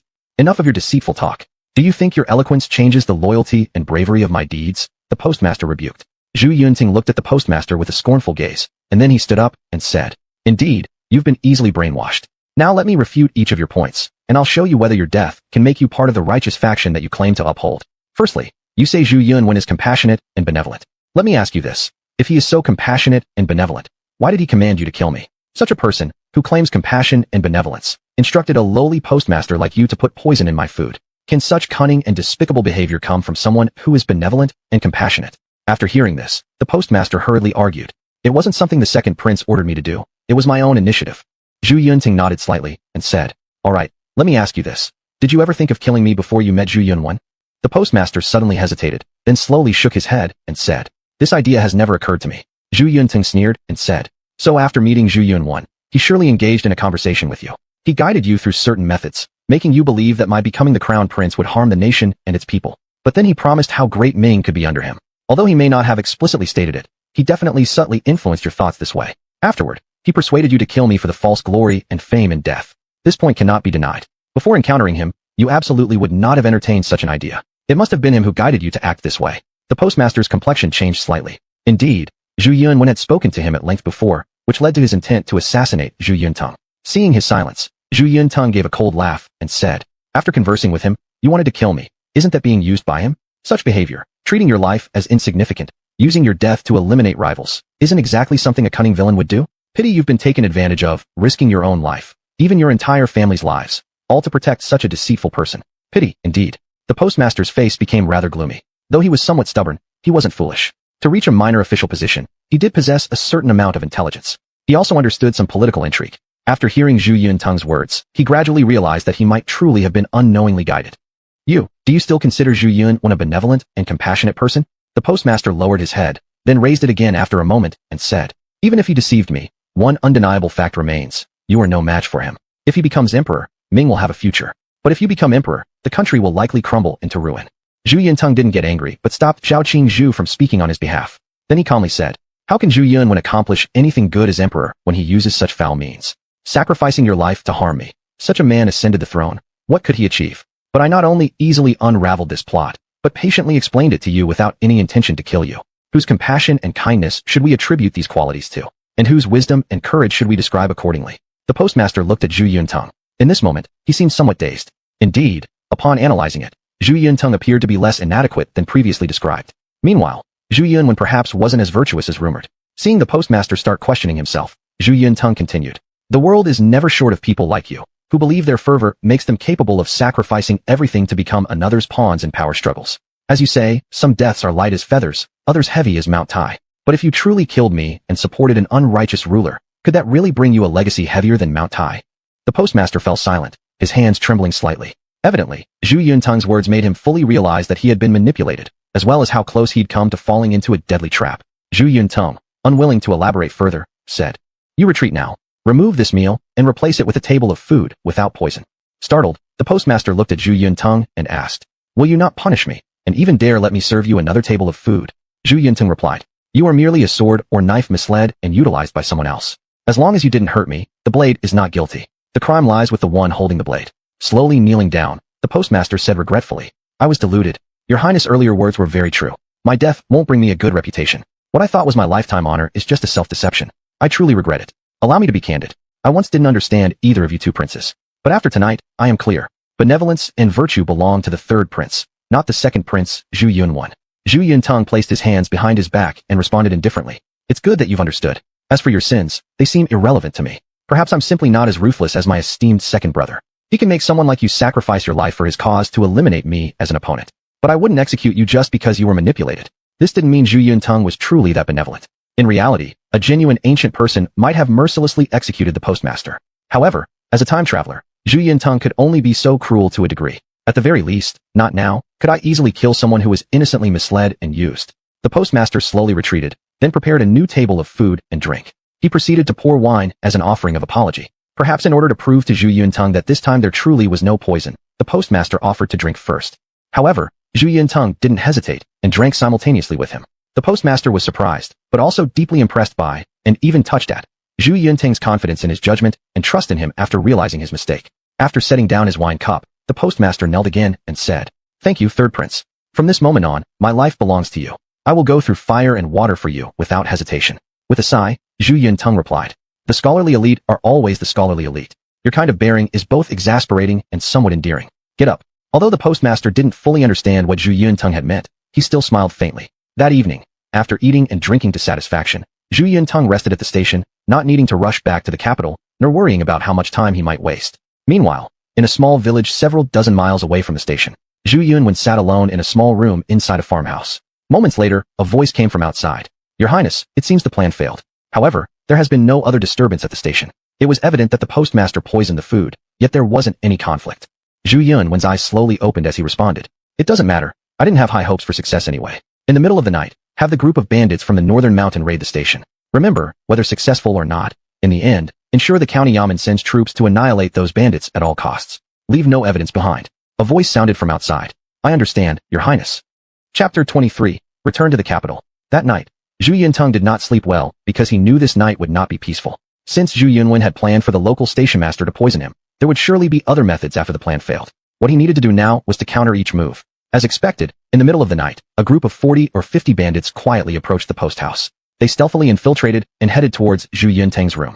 Upon entering, one of them rushed to the bedside with a machete, delivering several powerful chops. The bed covers were instantly hacked into shreds, but there was no sign of anyone on the bed. This caused the grotesque man's face to darken. Suddenly glaring, he said, "This is bad. There were precautions. We've been tricked." After finishing his words, he turned to leave. However, at that moment, fire torches lit up outside, encircling all of them, dozens of bandits. The number of station attendants was few, only 10 or so. Adding Zhu Yuntang's 1,000 households of Genie Wei, there were just 20-odd people. This made the bandit leader sigh with relief, as clearly they had the numerical advantage and did not have to worry about being trapped here. They even stood a chance of killing Zhu Yuntang. Zhu Yuntang remained calm. He stood outside the post house, narrowing his eyes as he carefully observed the group of bandits before saying, "I anticipated there might be assassins coming to kill me, but I didn't expect it to be a gang of bandits."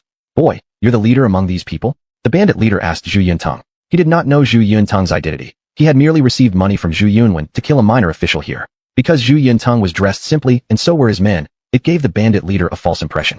He thought they were indeed just an ordinary minor official. Zhu Yuntang did not even bother to ask questions, but instead told the 100 households of Jin Yi behind him, "Since they are bandits, show no mercy, kill them all." The bandit leader snorted, saying, "Boy, your mouth speaks too much nonsense. Do you think with your 20-odd people you can kill our 40-odd people? You're boasting too much." Zhu Yuntang was tired of talking and turned around, putting both hands behind his back, unwilling to watch the bloody scene. Meanwhile, the 10 Jin Yi 100 households quickly charged forward without even intending to involve the dozen or so station attendants. Once they charged, they immediately drew their swords from their waists.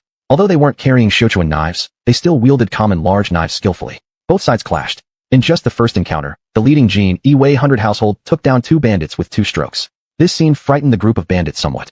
Then, the remaining Jin Yi 100 households swiftly began their slaughter. Each issuing 2 or 3 strokes, they killed 1 or 2 persons.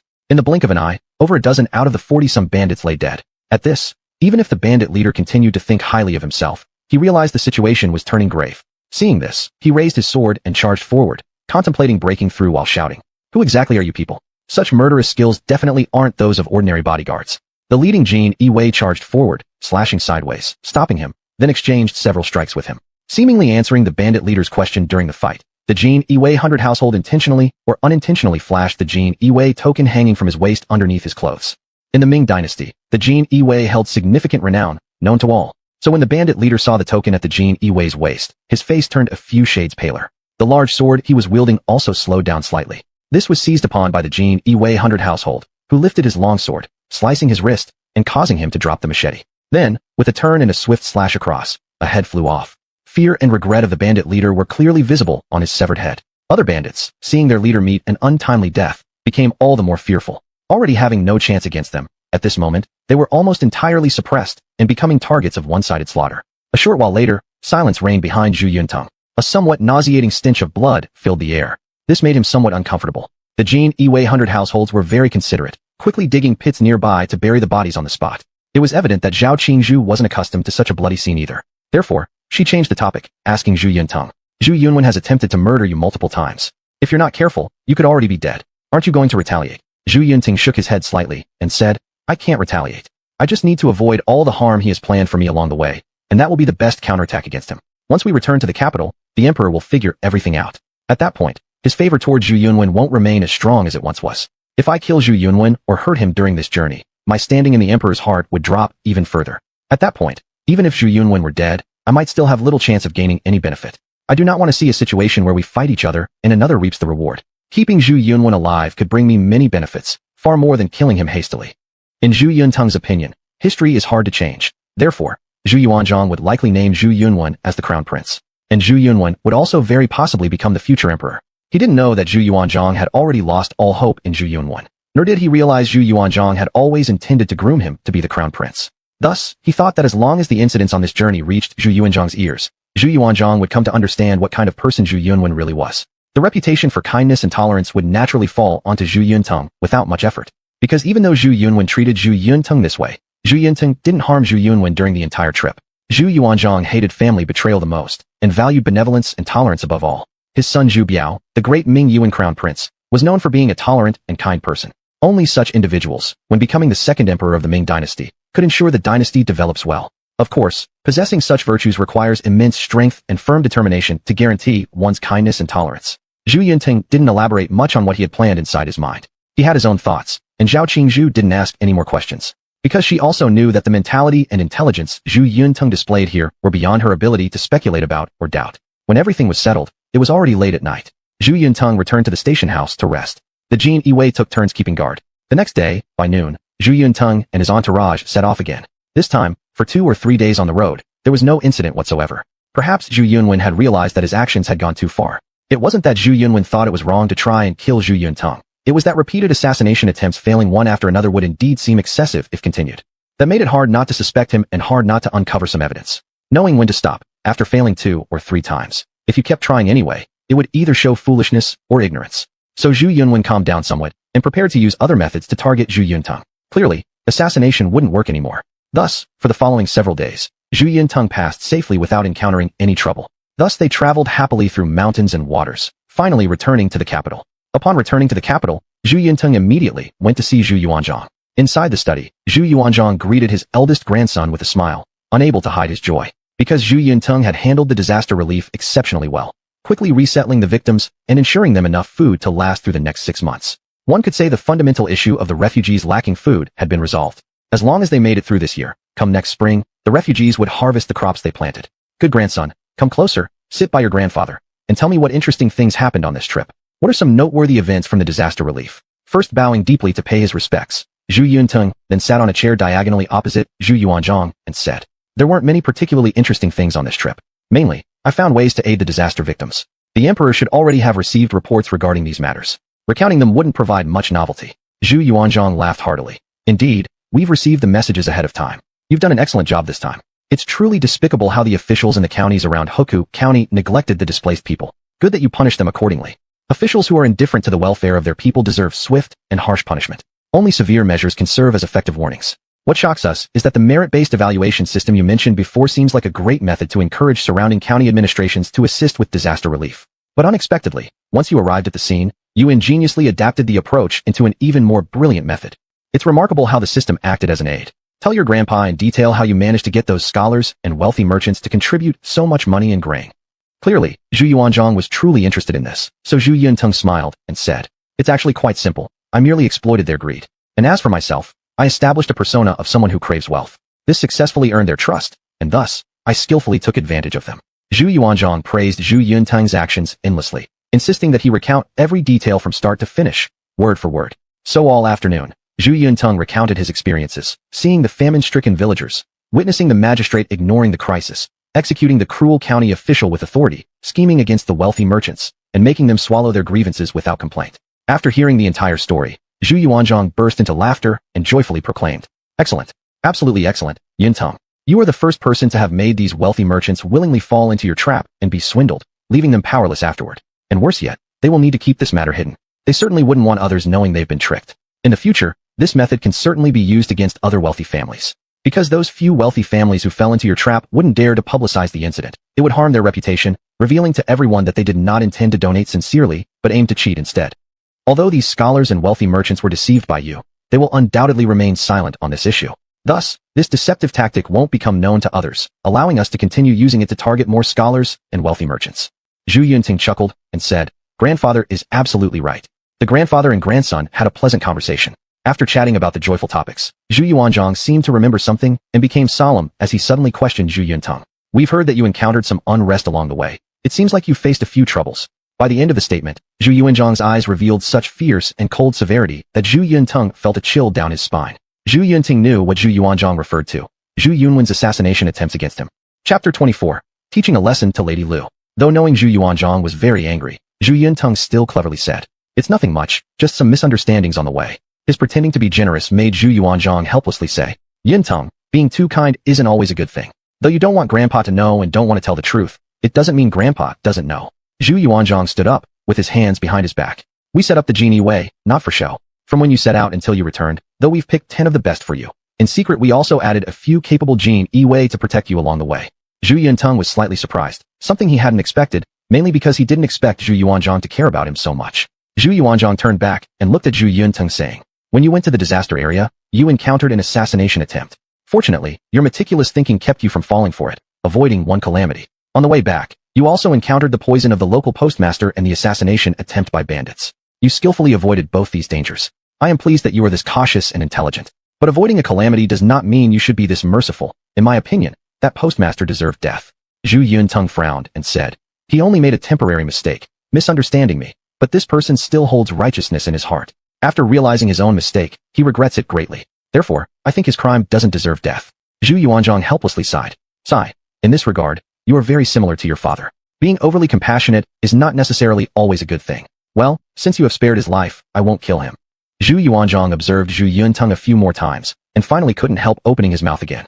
"All these things were done by Zhu Yunwan. You should be clear about that in your heart."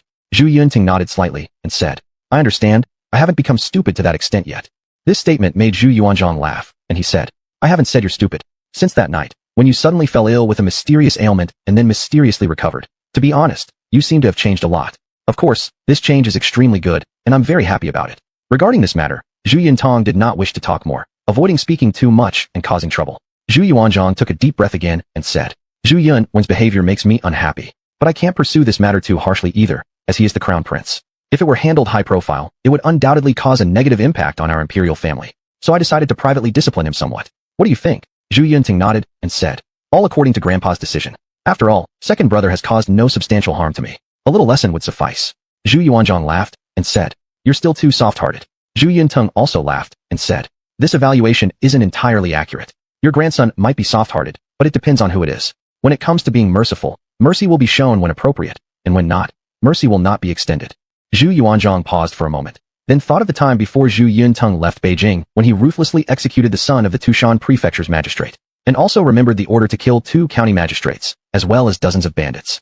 Only now did he realize that indeed this grandson was not as lenient as perceived. Perhaps there really were different attitudes towards people and matters. Well, let's not delay you any longer. You've worked hard on this journey. Go rest first. Tomorrow, don't forget to attend court early in the morning. I want to reward you in front of all the civil and military officials.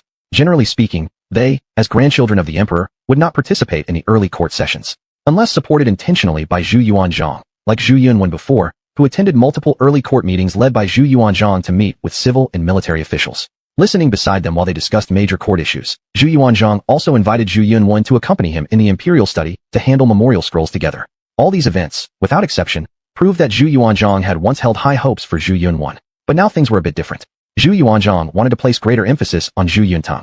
However, Zhu Yunting showed no signs of complacency. He knew that to succeed in his mission, he could not just rely on the minor changes happening currently. Achieving great things required long-term effort. After returning to the Eastern Palace and reaching his bedroom, Zhu Yuntang discovered his sisters, Princess Iluan and Princess Jiangdu, practicing writing in the hall. Upon seeing Zhu Yuntang return, the two young ladies excitedly ran over. Zhu Yuntang patted the heads of his two younger sisters and said, "In these past half months while I wasn't here, have you both been okay? Has anyone bullied you?" The anyone, Zhu Yuntang referred to as naturally crowned Princess Lu. Seeing Zhu Yuntang's inquiry, Princess Iluan and Princess Jiangdu shook their heads and said, "No one bullied us." Zhu Yuntang was finally relieved, but then he realized something wasn't quite right. Because there was a bruise on Princess Jiangdu's forehead, Zhu Yuntang immediately frowned and asked, "What happened to your forehead?" Princess Jiangdu quickly tried to cover it up. "I accidentally tripped and fell. Third brother, it's fine. Don't worry about it." However, Princess Iluan next to her opened her mouth as if she wanted to say something, but Princess Jiangdu stopped her with a glance. Their subtle little actions naturally did not escape Zhu Yuntang's sharp eyes. Then Zhu Yuntang frowned and said, "Honestly tell me, what exactly happened?" "Third brother, it really is nothing. I accidentally hit myself, that's all. Don't overreact," replied Princess Jiangdu. Then Zhu Yuntang turned to Princess Iluan and said, "Xiao Iluan, you tell third brother what exactly happened." Princess Iluan hesitated for a moment, then muttered softly while looking down. "Before this, Empress Consort Lu came here wanting to call us to her place for study. We were afraid that if we went, she would pick on us and punish us, so we didn't want to go. She then wanted the palace maids to forcibly take us away. During our struggle, in her anger, she pushed Sister 4, causing Sister 4 to fall and bump her head against the corner of the table. A lump swelled up at the time, though now it has reduced significantly. At that moment, I cried loudly, and probably fearing the matter would escalate. She could only scold us a few times and left." Zhu Yuntang clenched his fists together. He was very angry. There was even a trace of killing intent in his eyes. He growled fiercely, "This despicable woman, sure enough takes advantage of my absence to bully you." After saying that, he waved his sleeve forcefully and stormed out. At the same time in the Eastern Palace, in Consort Lu's chambers, Zhu Yunwen was just recounting some events from his journey to Consort Lu. After hearing them, Lu sighed and said, "I didn't expect this wretched man to actually have some ability to handle the earthquake disaster well. Your grandfather will surely reward him generously, leaving a good impression in his mind, which isn't a good thing for you." Zhu Yunwen also sighed, saying, "Son knows. Since that last incident, Zhu Yuntang seems like a different person, deeply calculating and extremely capable. This increasingly makes me worry that this obstacle will affect me greatly." Lu sniffed and said, "This excellent opportunity for a trip, where you failed to kill him, was truly regrettable." Zhu Yunwen could do nothing but lament, and just then, Zhu Yuntang burst in furiously. Upon seeing this, Consort Lu stood up, ready to rebuke Zhu Yuntang for his lack of decorum. But before she could react, Zhu Yuntang reached out directly and slapped Consort Lu hard across the face. This slap was powerful, sending Lu sprawling onto the ground. At that moment, both Lu and Zhu Yunwen were stunned. They never imagined that Zhu Yuntang would be so audacious as to burst in and slap the crown princess. Realizing what had happened, Lu turned around and glared furiously at Zhu Yuntang. "You disrespectful wretch, how dare you strike me?" Zhu Yunwen angrily accused Zhu Yuntang. "Zhu Yuntang, you're exceedingly bold to do such an unforgivable act." Zhu Yuntang sneered and stared at Zhu Yunwen and Consort Lu. "I warn you both, no matter what methods you plan to use against me, I can endure them calmly, whether it's assassination or poisoning or other despicable means. But if either of you dares to harm my two sisters in any way, I won't show mercy. This slap today is a warning to you, this evil woman, not to underestimate our siblings."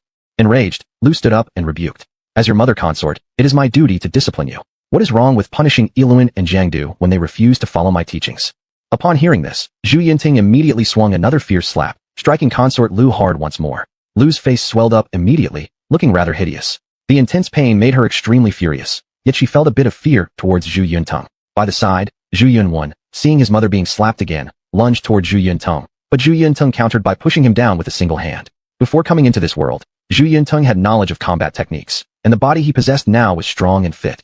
Conversely, Zhu Yunwen was relatively weak and frail, and therefore was absolutely no match for Zhu Yuntang. After taking control of the situation with the two, Zhu Yuntang coldly said, "I've warned you, do not have any bad intentions toward my two younger sisters. Today's actions are further proof of the warnings I gave. Don't test my limits." Clutching his fists tightly, Zhu Yunwen angrily said to Zhu Yuntang, "I am the current eldest royal grandson, and my mother is the mistress of the Eastern Palace. How dare you be so disrespectful to us? Aren't you afraid I'll report you to Grandpa?" At this moment, Zhu Yuntang had already calmed down. He snorted and said indifferently, "You should think about how to face Grandpa's anger." This made Zhu Yunwen pause for a moment. But just then, a eunuch cautiously walked in and said, "Second royal grandson, His Majesty requests your presence. It's best to take the cane with you and beg for punishment." Upon hearing this, Zhu Yunwen's expression changed, and Lady Lu forgot about the pain on her face as she quickly approached the eunuch and asked, "What happened? Why must my son beg for punishment?" The eunuch shook his head. "Madam Crown Princess, This question should be directed at second royal grandson. Your servant does not know.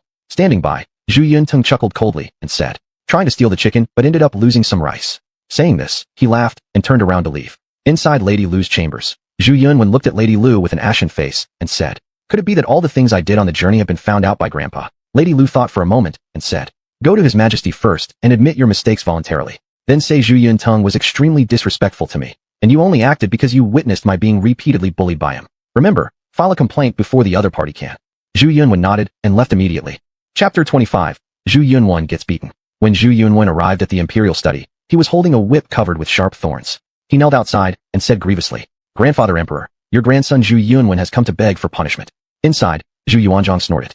Without even seeing Zhu Yunwen, he ordered directly, bring him in, take the whip from his hand, and beat him hard 100 times. Outside, a brocade-clad guard took the thorny whip from Zhu Yunwen's hands. Zhu Yunwen turned pale and hurriedly spoke up.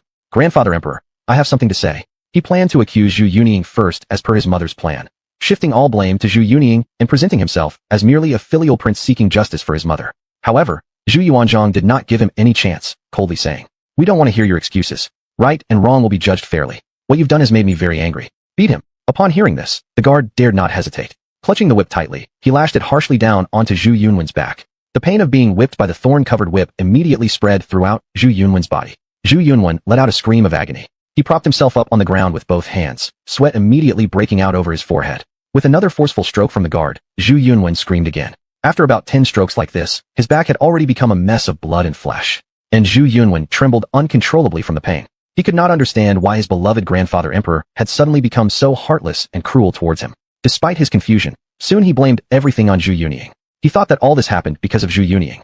Otherwise, he would still be the emperor's most beloved grandson, and he would definitely be the future crown prince whose position was secure. But now, grandfather treated him like this, leaving him extremely discontented. Even though he screamed in great pain, Zhu Yuanzhang inside did not feel an ounce of pity. In his hands was a book, the history book of the Ming dynasty that had traveled with Zhu Yunying through time. Zhu Yuanzhang looked at some of Zhu Yunwen's mischievous actions described inside, further confirming that Zhu Yunwen deserved to be beaten. So, Zhu Yunwen's cries of anguish did not bring out the compassion Zhu Yuanzhang imagined.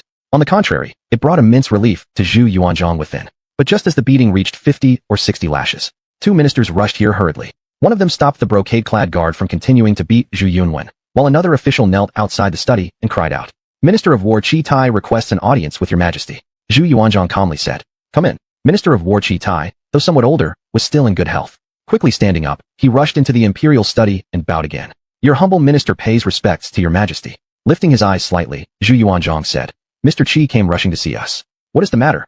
Chi Tai immediately said, Your majesty, may I ask, why must we whip your royal grandson so severely? Zhu Yuanzhang scoffed and said, This is a family matter, Mr. Qi. It's best if you do not inquire too much. If it becomes a national issue, it won't be easy to handle. These words were actually a hint from Zhu Yuanzhang to Chi Tai, meaning that if this matter can be resolved as a family issue, perhaps things wouldn't deteriorate too severely. If court officials got involved and escalated this into a national issue, then it would need to be handled according to official protocol. Chi Tai obviously understood Zhu Yuanzhang's meaning. However, since he strongly supported Zhu Yunwen, he continued, Whether it is a national or family matter, I believe we shouldn't be whipping your royal grandson this way. After all, Crown Prince Zhu Yunwen is the foundation of our great Ming Empire right now. This comment instantly enraged Zhu Yuanzhang, who violently grabbed the teacup off the table and hurled it fiercely toward Chi Tai, making Chi Tai kneel down immediately and cry out, Your Majesty, please calm down. This humble minister trembles in fear. Zhu Yuanzhang angrily stood up and scolded, You tremble? It should be we who trembles in fear. Who told you that Zhu Yunwen is the foundation of our great Ming Empire? Who? Chi Tai's forehead was drenched in cold sweat. Kneeling on the ground, he didn't dare look up. He thought, Isn't it common knowledge that Zhu Yunwen is the foundation of the great Ming? Originally, it was Crown Prince Zhu Biao, but Zhu Biao had already passed away. Zhu Yuanzhang couldn't possibly choose his successor from among his other sons. Therefore, only his grandchildren remained. Of those, he could only select the sons of Zhu Biao. The only possible choices among Zhu Biao's sons were Zhu Yunwen and Zhu Yunying.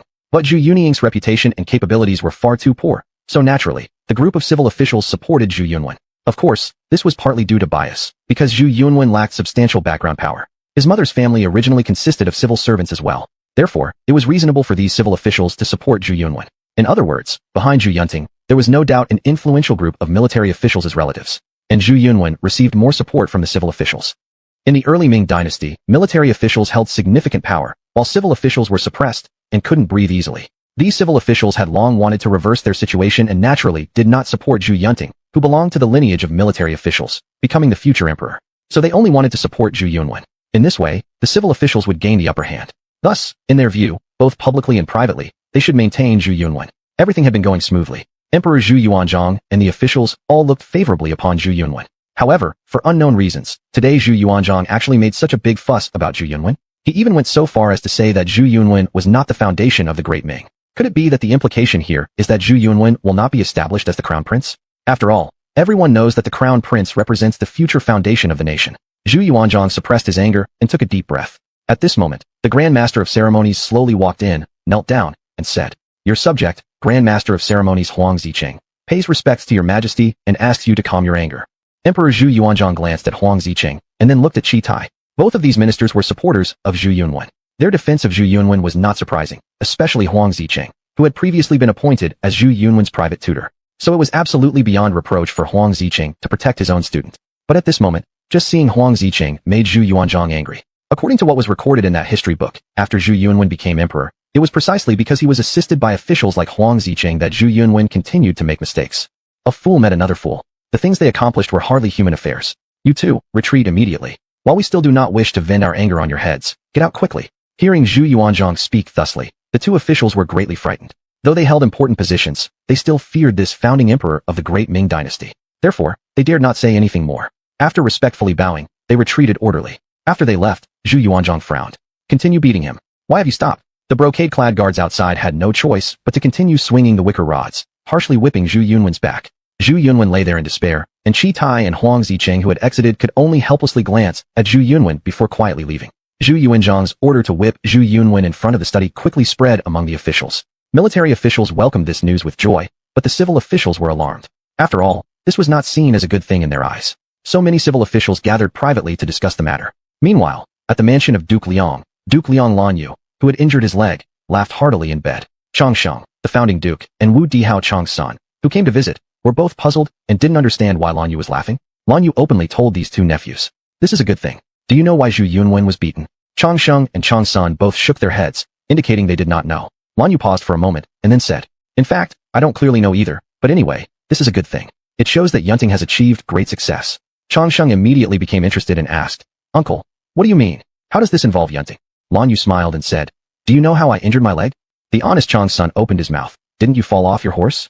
Lanyu glared and said, "I thought I was naive enough, but it seems you too are even naiver. Falling off a horse could leave a knife scar." Chang's son and Chang Sheng exchanged glances.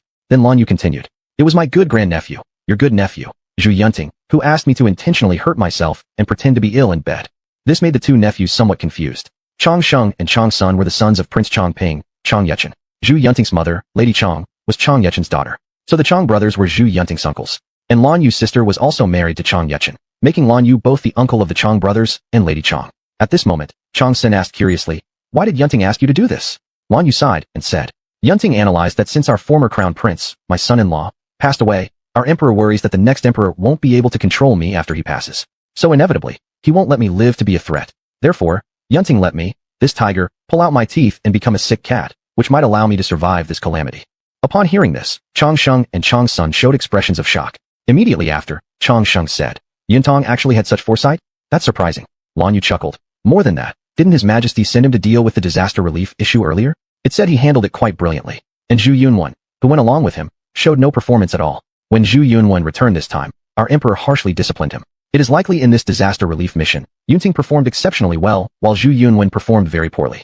If we understand this event as a struggle between the two of them, then it indicates Yuntong has the upper hand. Isn't that a good thing? Realizing this, the two brothers from the Chang family immediately laughed. Then, Chang Sheng, the more perceptive one, suddenly realized something and asked Lanyu, "Uncle, do you mean Yunting has awakened and joined the competition for that position?"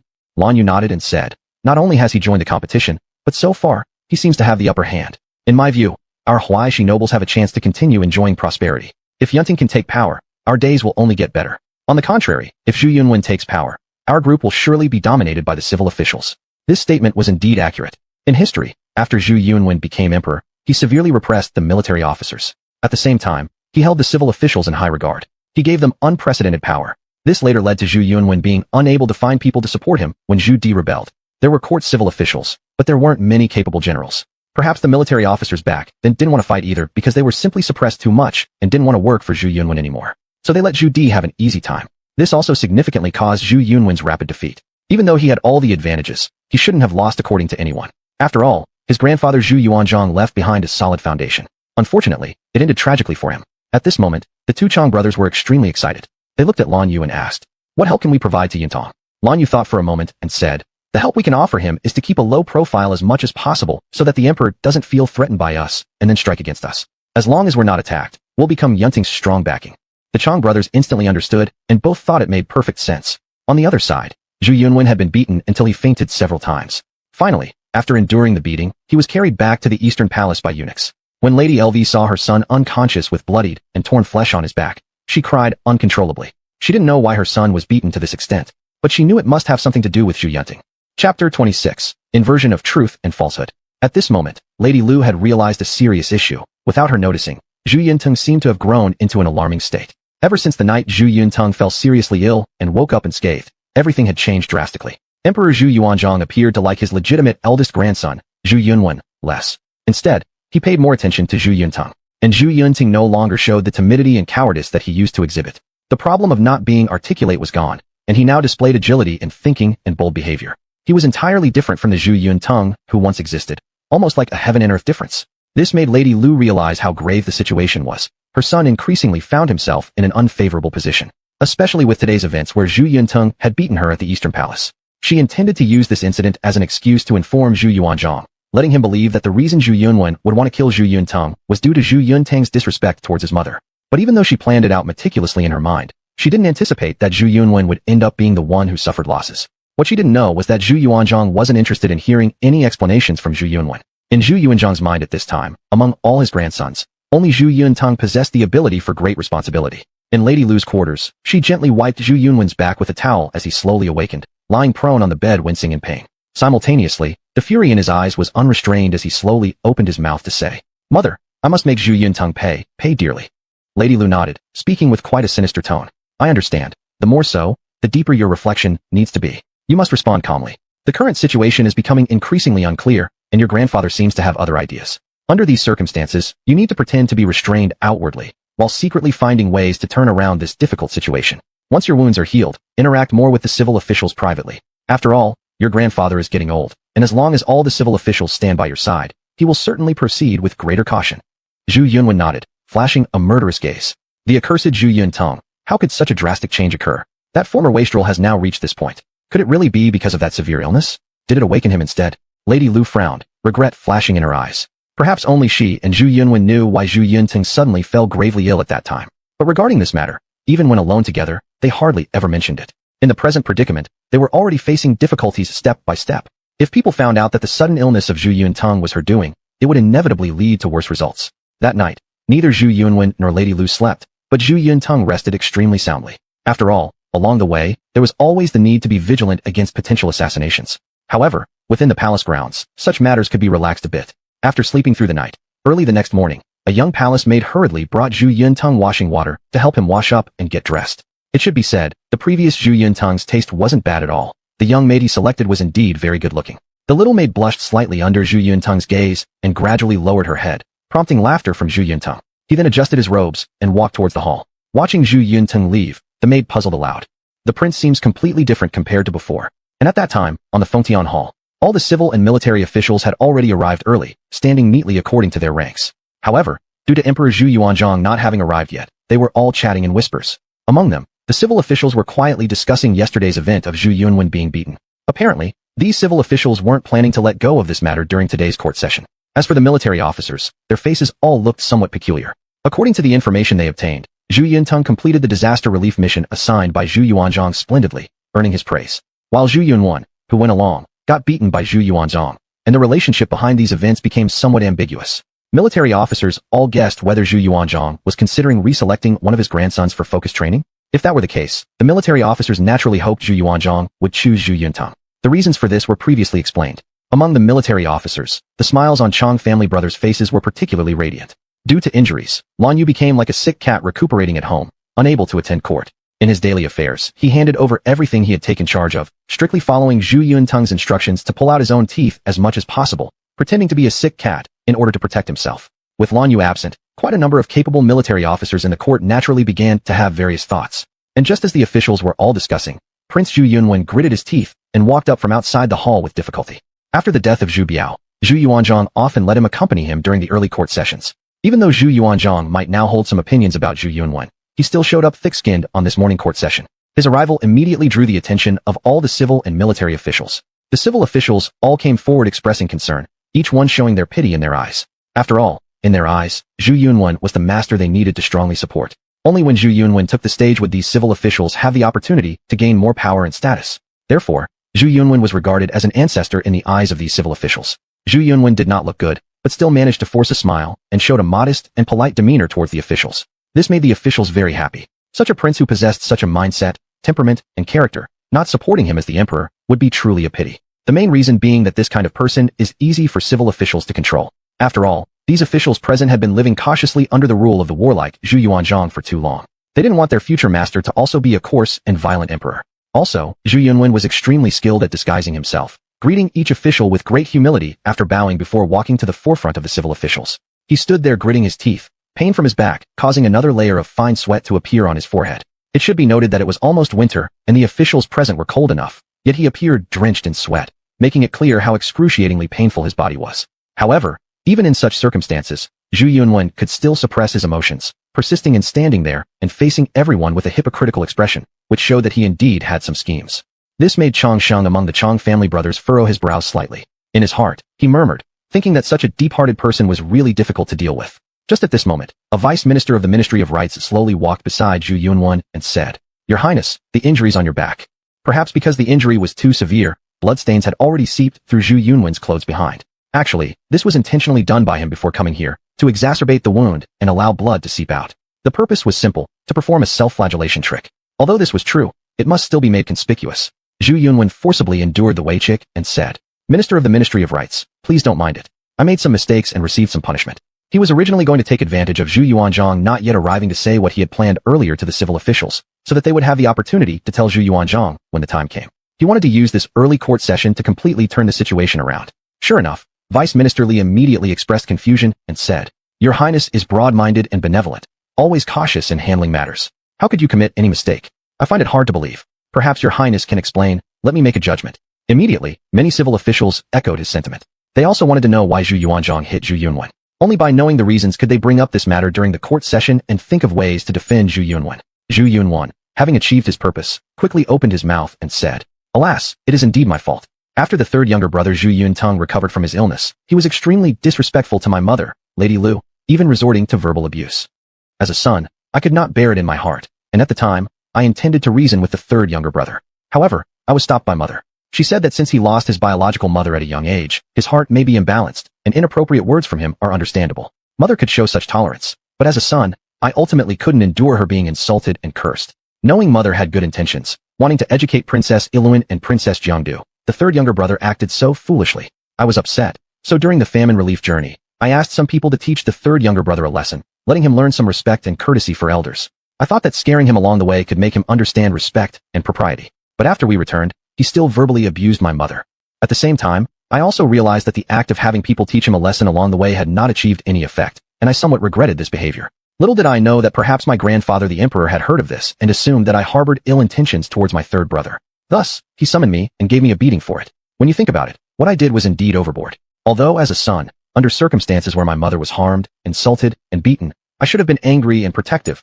Using such poor methods was absolutely unacceptable. As Zhu Yunwen spoke, he managed to squeeze out some tears. It truly looked like the sorrowful and helpless demeanor of someone who was just trying to be a dutiful child. But then again, isn't this guy really good at acting? In just a few words, he almost turned black into white. At this moment, all the civil officials could hear were a few simple sentences. Zhu Yunting not only verbally abused Consort Lu but also physically assaulted her. Consort Lu bore her grievances in silence, and if her son Zhu Yunwen could remain indifferent, he would be considered unfilial. So Zhu Yunwen sent people to teach Zhu Yunting a lesson on their way back. However, due to his filial piety and concern for his mother, Zhu Yunwen's intention to discipline Zhu Yunteng, who is disrespectful and disobedient to elders, resulted in him getting beaten by Zhu Yuanzhang instead. In this incident, Zhu Yunwen downplayed his own faults while drastically exaggerating Zhu Yunteng's wrongdoings.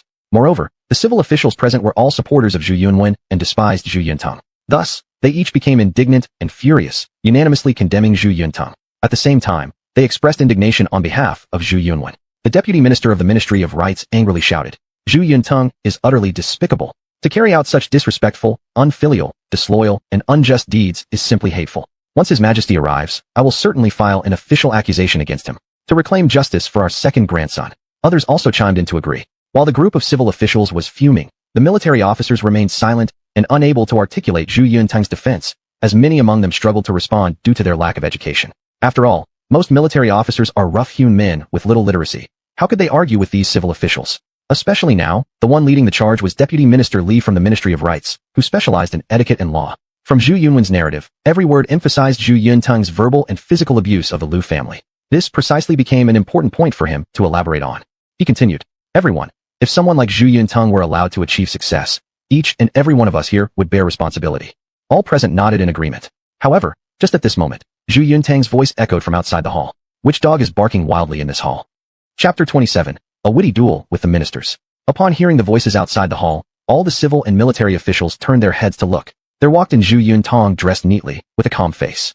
He proceeded directly to the Deputy Minister of Rights, who had spoken earlier. Slightly tilting his head, Zhu Yunteng addressed the official with an air of immense arrogance. So it's you, leading whispers against me? The Deputy Minister of Rights was not at all frightened and responded with a humph. Zhu Yunteng, your kind does not. Before he could finish, Zhu Yunteng furrowed his brows and shouted loudly. Hold your tongue. These two words were abruptly uttered, startling the Deputy Minister of Rights. With a grim expression, the Deputy Minister of Rights stared at Zhu Yunteng. Then Zhu Yunteng continued. For you, supposedly responsible for etiquette and propriety, to be so disrespectful in this grand hall. As a minister, dare you speak the name of a royal grandson of the Ming dynasty? Where has your sense of propriety gone? Has it been fed to dogs? The eyes of the Deputy Minister of Rights widened, his mustache slightly quivering as he said to Zhu Yunteng. You, how dare you speak like this? I am at least an important minister of the court. Zhu Yunteng responded. You are an important minister, but I am also a royal grandson of the Ming dynasty. Here, do I still call you Deputy Minister of Rights? Yet you call me by my name. Is this what you call propriety? Dumbfounded by Zhu Yunteng's counterattack, the Deputy Minister of Rights immediately corrected himself. I indeed made a mistake just now, but you disrespect the Crown Prince's consort and even assault her. This behavior is far too wicked. Zhu Yunteng chuckled coldly. So, it's about me assaulting the Crown Prince's consort, eh? I have some doubts about this statement. Did any of you actually see me insult or beat her?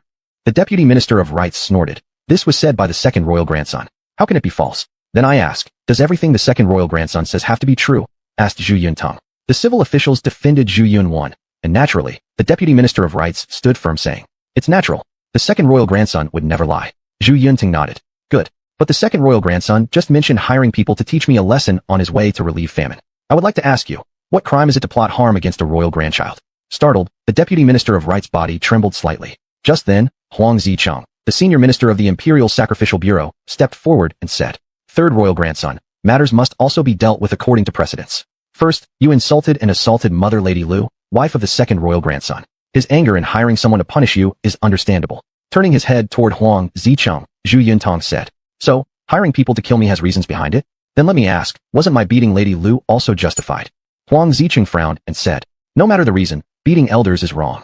In a calm tone, Zhu Yunteng countered, Can't we also say that no matter the reason, hiring someone to assassinate a royal grandchild is always wrong? Huang Zicheng was immediately speechless, never expecting Zhu Yunteng to reply without following expected logic, countering them with every word. Denial would mean admitting the previous words were incorrect. Agreement would provide Zhu Yunteng an excuse to exonerate himself. Huang Zicheng couldn't think of anything coherent to respond. At that moment, Chi Tai, the Minister of War, calmly interjected.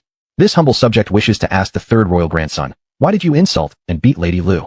Calmly responding, Zhu Yunteng said, 1. Lady Lu bullied my two sisters because they are orphaned without parents. My scolding them back, what's wrong with that? This incident happened on the night I suddenly fell ill. However, why did the second brother send people to kill me while solving the disaster relief issue? Was it simply because I scolded Lady Lu that evening? The Deputy Minister of Rights quickly retorted. You clearly also hit Lady Lu. Zhu Yunteng replied. Beating Lady Lu occurred yesterday, while Zhu Yun when sending people to assassinate me happened during the relief journey. Don't confuse the timeline here. Does my second brother have clairvoyant abilities, knowing I would strike his mother yesterday, and thus dispatched killers beforehand? After these words, Zhu Yunwen's complexion darkened abnormally. He hadn't anticipated Zhu Yunteng attending the court today, allowing his prior twisted narratives to successfully gain traction. But unexpectedly, Zhu Yunteng also attended the morning court session, confronting everyone on the spot. Thus, his lies and jumbled sequence were instantly exposed. The civil ministers exchanged bewildered glances, panic arising within their hearts. If things were as Zhu Yunwen had said, Zhu Yunting first insulted and assaulted Lady Lu before Zhu Yunwen sent people to harm Zhu Yuntung on the road. In that case, they could argue that Zhu Yunwen lost his temper because he wanted to stand up for his mother. That would still be a plausible explanation. But if it went by Zhu Yunting's version, where all that happened was Zhu Yuntung scolding Lady Lu a few times, followed by Zhu Yun when sending assassins after him during the relief trip. Only afterward did Zhu Yuntung retaliate against Lady Lu. Then this matter became almost irrefutable. Thus, all the officials turned their eyes to Zhu Yunwen, hoping he would speak up to refute Zhu Yuntung at this moment. Only then could these civil ministers have a chance to defend him again. However, Zhu Yunwen remained silent at this critical juncture. His plan was disrupted by Zhu Yuntung's sudden attendance. He naturally couldn't confront Zhu Yuntung directly. Even if he tried to twist the facts, they wouldn't hold up under scrutiny. Seeing Zhu Yunwen remain silent, the civil officials weren't fools. They immediately sensed the situation might align with Zhu Yunting's claims. The faces of everyone in the hall darkened slightly. At that moment, among the military officials, Fu Yud, Duke of Ingwa, stepped forward and spoke. The truth is already clear. The third royal grandson's insults to Lady Lu at the start were simply due to his eagerness to protect his two younger sisters. But the second royal grandson, because of such a trivial matter, sent men to act dishonorably against the third royal grandson on the road. Whether intended as a mere warning or more sinister motives, this behavior is highly inappropriate regardless of intent. Once done, it's wrong. Later, according to the third royal grandson, he couldn't help himself and retaliated against Lady Lu due to her bullying of his two younger sisters. In my view, though there was fault, it is understandable. After all, the reason existed. Children without fathers or mothers facing such a stepmother, reacting with some extreme actions, isn't something hard to comprehend. Other military officials also nodded in agreement, chiming in support with a few remarks. Although not eloquent speakers, they understood the basic fairness of the situation. In this verbal sparring match, the military officials clearly gained an advantage, leaving the civil ministers speechless and displeased. Zhu Yunting clearly didn't want to let the matter end here. Slowly walking beside Zhu Yunwen, he opened with a calm voice. Brother, your words indeed have skill, turning yourself into the victim within just a few sentences, leaving me utterly ruined. It's unimaginable what rhetoric you'd use to distort facts if I met an untimely death during the famine relief mission. After all, at that point, I'd have no means of refuting you, right? Oh yes, perhaps brother didn't expect me to show up today for the morning court session? If I hadn't come, wouldn't this court turn entirely into a place where you can say whatever suits you? Throughout, Zhu Yunwen clenched his fists and gritted his teeth. He desperately wanted to respond, but found himself unable to form any effective rebuttals. The cluster of civil ministers sighed inwardly, feeling helpless. It must be admitted, these civil ministers were quite deplorable. Whenever they clung to even a sliver of logic, they would flood discourse with endless reasoning. But when devoid of any grounds, they would remain mute and rely on silence to address all situations. Seeing Zhu Yunwen left speechless, Zhu Yunting knew his purpose was achieved. To press further would only make him seem unreasonable despite having the upper hand. Therefore, he waved his hand and said, Well, you are my elder brother after all, so do as you wish. At least you still have your birth mother alive to back you. Unlike me, the orphan who must depend on others. When Zhu Yuntung finished speaking, a domineering voice rang out from one side of the great hall. Who says you're an orphan? Who says no one supports you? Who says you live in dependency? As the voice echoed, all eyes turned to see Zhu Yuanzhang striding firmly up. Actually, he had been present from the beginning but chose to linger back as the ministers argued, wanting to observe how far the discussion would go.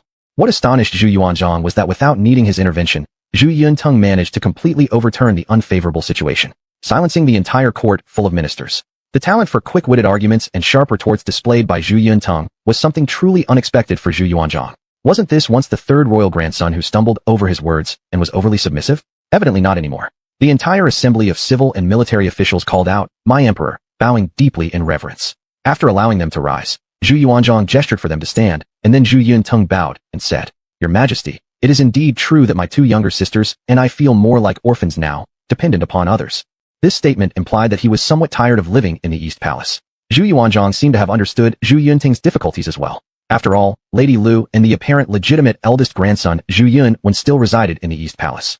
In contrast, it appeared as if Lady Lu and Zhu Yunwen had become the true masters of the East Palace, relegating Zhu Yuntung and his two younger sisters to feel like unwelcome guests. There was nothing strange about this situation. Thus, Zhu Yuanzhang said, "Yuntung, your grandfather is your support, and this palace is your home. How can you call yourself an orphan? Where exactly are you living dependent on others? Such talk must never be uttered again." Zhu Yuntung hesitated for a moment and then added, "As you say, grandfather, but now my relationship with the crown princess has turned tense, and brother Yunwen has started using underhanded tactics against me. The last time I suddenly fell ill, it was quite suspicious. If I continue to reside in the East Palace, I fear that my life might be at risk." This statement painted Zhu Yuntung as innocent and pitiful, making it clear that living in the East Palace with his sisters could be perilous. He even implied that his previous illness might very well have been caused by foul play. The message was so explicit that everyone present understood what he meant to convey. At this point, Zhu Yunwen's face changed, and he quickly stepped forward to say, What do you mean by this? I admit, during the famine relief trip, I shouldn't have sent someone to discipline you. But your last illness absolutely had no connection to me or mother. You should not slander us with false accusations. Zhu Yunting narrowed his eyes, smiled slightly, and said, Brother, why are you getting so worked up? I didn't say it was any of your doing, did I? Zhu Yunwen shouted angrily. I'm not worked up. Why should I be? Stop talking nonsense. Everyone else. Zhu Yuanzhang paused for a moment, then spoke up. We've heard your concerns clearly. You don't wish to live in the East Palace, and we won't force you either. Here's our proposal. Why don't you move with your two younger sisters to the Shaoyang Palace next to our sleeping quarters? Zhu Yintang was startled. Indeed, he no longer wanted to stay in the East Palace, but he hadn't expected Zhu Yuanzhang to arrange him directly beside the Emperor's own rest chamber. Although he could distinctly sense Zhu Yuanzhang's growing fondness towards him recently, it wasn't necessary to let him live so close, was it? And Zhu Yuanzhang's words also stunned the officials gathered there. Clearly, none of them had anticipated Zhu Yuanzhang to make such a decision. Chapter 28, Crowned as King Wu. In the Grand Hall, all the civil and military officials showed expressions of shock, for Emperor Zhu Yuanzhang had decided to let Zhu Yuning stay in a chamber adjacent to his own. Living so close, what did this imply? Everyone understood one principle. Those who were near the emperor always reaped the benefits first. All the princes and grandsons who stayed close to the emperor were invariably regarded with utmost importance. Take, for instance, Emperor Taizong of Tang, Li Shimin. When his sons all developed ambitions for the throne, he lost trust in them entirely. Instead, he kept his youngest son, Li Ji, by his side, carefully teaching him until eventually, Li Ji became the emperor. Now that Zhu Yuanzhang wanted to bring Zhu Yuning to his side, could this mean he wished to teach by example? The astute officials immediately picked up on this intention. The military officers were delighted, whereas the civil servants looked worried. And the most troubled, evidently, was Zhu Yunwen. His face turned deathly pale, devoid of any color. He was extremely anxious. If Zhu Yuning were to be placed by Zhu Yuanzhang's side, walking with him regularly, wouldn't that make his own chance at inheriting the throne even slimmer? In truth, Zhu Yuning himself didn't want to stay by Zhu Yuanzhang's side. After all, although Zhu Yuning had ambitions for the throne, due to historical precedents, he believed that Zhu Yuanzhang would still likely appoint Zhu Yunwen as the crown prince, allowing Zhu Yunwen to become emperor. History served as a precedent. What he didn't know was that Zhu Yuanzhang had already come to grips with history himself, and now no longer wanted to reinstate Zhu Yunwen as emperor. This misunderstanding persisted in both grandfather and grandson's hearts, so Zhu Yuning didn't realize Zhu Yuanzhang intended to cultivate him. Instead, Zhu Yuning was determined to stage a rebellion using his own methods. In his eyes, relying solely on Zhu Yuanzhang didn't guarantee the imperial throne would come to him. Only by being strong enough would he stand a chance to seize the throne. If he was to rebel, whether against Zhu Yuanzhang or Zhu Yunwen later on, it was essential to accumulate strength and build power first. Being confined by Zhu Yuanzhang's side would leave him without such an opportunity for preparation, wouldn't it? Even though Zhu Yuanzhang had been showing favor toward him, valuing him highly, Zhu Yuning still resisted handing over control of his fate to Zhu Yuanzhang. Zhu Yuanzhang might like him and might value him now, perhaps even willing to give him the throne. But who could predict the future? Before his time-traveling adventure began, Zhu Yuanzhang favored Zhu Yunwen, and everyone assumed Zhu Yunwen would securely hold the position of heir, destined to be the next emperor. Yet wasn't it only a short while before things changed unexpectedly? If Zhu Yuning relied on Zhu Yuanzhang, waiting for him to officially appoint him as the heir and offer opportunities, then he'd be subject to Zhu Yuanzhang's whims forevermore. A single misstep, and he might lose everything. Even forging iron requires its inherent strength. Zhu Yuning, as a traveler from another time, also had his own pride. He did not wish for the throne to be handed to him by someone else, nor did he want to appear submissive before Zhu Yuanzhang to gain the throne through pretense. He preferred to earn the world through his own capabilities. Moreover, this was something he must go through, because he did not want to end up like the historical Zhu Yunwen, given the throne but unable to protect it. If Zhu Yuning today only sought the throne through flattery, then at best, he'd be a good grandson, unlikely to prove a capable emperor. Would he truly have the ability and power to keep his position after ascending the throne? Doubtful. Could he subdue those ministers? Doubtful too. So, even if Zhu Yuanzhang were willing and promised the throne to Zhu Yuning right now, Zhu Yuning would certainly not accept it readily. He needed to secure this kingdom through his own strength. Only then could he demonstrate true prowess, securing his place firmly thereafter. It is well known that founding emperors, whose thrones are taken by skill and merit, sit most securely. Those who ascend by inheritance, transfer, or support from previous rulers find themselves less stable. In the briefest moment, Zhu Yuning thought a great deal. He had largely confirmed his own path.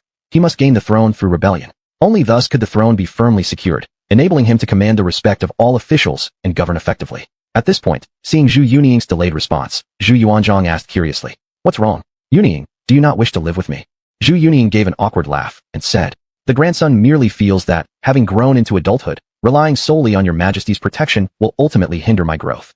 Hearing this, Zhu Yuanzhang once again displayed an expression of satisfaction and said, "Good, good, you're truly worthy of being my grandson. Having this kind of awareness is indeed commendable. It shows that you have grown up and matured. Excellent. Since you've grown up, there should be no shelter from anyone.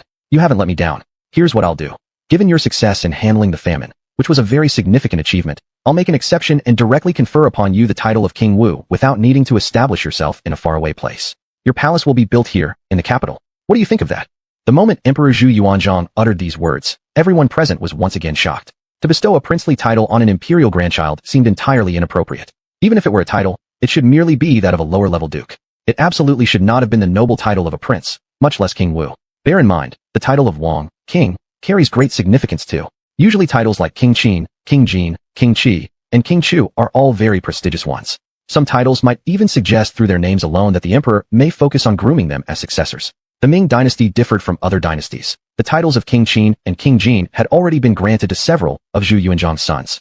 Logically, by the time it came to Zhu Yuning's generation, any royal title they might receive would naturally be more common, not this prestigious. Even if Zhu Yuanzhang wanted to bestow such a prestigious title, it would be impossible because his own sons had already occupied those prestigious titles. It couldn't possibly have two Kings Qin or two Kings Jin, right? What shocked the masses was that none of them expected Zhu Yuanzhang to confer upon Zhu Yuning the title of King Wu. In other dynasties, the position of King Wu might rank slightly below King Jin or King Qin. But in the Ming dynasty, it was absolutely different. Before Emperor Zhu Yuanzhang ascended the throne, he had been conferred the title of Duke of Wu by Xiao Mingwang. Later, as Zhu Yuanzhang's power grew, he proclaimed himself as King Wu. This title only ceased when he ascended the throne. Crown Prince Zhu Biao, during the period when Zhu Yuanzhang was King Wu, held the title of Crown Prince of King Wu. In other words, in Zhu Yuanzhang's court, those who qualified to associate with the title King Wu included Zhu Yuanzhang himself and his son Zhu Biao, who had once held the title of Crown Prince of King Wu. Now, Zhu Yuanzhang actually conferred this title to Zhu Yuning, showing just how important he considered Zhu Yuning to be. Generally, the emperor wouldn't grant someone else a title that had once been his own. After all, one must avoid taboos. Zhu Yuanzhang, however, was different. Having previously been King Wu, he now conferred the title to Zhu Yuning. From his point of view, he indeed intended for Zhu Yuning to inherit the imperial throne. Therefore, allowing Zhu Yuning to take on his former title was also subtly hinting to everyone that Zhu Yuning would follow in his footsteps and one day succeed him. Zhu Yunwen's hands trembled. He naturally understood better than anyone else the weight carried by the title of King Wu. Yet, despite all the bitterness welling within him, he absolutely dared not utter a word of opposition at this moment. None of the civil and military officials dared to step forward to say anything either, especially the civil officials, who had previously defended Zhu Yunwen and thus misjudged Zhu Yuning. Facing Zhu Yuning's previous scathing rebuttals, they were left speechless. Naturally, they didn't dare oppose him anymore now. Furthermore, Zhu Yuning did indeed achieve significantly in addressing the disaster relief efforts this time. Opposing at this moment would absolutely amount to courting disaster themselves. As for Zhu Yuning, regarding Zhu Yuanzhang's decision, he felt rather indifferent. He promptly knelt down and said, "Thank you, Grand Emperor." In his opinion, whether or not he received some title of king didn't matter much. What mattered was the ability to establish a princely residence outside the imperial palace. That was most crucial. If possible, being assigned to some remote area where he could peacefully expand his influence would be ideal. Nevertheless, he was satisfied for now since being outside the palace greatly expanded his capabilities. For instance, secretly building up his power base, meeting some officials discreetly, expanding his own forces, etc. It could not get simpler. Emperor Zhu Yuanzhang smiled again and added, "Your two younger sisters, Princess Yiluan and Princess Jiangdu, can accompany you to reside in your mansion." Zhu Yuning excitedly responded, "Thank you, Grand Emperor." Zhu Yuanzhang further instructed, "However, until your princely residence is fully constructed, you'll still reside in Xiaoyang Palace." At this, Zhu Yuning had no objections whatsoever. Isn't this fine? Originally, Zhu Yuanzhang had planned to reward Zhu Yuning extensively for his efforts in aiding famine victims. But now having bestowed the title of King Wu, it wouldn't seem appropriate to offer any additional rewards. Subsequently, Zhu Yuanzhang asked the officials if there were any other matters to discuss. Previously, the civil officials had all aimed to secure justice for Zhu Yunwen, but currently, none of them dared bring up the matter again. Then a few officials stepped forward and spoke about several issues of varying importance, and thus the morning court session ended. After the court recessed, Zhu Yunwen slunk back to the Eastern Palace. He didn't even have the face to chat idly with those civil officials. On the other hand, Zhu Yunting was different. Not only did he bow in farewell to each of the military officers, but he also spoke kindly and courteously to those civil officials, as if all the conflicts on the court earlier had vanished entirely. The civil officials evidently couldn't hold a grudge for too long either. They all congratulated Zhu Yunting on becoming King Wu one after another. It seemed that everyone got along harmoniously. This made quite a few civil officials think that Zhu Yunting appeared more broad-minded and had a broader chest than Zhu Yunwen. But this thought only flashed through their minds for an instant before they suppressed it. Because from the overall interest perspective, they still couldn't support Zhu Yunting. If Zhu Yunting were to become emperor, the status of the civil officials would undoubtedly remain lower than that of the military officers. Exiting the grand hall, Changsheng, the founding duke approached Zhu Yunting and said, "Royal grandson number 3, it's been 3 days since we last met, and you're indeed worthy of new admiration." Zhu Yunting looked at the founding Duke Changsheng and remembered from his memory that this was his second uncle. So he quickly bowed and said, "Uncle, your words are making fun of your nephew. How have I changed?" Chang Sheng hastily replied, "Your Highness, this is the Imperial Palace. How can you call me second uncle?" Zhu Yunting smiled and said, "It's not during the court session now. The court has recessed. We're still uncle and nephew. So naturally, I should call you uncle." At this moment, Chang's son, the Wuda Marquis, also came over. Zhu Yunting then took the initiative to say, "Third uncle," simultaneously giving a bow, which greatly surprised Chang's son, who responded saying, "Ah, this cannot be." Zhu Yunting laughed and said, "Uncles, don't be so formal. As your nephew calling you uncle, could there possibly be anything wrong?" Such behavior and speech by Zhu Yunting naturally made both uncles incredibly pleased. Just then, the founding Duke Chang Sheng said, "Your maternal grandfather Lan you also discussed with us before, saying you've changed greatly, and this is good. Yintong, since you still recognize us two as uncles, henceforth, we two uncles will support you unconditionally. Alas, my poor younger sister passed away too early, leaving you 3 siblings without a mother and now fatherless since young. It's indeed tough. So to speak, maternal uncle and nephew, we are your uncles, and we're also half your mother. If you or your 2 sisters get bullied by anyone, tell the 2 uncles, and we will certainly stand up for you." Zhu Yunting immediately bowed and said, "Thank you, uncles. My late mother must be very happy knowing her 2 uncles protect us 3 siblings like this." By this time, emotions were stirred. There was a glint of moisture in the eyes of both uncles. After all, they were family, related as uncles and nephews, deep down sharing the same bloodline. Chang Sheng rubbed his eyes and said, "Let's not talk about these sorrowful things anymore. Since you acknowledge us as uncles, it's natural for us as elders to help you. If you're free today, come to our house, and let your aunt cook some good dishes for you. It can be seen as compensation from us for all these years." Zhu Yunting nodded and said, "Good. Ever since father passed away, I realized there aren't many relatives left in this world. Royal grandfather counts as one, and then it's the 2 uncles and maternal grandfather." Hearing Zhu Yunting's heartfelt words, the Chang brothers were deeply moved without exception. They patted Zhu Yunting on the shoulder profoundly, pulling him towards their house. And Zhu Yunting also cherished the feelings in this world. Meanwhile, being able to win over the 2 brothers of the Chang family made him highly willing, so he didn't decline. On the way, he also laughed and said, "Aunt's cooking must be good, but my skills in the kitchen aren't bad either. Next time I'll also take charge in the kitchen, prepare a couple of dishes, and let the uncles and aunt taste them." Chang Sheng and Chang's son immediately laughed and scolded him. "Brat, a gentleman keeps distant from the kitchen. How can you, as a royal grandson, cook?" Zhu Yunting also laughed. "What's wrong with cooking for my uncles and aunts? If I can't even do this, what kind of gentleman am I?" Everyone burst into laughter, their relationship drawing closer. Yet all of this was watched by Zhu Yuanzhang standing on the balcony above. He couldn't help but smile approvingly, muttering to himself, "Good kid, you've changed a lot."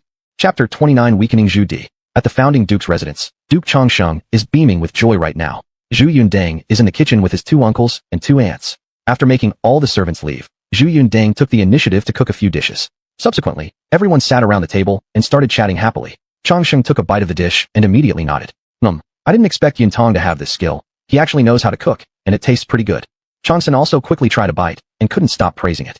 Zhu Yundang thought to himself that if there were more spices and ingredients available, he could have made even more delicious dishes. However, compared to other periods, the Ming dynasty already had a considerable variety of seasonings, some of which were relatively abundant. The dishes turned out not too bad. Everyone was eating and chatting at the same time.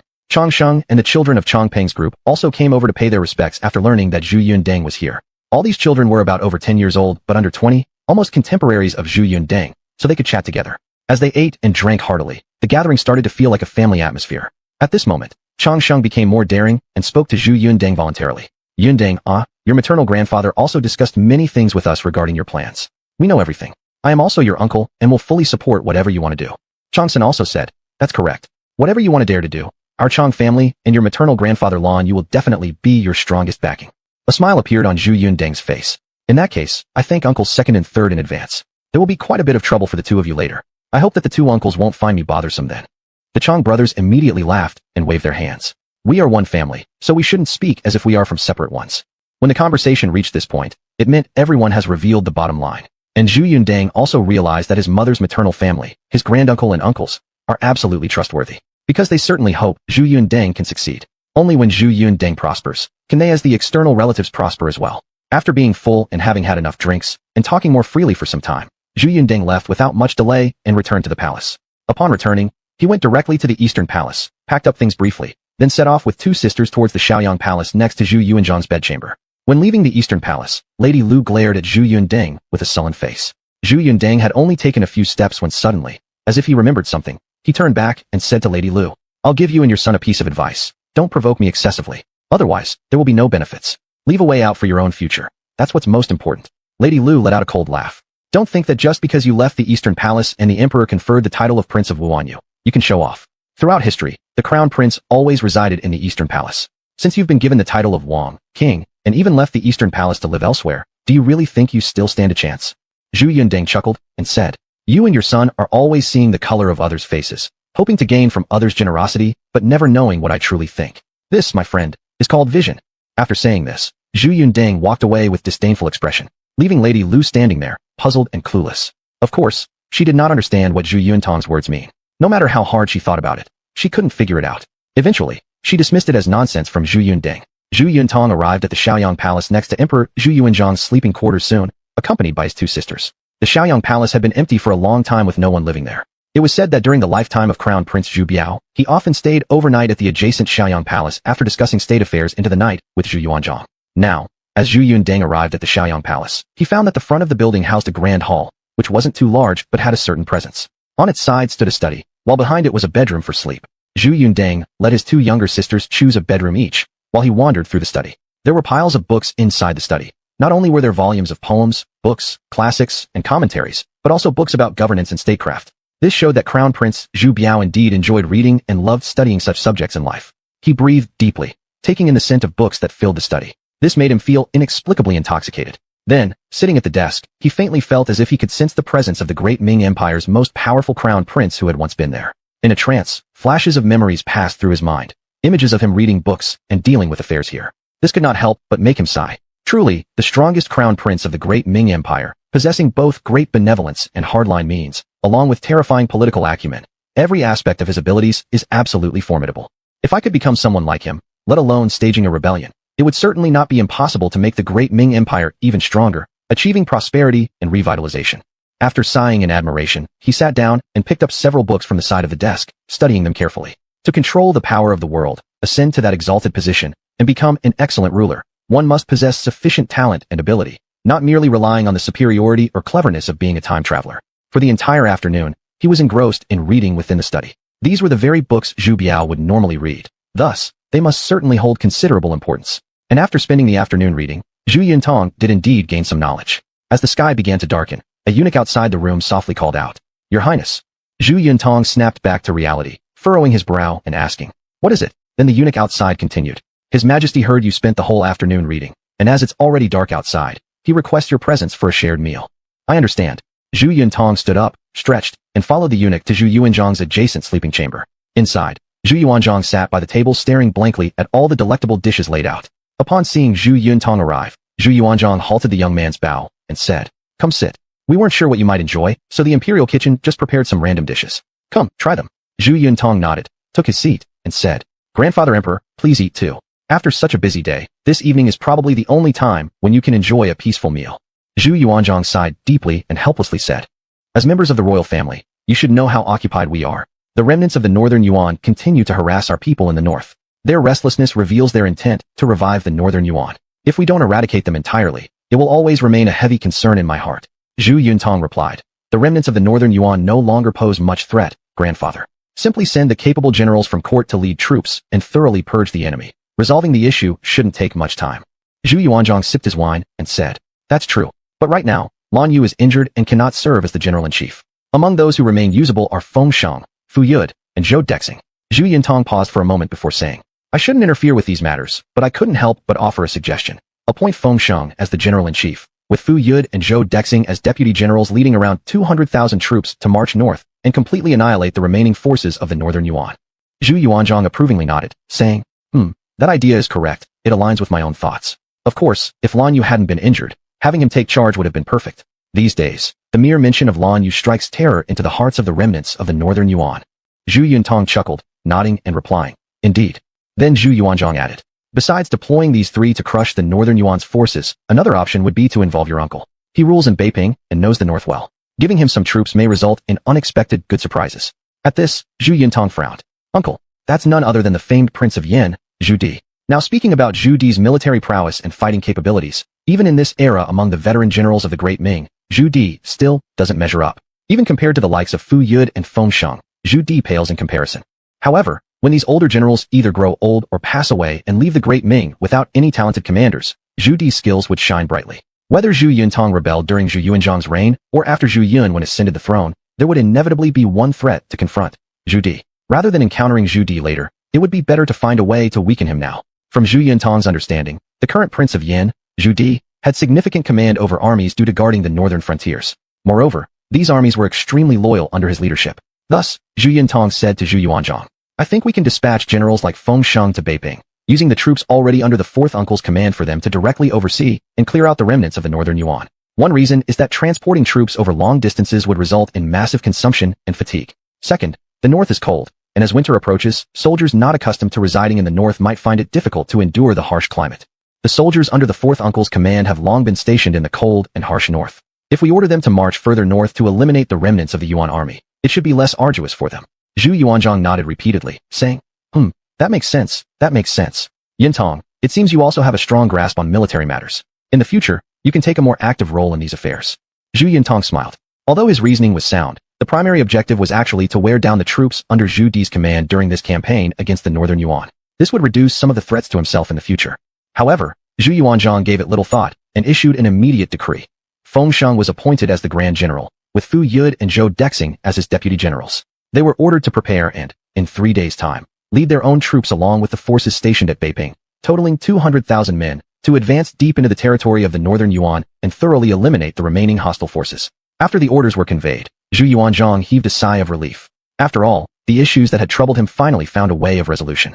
Chapter 30. Zhu Yuntang's dominance hit hard for me. On this night, Zhu Yuanzhang drank a lot of wine. Rarely had he drunk himself to the point of intoxication. After getting drunk, Zhu Yuanzhang rubbed his eyes and looked at Zhu Yunting, saying, "Yintang, I miss your father. These past few nights, I haven't been able to sleep well. Every time I close my eyes, it's as if I see your father's childhood self. He loved reading from a young age, extraordinarily wise. Even as a child, he already displayed remarkable political abilities. Back then, I knew he was someone with great potential, someone better suited to be emperor than me. Unfortunately, heaven isn't just. Heaven envies talent. It took my Biaoer, such a perfect person, away." Zhu Yunting listened quietly, not knowing if it was because he and this world Zhu Yunting had merged into one, sharing the same emotions, or if he was moved by Zhu Yuanzhang's affection. Somehow, it made him feel inexplicably sad and uncomfortable. He looked at the founding emperor of the Ming dynasty before him, a man known for his cold and powerful methods. At this moment, he seemed like nothing more than an ordinary father. Helplessly, he rubbed his eyes, trying to wipe away the sorrowful tears. But his eyes continued to betray him, shedding even more tears unwillingly. Zhu Yunting's eyes also became moist. He gently placed his hand on Zhu Yuanzhang's shoulder and said slowly, "Your Majesty, don't I still remain? Though father is gone, I will respect you just like him. I am your grandson, your son's son. Whatever father couldn't accomplish, your grandson surely will." At this moment, Zhu Yuanzhang earnestly looked at Zhu Yunting. He felt there was something more in Zhu Yunting's words. Though uncertain, he was still very pleased and nodded, saying, "Alas, I've grown old. My sentimentality has indeed increased." After wiping away his tears, he patted Zhu Yunting's shoulder and said, "A tiger does not sire dogs. You come from such a perfect crown prince as your father. His offspring can't be anything less. Yintang, I look forward to seeing your performance." Zhu Yunting nodded and smiled, replying, "If your Majesty has no further business, I shall take my leave. The hour is late." Zhu Yuanzhang nodded and said, "Go ahead, rest well. When you have free time, come help your grandfather review some official memorials. You have ability too. Since you are capable, you should contribute some effort. Your grandfather is busy and could use some assistance." Zhu Yunting bowed again and left Zhu Yuanzhang's sleeping quarters.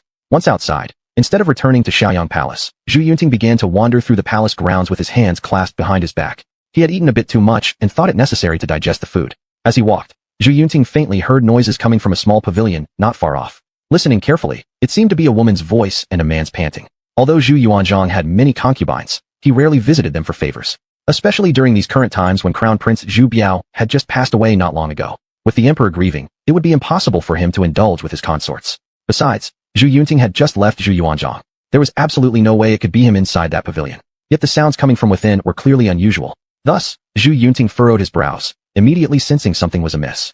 He slowly approached, listened carefully, and overheard a man's voice saying, "Chunyan, just listen to me, and later you'll reap benefits. Once you leave the palace, I'll bring you to my house to become my concubine and you'll enjoy wealth for the rest of your life." The woman replied, "Don't do this. This is the imperial palace. If anyone finds out, that's a capital offense. Stop blabbering. If you don't comply today, you'll regret it." This was followed by rustling sounds. The woman appeared to be resisting, while the man kept threatening her with words. Hearing this, Zhu Yunting's face darkened slightly. Apart from eunuchs and royal family members, men in the palace were usually guards. So the man inside was very likely a guard from the palace with a certain level of background. Otherwise, he wouldn't be so bold as to promise taking a palace maid out of the palace to make her his concubine. Zhu Yunting moved forward and kicked open the door in anger. Inside, a man was forcibly pressing a palace maid onto the ground. Despite her struggles, the man showed no signs of stopping. The palace maid might also have worried that if they were discovered, she'd suffer dire consequences. So though she was highly resistant and kept struggling, she dared not shout loudly for help. The sudden opening of the door startled both the man and the maid. The man turned his head and cast a glance at Zhu Yuntong, seemingly ready to unleash a torrent of abuse. After all, this man was well aware that in the imperial palace, apart from members of the royal family and eunuchs, there were no other men allowed. But as he was about to curse, he noticed Zhu Yuntong's extraordinary attire, realizing immediately who it was. The recognition struck fear into him, causing him to kneel down quickly. "Your Highness, third royal grandson." Zhu Yuntong frowned as he looked at the man. The man had already taken off his outer garment and thrown it aside. It was a suit of armor, indicating that he should be one of the palace guards, and a relatively high-ranking one at that. On the side, the palace maid wore common palace attire. She was nothing special except for her beauty. The palace maid also quickly knelt down and said, "Your Highness, third royal grandson, I deserve punishment." Zhu Yuntong's face remained grim as he looked at the two of them before addressing the male guard. "This is the imperial palace. As a palace guard, you neglect your duty and instead bully palace maids? And forcibly so? Truly, you have some nerve." The guard quickly bowed his head and kowtowed to Zhu Yuntong, saying, "Your Highness, third royal grandson, forgive me. I am Zhou Ji, the son of Lord Jiangxia, Zhou Dexing. Please spare me this time for my father's sake." This situation would not have upset Zhu Yuntong as much if the man hadn't revealed his background. However, once his family ties were mentioned, Zhu Yuntong's expression grew even darker as he responded. "As the descendant of a meritorious official, you should conduct yourself with more discipline and bring no shame upon your father. Yet you dare commit such disgraceful acts, truly deplorable." Seeing Zhu Yuntang's stern attitude, Zhou Ji's expression turned sour as well. He raised his head and spoke to Zhu Yuntong. "Third royal grandson, must we make this matter so unpleasant?" Zhu Yuntong narrowed his eyes and replied sharply, "What do you mean? After committing such deeds, you accuse me of making things unpleasant?" Zhou Ji huffed and said, "Regardless, my father, Zhou Dexing, stands as a pillar among military officers. Our military line has great hopes for you, third royal grandson, to ascend to power. If today you insist on humiliating me, will it not discourage our martial officials' loyalty?" Zhu Yuntong flared up with anger. "Not only do you show no remorse, but you attempt to threaten me as well? Should I allow myself to be bullied by someone like you, a mere guard? How could I ever wield true authority?" With these words, Zhu Yuntong walked out of the room and shouted towards the distance, "Bring me reinforcements." Zhou Ji gritted his teeth in anger, and moments later, several soldiers rushed over, all bowing their heads respectfully. Recognizing Zhu Yuntong, the lead guard courteously addressed him. "I pay my respects to your highness, the third royal grandson." Zhu Yuntong waved his hand, dismissing unnecessary formalities, and ordered, "Arrest Zhou Ji within the pavilion." The guard hesitated for a moment and asked, "Your highness, shall we?" Zhu Yuntong glared at the guard leader fiercely, reprimanding him. "What is the matter? Are my orders no longer valid?" Startled, the leader trembled, knowing well that the reputation of the third royal grandson, Zhu Yuntong, had drastically changed recently. Thus, without delay, he signaled his subordinates. 2 or 3 guards promptly advanced and seized Zhou Ji. In an agitated voice, Zhou Ji shouted, "Zhu Yuntong, what do you mean? His Majesty, remembering my father's contributions, entrusted me to serve here as a guard to refine my character. Yet you treat me this way." Zhu Yuntong scoffed in response. "Since His Majesty intended to cultivate you, heir to merit and honor, you've disgraced his trust." Still defiant, Zhou Ji protested. "How have I let down His Majesty? All I did was play with a woman. Don't make a mountain out of a molehill." Clutching his fists tightly, Zhu Yuntong retorted, "Making a mountain out of a molehill? You're a guard, yet you dared force a palace made within the Forbidden City, completely ignoring her pleas for mercy. And so, are you suggesting that descendants of noble families may flaunt arrogance even inside the imperial palace? Do you behave worse outside the palace gates?" Struck speechless, Zhou Ji could only glare furiously at Zhu Yuntong. At this point, the guard captain turned to Zhu Yuntong and reported, "Your Highness, it is true that Zhou Ji regularly behaves outrageously. Taking advantage of his father's status as the Marquis of Jiangxia, he shows utter disdain for others. He's beaten commoners, abducted civilian women, and committed every crime imaginable. In fact, he forcibly took over 10 concubines and has gambling debts exceeding tens of thousands. His Majesty initially assigned him to the palace hoping to instill some discipline, teaching him restraint. Yet after entering the palace, he abused many guards and constantly harassed palace maids. Within recent times alone, over 5 maids have been violated by him. Most palace maids were helpless and could only endure the humiliation in silence. A few days ago, one maid, unable to bear the disgrace, threw herself into the lake at the Imperial Garden and committed suicide. And yet he shows no sign of reining himself in. Today, here we find him indulging in another scandalous act. The head of the guards couldn't help but recount these events to Zhu Yuntong. After hearing it all, Zhu Yuntong's anger flared up from within. His face grew stern as he stepped forward to look directly at Zhou Ji, saying, "Well then, I thought what I witnessed earlier was egregious enough, but I didn't expect it to be just the tip of the iceberg. You are truly an overbearing, utterly evil heir to a meritorious family." In response to Zhu Yuntong's unrestrained sarcasm, Zhou Ji clearly paid no heed. merely muttering indifferently. You've already said it. I'm the heir to a meritorious family. What's wrong with me doing things beyond the ordinary? What's wrong? Is there nothing improper about it? Zhu Yuntang took a deep breath before suddenly waving his hand in fury, ordering, drag him out, and give him 50 strokes with the cane. Upon hearing this, Zhou Ji glared furiously, scolding. Do you dare, Zhu Yuntang? My father is Lord Jiangxia who has greatly served the great Ming. And you more than anyone need our military branch's support. Do you think there won't be serious consequences if you dare strike me? Zhu Yuntang responded with a cold laugh. Today, I will have you beaten, and add 30 more strokes for good measure. 80 in total. Beat him mercilessly. Chapter 31. This is our good grandson. Zhu Yuntang was very angry, partly because Zhou Ji had gone too far. He challenged Zhu Yuntang's bottom line here, and made Zhu Yuntang furious. If it were merely about teasing palace maids tonight here, Zhu Yuntang might have only reprimanded him with a few words, not enough to make him overly furious. However, hearing what the guard captain said just now also made Zhu Yuntang realize that Zhou Ji's actions have reached a point where he must be severely punished. This guy clearly treated the imperial palace as his own backyard, regarding the palace maids in the palace as servants in his mansion, and treating the eunuchs and guards in the palace as houseboys of his family. He randomly insulted and beat them, arbitrarily teased and ravished women. Even towards Zhu Yuntang, the royal grandson and true master of the palace, he acted arrogantly and disrespectfully. From this, one can see how arrogant and domineering Zhou Ji has been on a daily basis in the palace. And if he dares to behave like this inside the palace, wouldn't he be even worse when facing common people outside? Not to mention other things, just consider this.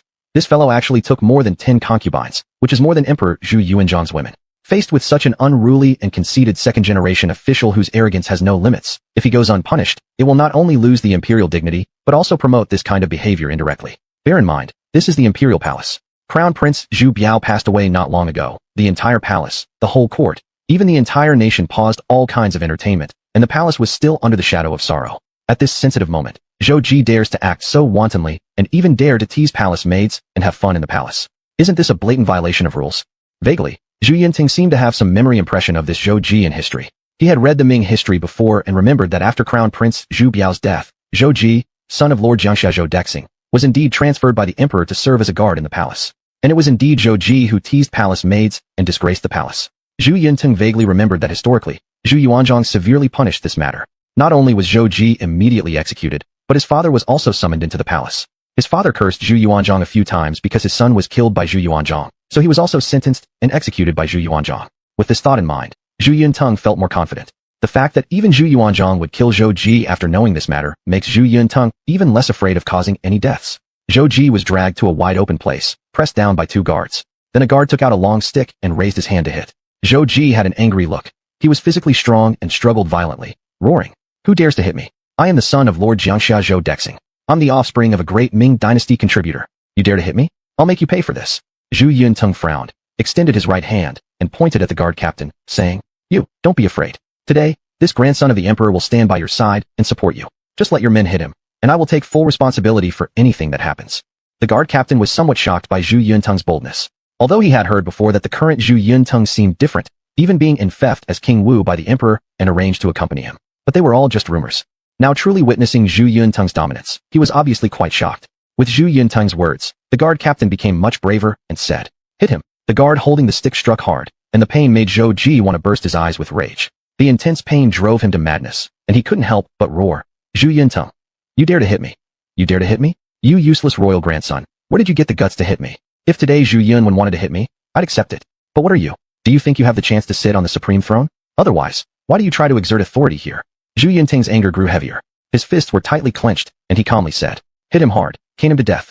When these words came out, everyone present was shocked. You see, issuing an order to beat Zhou Ji and ordering his execution are entirely 2 different concepts. As a grandson of the emperor, seeing a minister acting improperly and giving orders to beat him is quite reasonable. Even if this incident gets blown out of proportion, there won't be any issue. But if an order is given to directly kill him, then the implications would be different. At least theoretically speaking, Zhu Yinting doesn't have such power. Even if Zhou Ji had made a mistake, apart from the emperor or the crown prince as absolute authorities who could directly order his execution, for even the greatest crimes, the Ministry of Punishments, Censorate, and Dali Temple would need to conduct a joint trial to determine the final verdict. After all, Zhou Ji was indeed the son of a meritorious official, and his case couldn't be handled so easily. However, the situation now was different.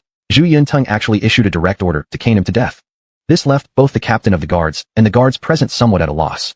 Although they also felt that someone like Zhou Ji deserved severe punishment, without an order from His Majesty the Emperor, or after the case being reviewed by the 3 ministries and officially convicted, they really dared not easily put this man to death. Seeing their hesitation, Zhu Yuntung realized they were somewhat afraid. He spoke calmly. The same applies. I, the imperial grandson, will bear all the consequences. You are just following orders. Beat him. The leader of the guards did not expect Zhu Yuntung to have such resolve, so gritting his teeth, he nodded and gave the order. Beat him. However, the two executioners' hands holding the sticks began to tremble. In the end, they were just ordinary guards. They lacked background and influence. The royal grandson was ordering them to kill Zhou Ji, the offspring of a meritorious official. If they carried out the execution and the matter became big later on, even if Zhu Yuntung was punished, it wouldn't be too severe. But these guards might face harsh punishments, or worse, retaliation from Zhou Ji's father. Thus, they were afraid. They hesitated. Seeing the guards' fearful expressions, Zhu Yuntung's face darkened greatly. He said, I know what you're afraid of, but since you serve in the palace, you should take your responsibilities seriously. Since I've given the order, you only need to carry it out. No matter what happens, I will never let you take the blame or suffer. Despite Zhu Yuntung saying this, the guards still didn't dare to really strike with lethal force. They simply bowed their heads, with extremely conflicted expressions. One guard even slowly knelt down, trembling slightly as he said, Your Highness, you stand high and fear nothing. But if we kill him without explicit command, the possible punishments and retaliation we might face would be unimaginable. I have parents and children to support, so I can't afford to take such risks. Though the words sounded blunt, they were true. After all, Zhu Yuntang's order wasn't the ultimate authority. If any of this happened today under an order by Zhu Yuanzhang, these guards wouldn't have feared anything because they wouldn't have faced any consequences. However, Zhu Yuntung was just an imperial grandson. If he ordered them to kill Zhou Ji and things got out of hand, and Zhu Yuntung couldn't withstand the pressure, wouldn't these guards be finished? Far away, Zhu Yuanzhang stood on the second floor, his eyes squinted with a deep smile, watching all this quietly. He wanted to see just how much resolve Zhu Yuntung had. In fact, Zhu Yuntung daring to order the execution of Zhou Ji already showed Zhu Yuanzhang his resolve. Now, whether or not he could succeed in executing Zhou Ji would depend on Zhu Yuntang's tactics. Faced with this situation, Zhu Yuntung did not reprimand the guards because their worry and fear were quite normal. This also highlighted a principle. In this society, common people's fear of the descendants of meritorious officials, their awe towards nobility, their dread of those in higher positions. Even though these people act recklessly and disregard the law, it's absolutely not something ordinary executors could confront. Zhu Yuntung stepped forward and took the stick from one of the guards, saying, I understand you. This matter doesn't need to be done by you. Lying on the ground, Zhou Ji burst into laughter. Zhu Yuntung, the guards see much clearer than you do. They also know someone like me isn't someone to be killed casually. But you don't see clearly. Moreover, you need the support of the military officials, so you can't kill me. Zhu Yunting looked at the stick in his hand, his face showing a faint strange smile as he said, I, Zhu Yuntung, have never thought of relying on any force, nor have I ever thought of using such behavior devoid of self-respect to win over any force. If I need military officers, I'll use absolutely strong means to subdue and recruit them, not tolerate arrogant second-generation officials like you to please them. Zhou Ji noticed the change in atmosphere and raised his head, looking at Zhu Yuntung as he asked, What do you mean? Zhu Yuntung smiled, gripping the stick tightly with both hands, took 2 steps back, then, under everyone's astonished gaze, slowly lifted the long stick. The stick was very heavy. The force exerted when a normal adult struck someone with all their strength was absolutely significant. A single blow could even seriously injure someone. With greater force, it might take only 10 or so strikes to take a life. As Zhou Ji on the ground looked up with confusion and a hint of fear, Zhu Yuntung spoke slowly. They dare not kill you, but I do. Since I can order your death, I can also carry it out myself and kill you with my own hands. Finally, you are not qualified to represent the military official group. As his words trailed off, Zhu Yuntang's eyes narrowed with determination, tightly gripping the stick in his hand and bringing it down forcefully. With a loud bang, the thick and sturdy stick struck hard against Zhou Ji's unprotected back. The intense pain caused Zhou Ji to feel momentarily suffocated, and after a while, he let out a wail of agony. But Zhu Yuntung brought down another fierce strike. All the surrounding guards were stunned by this scene. They were all astonished and awed by Zhu Yuntang's tough attitude and domineering tactics. From a distance, Zhu Yuanzhang stood upstairs, equally astonished by this display of dominance from Zhu Yuntung at this moment. After a long pause, he finally said excitedly, This is our fine great-grandson. Chapter 32, Beating Zhou Ji to Death. In the open space outside a small pavilion next to Shaoyang Palace in the Imperial Palace, Zhu Yuntong, the grandson of the Ming Emperor, held a stick and viciously beat Zhou Ji on the ground, stroke by stroke. Every stroke he used all his strength, and every stroke hit Zhou Ji, causing internal injuries to his vital organs.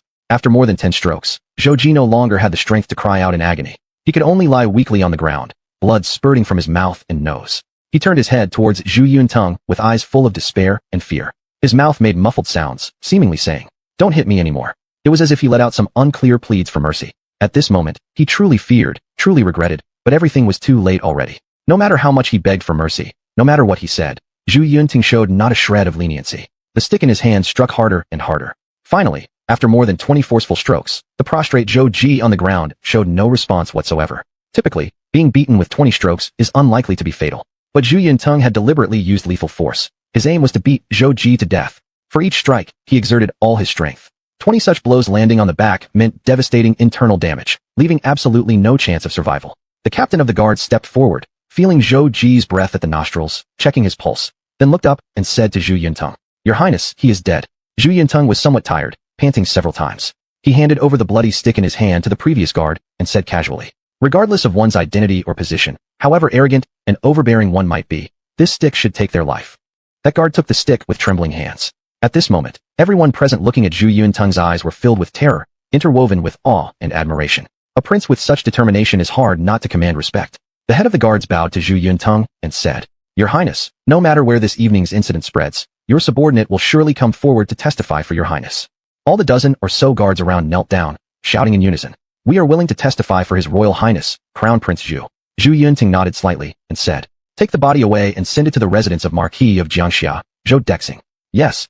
The leader of the guards waved his hand, and immediately 2 guards carried the body away, quickly cleaning the bloodstains from the scene. On the distant balcony, Zhu Yuanzhang took a deep breath, his face revealing unmasked joy. Zhu Yunting's tough measures, his commanding style, as well as his ability shown during disaster relief efforts in local regions, displaying kindness and compassion. All these qualities Zhu Yuanzhang had seen in only one person, the greatest crown prince of the Ming dynasty, his beloved son Zhu Biao. In Zhu Yuanzhang's eyes, Zhu Biao was the perfect crown prince, the ideal candidate for an emperor and the perfect son. Now, through Zhu Yuntung, Zhu Yuanzhang felt like he saw the shadow of Zhu Biao, because the abilities and tactics displayed by Zhu Yuntung also left Zhu Yuanzhang unable to find any faults.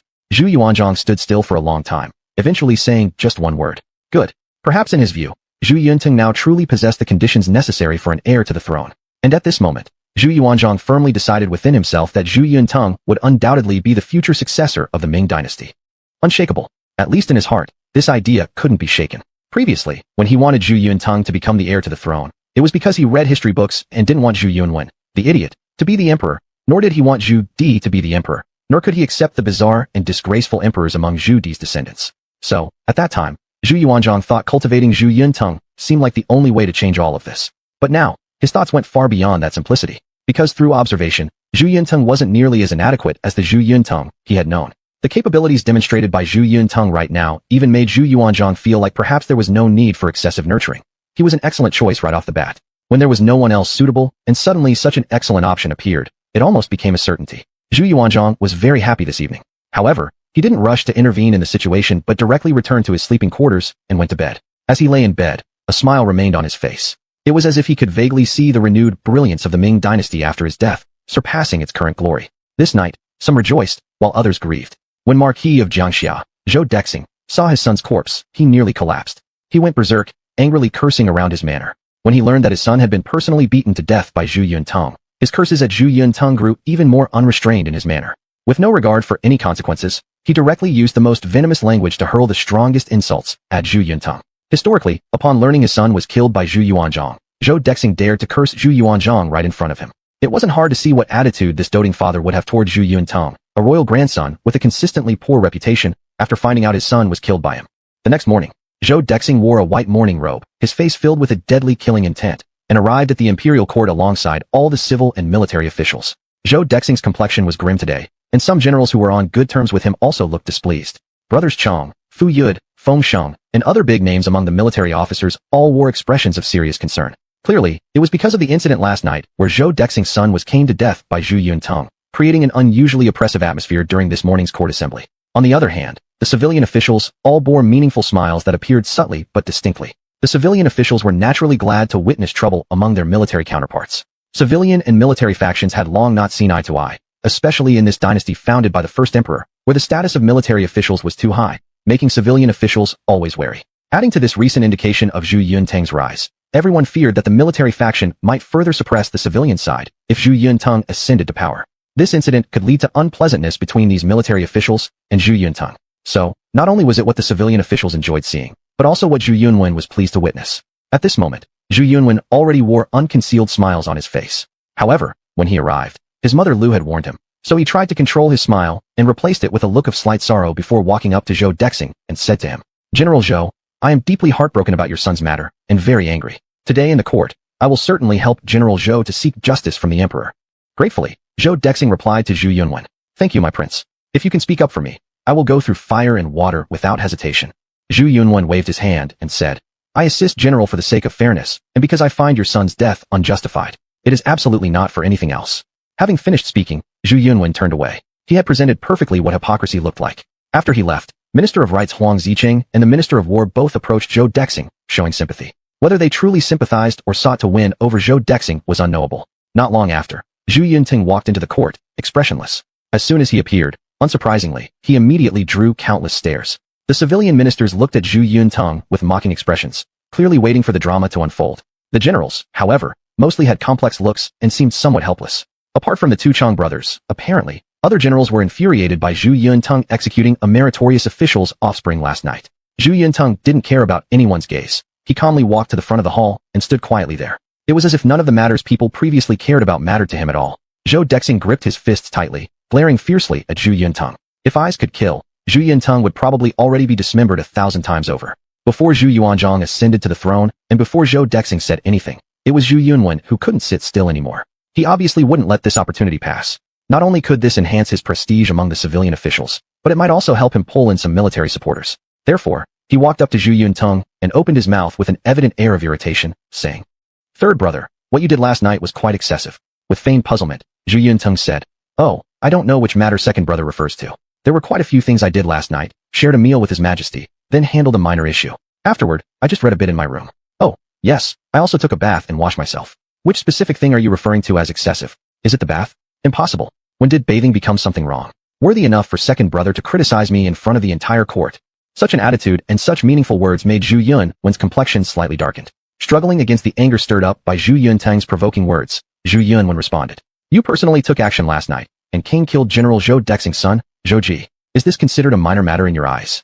Zhu Yuntong said. Oh, so you are referring to this matter, brother. I thought killing someone was a minor issue. Zhu Yunwen seized the opportunity to lecture. In your eyes, killing is a minor matter? Do you even respect the law? Do you even follow the rules? Don't you think that as a royal grandson, you can consider taking someone's life as a trivial thing? Hearing Zhu Yunwen's words, Zhu Yuntong put on an appearance of humbly seeking guidance. So, brother, may I ask what exactly constitutes a major offense? I am not very educated, and somewhat ignorant, thus unclear about which crimes in the penal code are considered serious offenses or significant matters. Zhu Yunwen snorted and said, Today, I will teach you thoroughly. In the criminal code, acts such as murder, rape, causing harm, and trafficking all constitute major offenses and grave sins. Zhu Yuntong feigned enlightenment and said, now I understand. So, allow me one more question. Does seducing or raping palace maids inside the palace count as a major crime? As soon as these words were spoken, Zhu Yunwen's face turned dark. He realized Zhu Yuntong had set a trap for him again. It was clear that Zhu Yunting knew perfectly well what constituted a major offense. He just wanted Zhu Yunwen to verbally acknowledge Zhou Ji's wrongdoing. Zhu Yunwen obviously realized this, and promptly shut his mouth. But Zhu Yuntong clearly wasn't going to let this opportunity slip, continuing. How long has it been since the Crown Prince passed away? If during this period, someone coerced or seduced palace maids within the palace, would this be considered a major offense, a grave sin? He added, even worse, if someone caused a death in order to molest a maid, wouldn't this also qualify as a major offense? Wouldn't it count as a grave sin? With these offhand remarks, Zhu Yuntong left Zhu Yunwen speechless. He couldn't possibly say this wasn't a major offense, right? That would put himself at the center of controversy. Once again, the court descended into silence. Chapter 33, The Fatalistic Zhou Dexing. Originally, in this session of the court, the civil officials intended to assist Zhu Yunwen and make a big issue out of Zhu Yunting's killing of the descendants of meritorious officials. After all, this was murder, and the victims were the offspring of the court's martial generals. If properly utilized, the effect would certainly be extraordinary. Perhaps even some of the military officers might stand on their side, launching a joint attack against Zhu Yunting. However, no one could have imagined that after just a few words between Zhu Yunwen and Zhu Yunting, these words did not directly address the matter of killing Zhou Ji. Yet Zhu Yunting had already determined the nature of the matter in a way that was impossible to refute, because everyone was unable to dispute such a characterization. Everyone wanted to seize on the flaw of Zhu Yunting killing the descendants of meritorious officials, but never expected Zhu Yunting to make Zhu Yunwen himself state the fact that Zhou Ji deserved death. This left the officials feeling somewhat helpless. They never imagined Zhu Yunting was so eloquent. Zhu Yunwen's complexion also turned somewhat dark because at this point, he did not know how to further criticize Zhu Yunting. But Zhu Yunting was still not willing to let it go like this. Listen to him continue speaking. Big brother, as the grandson of the emperor, you should understand what rules are and what constitutes a crime. Tell me, what is Zhou Ji's offense for engaging in debauchery within the palace? At a time when our father, the former crown prince, has passed away and the entire palace, along with all of the nation, is engulfed in sorrow, he still managed to commit lewd acts and oppress men and women within this solemn place. Tell me, what punishment do you think he deserves? This accusation by Zhu Yunting was grand, and if Zhu Yunwen responded incorrectly, it would imply that he considered this matter unimportant. After deep thought, Zhu Yunwen replied, "If Zhou Ji truly behaved in such a manner, then indeed his crimes are egregious. However, up to now, there is only your claim here in the court without any proof. What evidence do you have to show that Zhou Ji committed these actions?" He was attempting to shift the conflict, avoiding addressing whether the case itself involved guilt, and instead focusing on whether the evidence was true. This line of questioning made him appear faultless. Simultaneously, he seized an opportunity. Unless Zhu Yunting could present strong evidence, there would be no proof that Zhou Ji had truly committed these offenses. Regarding this, Zhu Yunting remained calm and said with composure, "The evidence naturally exists. Over 10 guards were present last night. Big brother, if you wish to confirm, I can summon them as witnesses." Zhu Yunwen became somewhat flustered. With 1 or 2 guards testifying, he could claim that Zhu Yunting coerced them, but with more than a dozen, it would be impossible for them to give false testimony, because simply separating them and questioning them briefly would yield results consistent with the truth.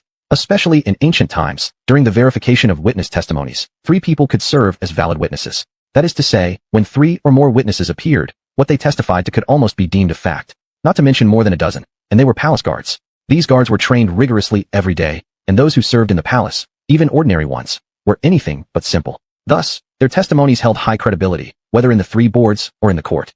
Yet Zhu Yunwen remained reluctant, saying, "As a grandson of the emperor, these guards may speak on your behalf due to pressure. Merely having these guards testify for you probably won't suffice to establish trust." Zhu Yunting narrowed his eyes. "With witnesses available and a significant number of them, you're telling me their statements are not credible? So what does it take to gain your trust? Achieve your purpose to call it credible? Isn't it true that right now, if anyone steps forward claiming Zhou Ji is innocent, you'd consider their words reliable without requiring any reason to support them? On my side, though the evidence is sufficient, you must nitpick regardless. Big brother's lack of impartiality is quite apparent. Is this proper behavior as the grandson of the emperor?"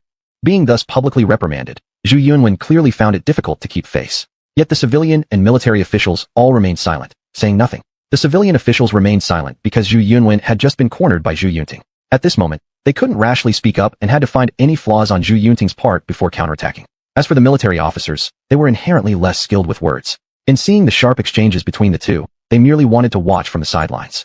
In such a situation, Zhu Yunwen had no choice but to continue speaking. "I'm merely stating the facts. You say there are more than a dozen palace guards as witnesses, but it's hard to confirm that these guards haven't been bought off by you. Thus, their words may not be entirely trustworthy." Zhu Yunting sneered and said, "Then tell me, what kind of witness would you consider absolutely trustworthy?" Zhu Yunwen turned his head away, saying lightly, "Obviously, someone who comes with ample evidence and can be completely trusted is the most credible." Upon hearing this, from one side of the grand hall, Zhu Yuanzhang stepped out with a solemn face, speaking in an authoritative tone. "Am I not a reliable witness? What about my testimony?" The sudden appearance of Zhu Yuanzhang startled everyone, and they all seemed to have forgotten that they were still in the imperial court during the morning audience. Thus, the officials started bowing down to Zhu Yuanzhang, shouting, "Long live the emperor!" Sitting down on the chair, Zhu Yuanzhang cast a cold glance at Zhu Yunwen. Previously, Zhu Yuanzhang disliked Zhu Yunwen because he learned from history that Zhu Yunwen had recklessly handed over the empire Zhu Yuanzhang had left behind through various stupid means. Now, however, Zhu Yuanzhang's distaste for Zhu Yunwen stemmed from a deep realization of the man's nature, from being genuinely repulsed by some of his behaviors. Up until now, Zhu Yunwen hypocritically kneeled and paid respects to his father, feigning concern for Zhu Yunting's illness, then finally revealing his true intentions and plotting to kill Zhu Yunting along the road. He also actively proposed to go to disaster-stricken areas for relief efforts, but ended up doing nothing, just causing trouble for Zhu Yunting. Additionally, later in the court, Zhu Yunwen tried to twist right and wrong. Clearly wrong himself, he attempted to shift everything onto Zhu Yunting. At this moment, Zhu Yunwen was even protecting a criminal here, resorting to every possible method and showing no shame. It was clear that such a Zhu Yunwen was truly nauseating. At least in Zhu Yuanzhang's heart, he found him quite disgusting. Especially when he thought back to the old days when Zhu Yunwen spoke all kinds of moral righteousness and appeared very filial and obedient, fooling Zhu Yuanzhang thoroughly. Thinking back on it, Zhu Yuanzhang felt like he had been blind back then. Taking a deep breath and suppressing his anger, he said, "I witnessed last night Zhu Yunting's entire handling of Zhou Ji's case. Zhu Yunwen, can my words count as valid evidence? Would you doubt my credibility too? Should I also be considered as someone bribed by Yunting?" Faced with Zhu Yuanzhang's calm questioning, Zhu Yunwen hurriedly said, "Grandfather, your humble grandson dares not question you. Since you personally witnessed the incident, it must certainly be true. Your humble grandson never imagined that Zhou Ji could be so hateful. Your humble grandson assumed he was a descendant of meritorious officials and wouldn't dare do such things. This is indeed heartbreaking." Zhu Yuanzhang humphed and said, "I don't see sorrow in you, but disappointment. Step aside. This matter has no need for your involvement." Zhu Yunwen looked embarrassed and could only nod slightly, stepping back 2 steps, remaining silent. At this time, Zhou Dexing could no longer hold back and moved forward, saying, "Your Majesty, I've contributed both greatly and endured hardships serving you. This son is my only child. Even if he erred, it should have gone through the 3 legal commissions or been judged personally by your majesty. Why did the 3rd royal grandson kill him? Regardless of how great his crime might be, shouldn't we consider my years of sacrifice for the great Ming dynasty and give him a chance? Grant me this face-saving measure? But today, not only disregarding my contributions and feelings, but also taking action yourself to beat my son to death. This behavior truly chills my heart. It truly does. After listening to Zhou Dexing's words, before Zhu Yuanzhang could respond, Zhu Yunting humphed and said, "Do you even have the audacity to voice chilling the hearts of others?"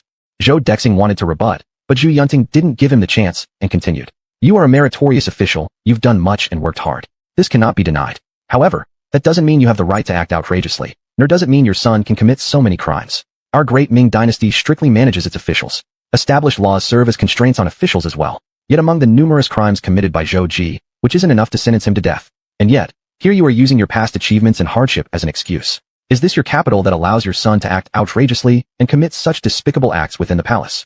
Enraged, Zhou Dexing knew that his son had clearly made mistakes, leaving him unable to argue further. In despair, he said, "What a sharp-tongued little brat. Even if my son was wrong, couldn't there have been some leniency? Could he not have been spared? The emperor commits offenses and is still treated equally with commoners. What makes your son different? On what grounds should he be leniently treated under the law? If we show him lenience, how will we answer to the common people across the land? How will you explain to those he oppressed with his power, or even to those he killed? If we show him leniency, wouldn't that just encourage this kind of behavior? Would other sons of meritorious officials then also act arrogantly and recklessly like him?"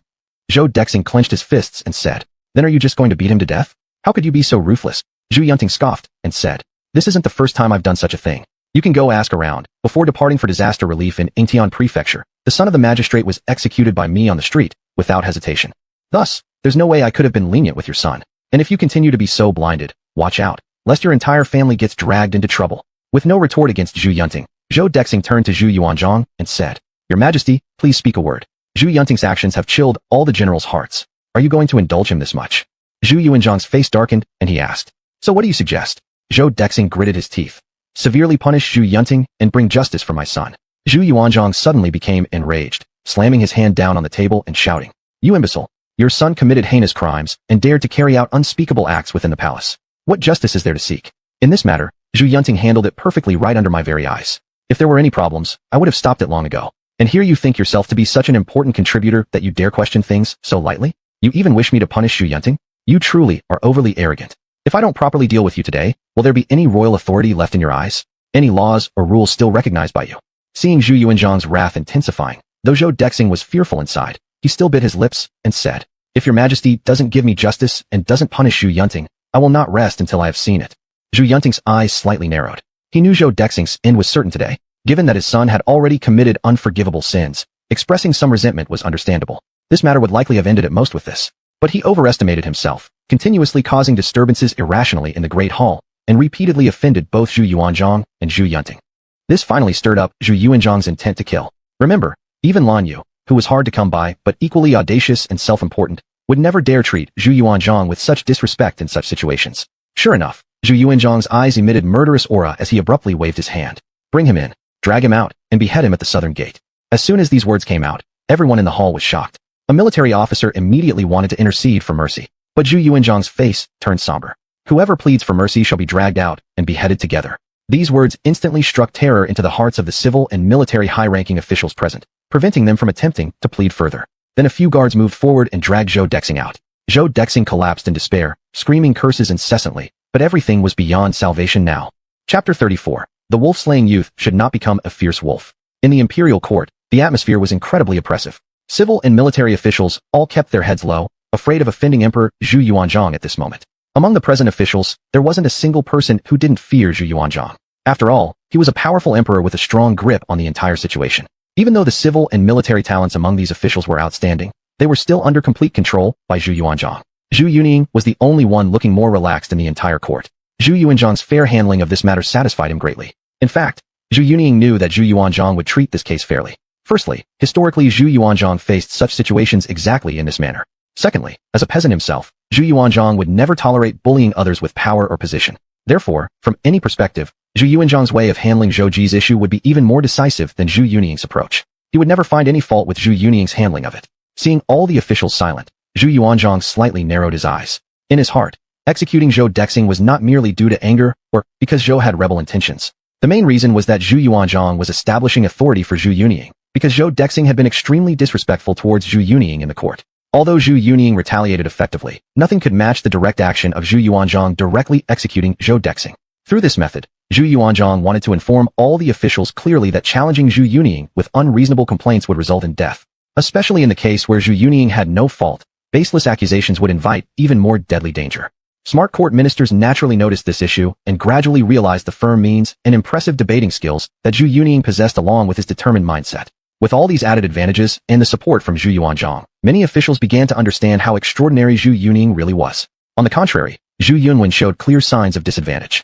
Zhu Yunwen himself understood this principle, and apparently at this point, Zhu Yunying surpassed him comprehensively. At this moment, Zhu Yuanzhang slowly spoke. Regarding this matter, if any official is dissatisfied with the way both we and Yunying have handled it, you can raise your opinions. At this kind of time, only fools would dare to voice any objections. Standing up now would just lead to another victim sacrificed in the name of Zhu Yuanzhang establishing authority for Zhu Yunying.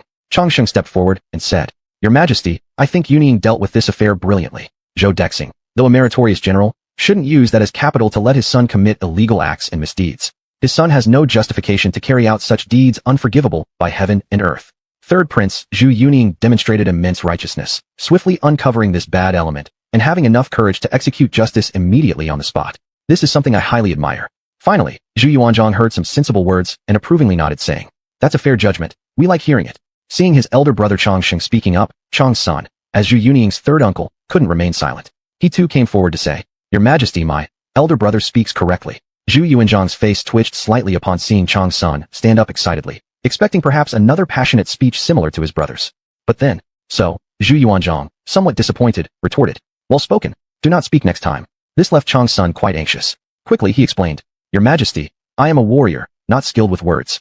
Zhu Yuanzhang nearly laughed out loud, while Zhu Yunying beside him could not help but laugh. He felt rather speechless about his third uncle. He also understood why his second uncle managed to achieve the rank of duke, whereas the third remained just a marquis. It was evidently not only about capability differences, but probably mainly because this third uncle lacked verbal tact. The striking contrast between the two brothers brought a bit more liveliness into the tense atmosphere of the court. At this moment, Zhu Yuanzhang addressed those warriors again. I know that perhaps some of you harbor resentment against Yunying in your hearts. You may be wondering why, being meritorious officers yourselves, when your children make mistakes, there's absolutely no leniency. Yunying punished them so mercilessly and you consider him an unfeeling person.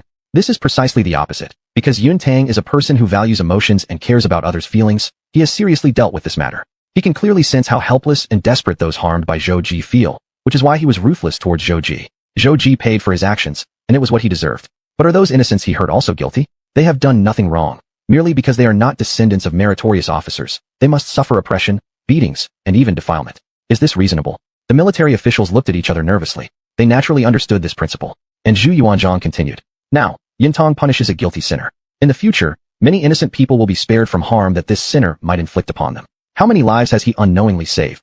When Zhu Yintang heard this, he sighed slightly. No wonder the emperor ascended to the throne from such humble beginnings could empathize with human suffering and understand the thoughts and conditions faced by ordinary people. Then Zhu Yintang also turned to those generals and said, All of you here present were once commoners before following the emperor in great endeavors. You should know the humility and helplessness of being ordinary people. Why did you follow his majesty through these great feats? Isn't it because the common folk suffered greatly under the previous dynasty? So, without hesitation, you followed his majesty into a grand cause to change that undesirable environment and build a better society. And surely, it's not your intention to become those very people who oppressed you in the previous dynasty. I believe that the youth who kills wolves does not do so to eventually turn into a ferocious wolf himself. Hence, the youth who kills wolves should not turn into a ferocious wolf. These words were deeply thought-provoking. They made all the military officials silent. The civil officials may not fully empathize with his words since there were few among them who fought together with Zhu Yuanzhang to gain control over the empire.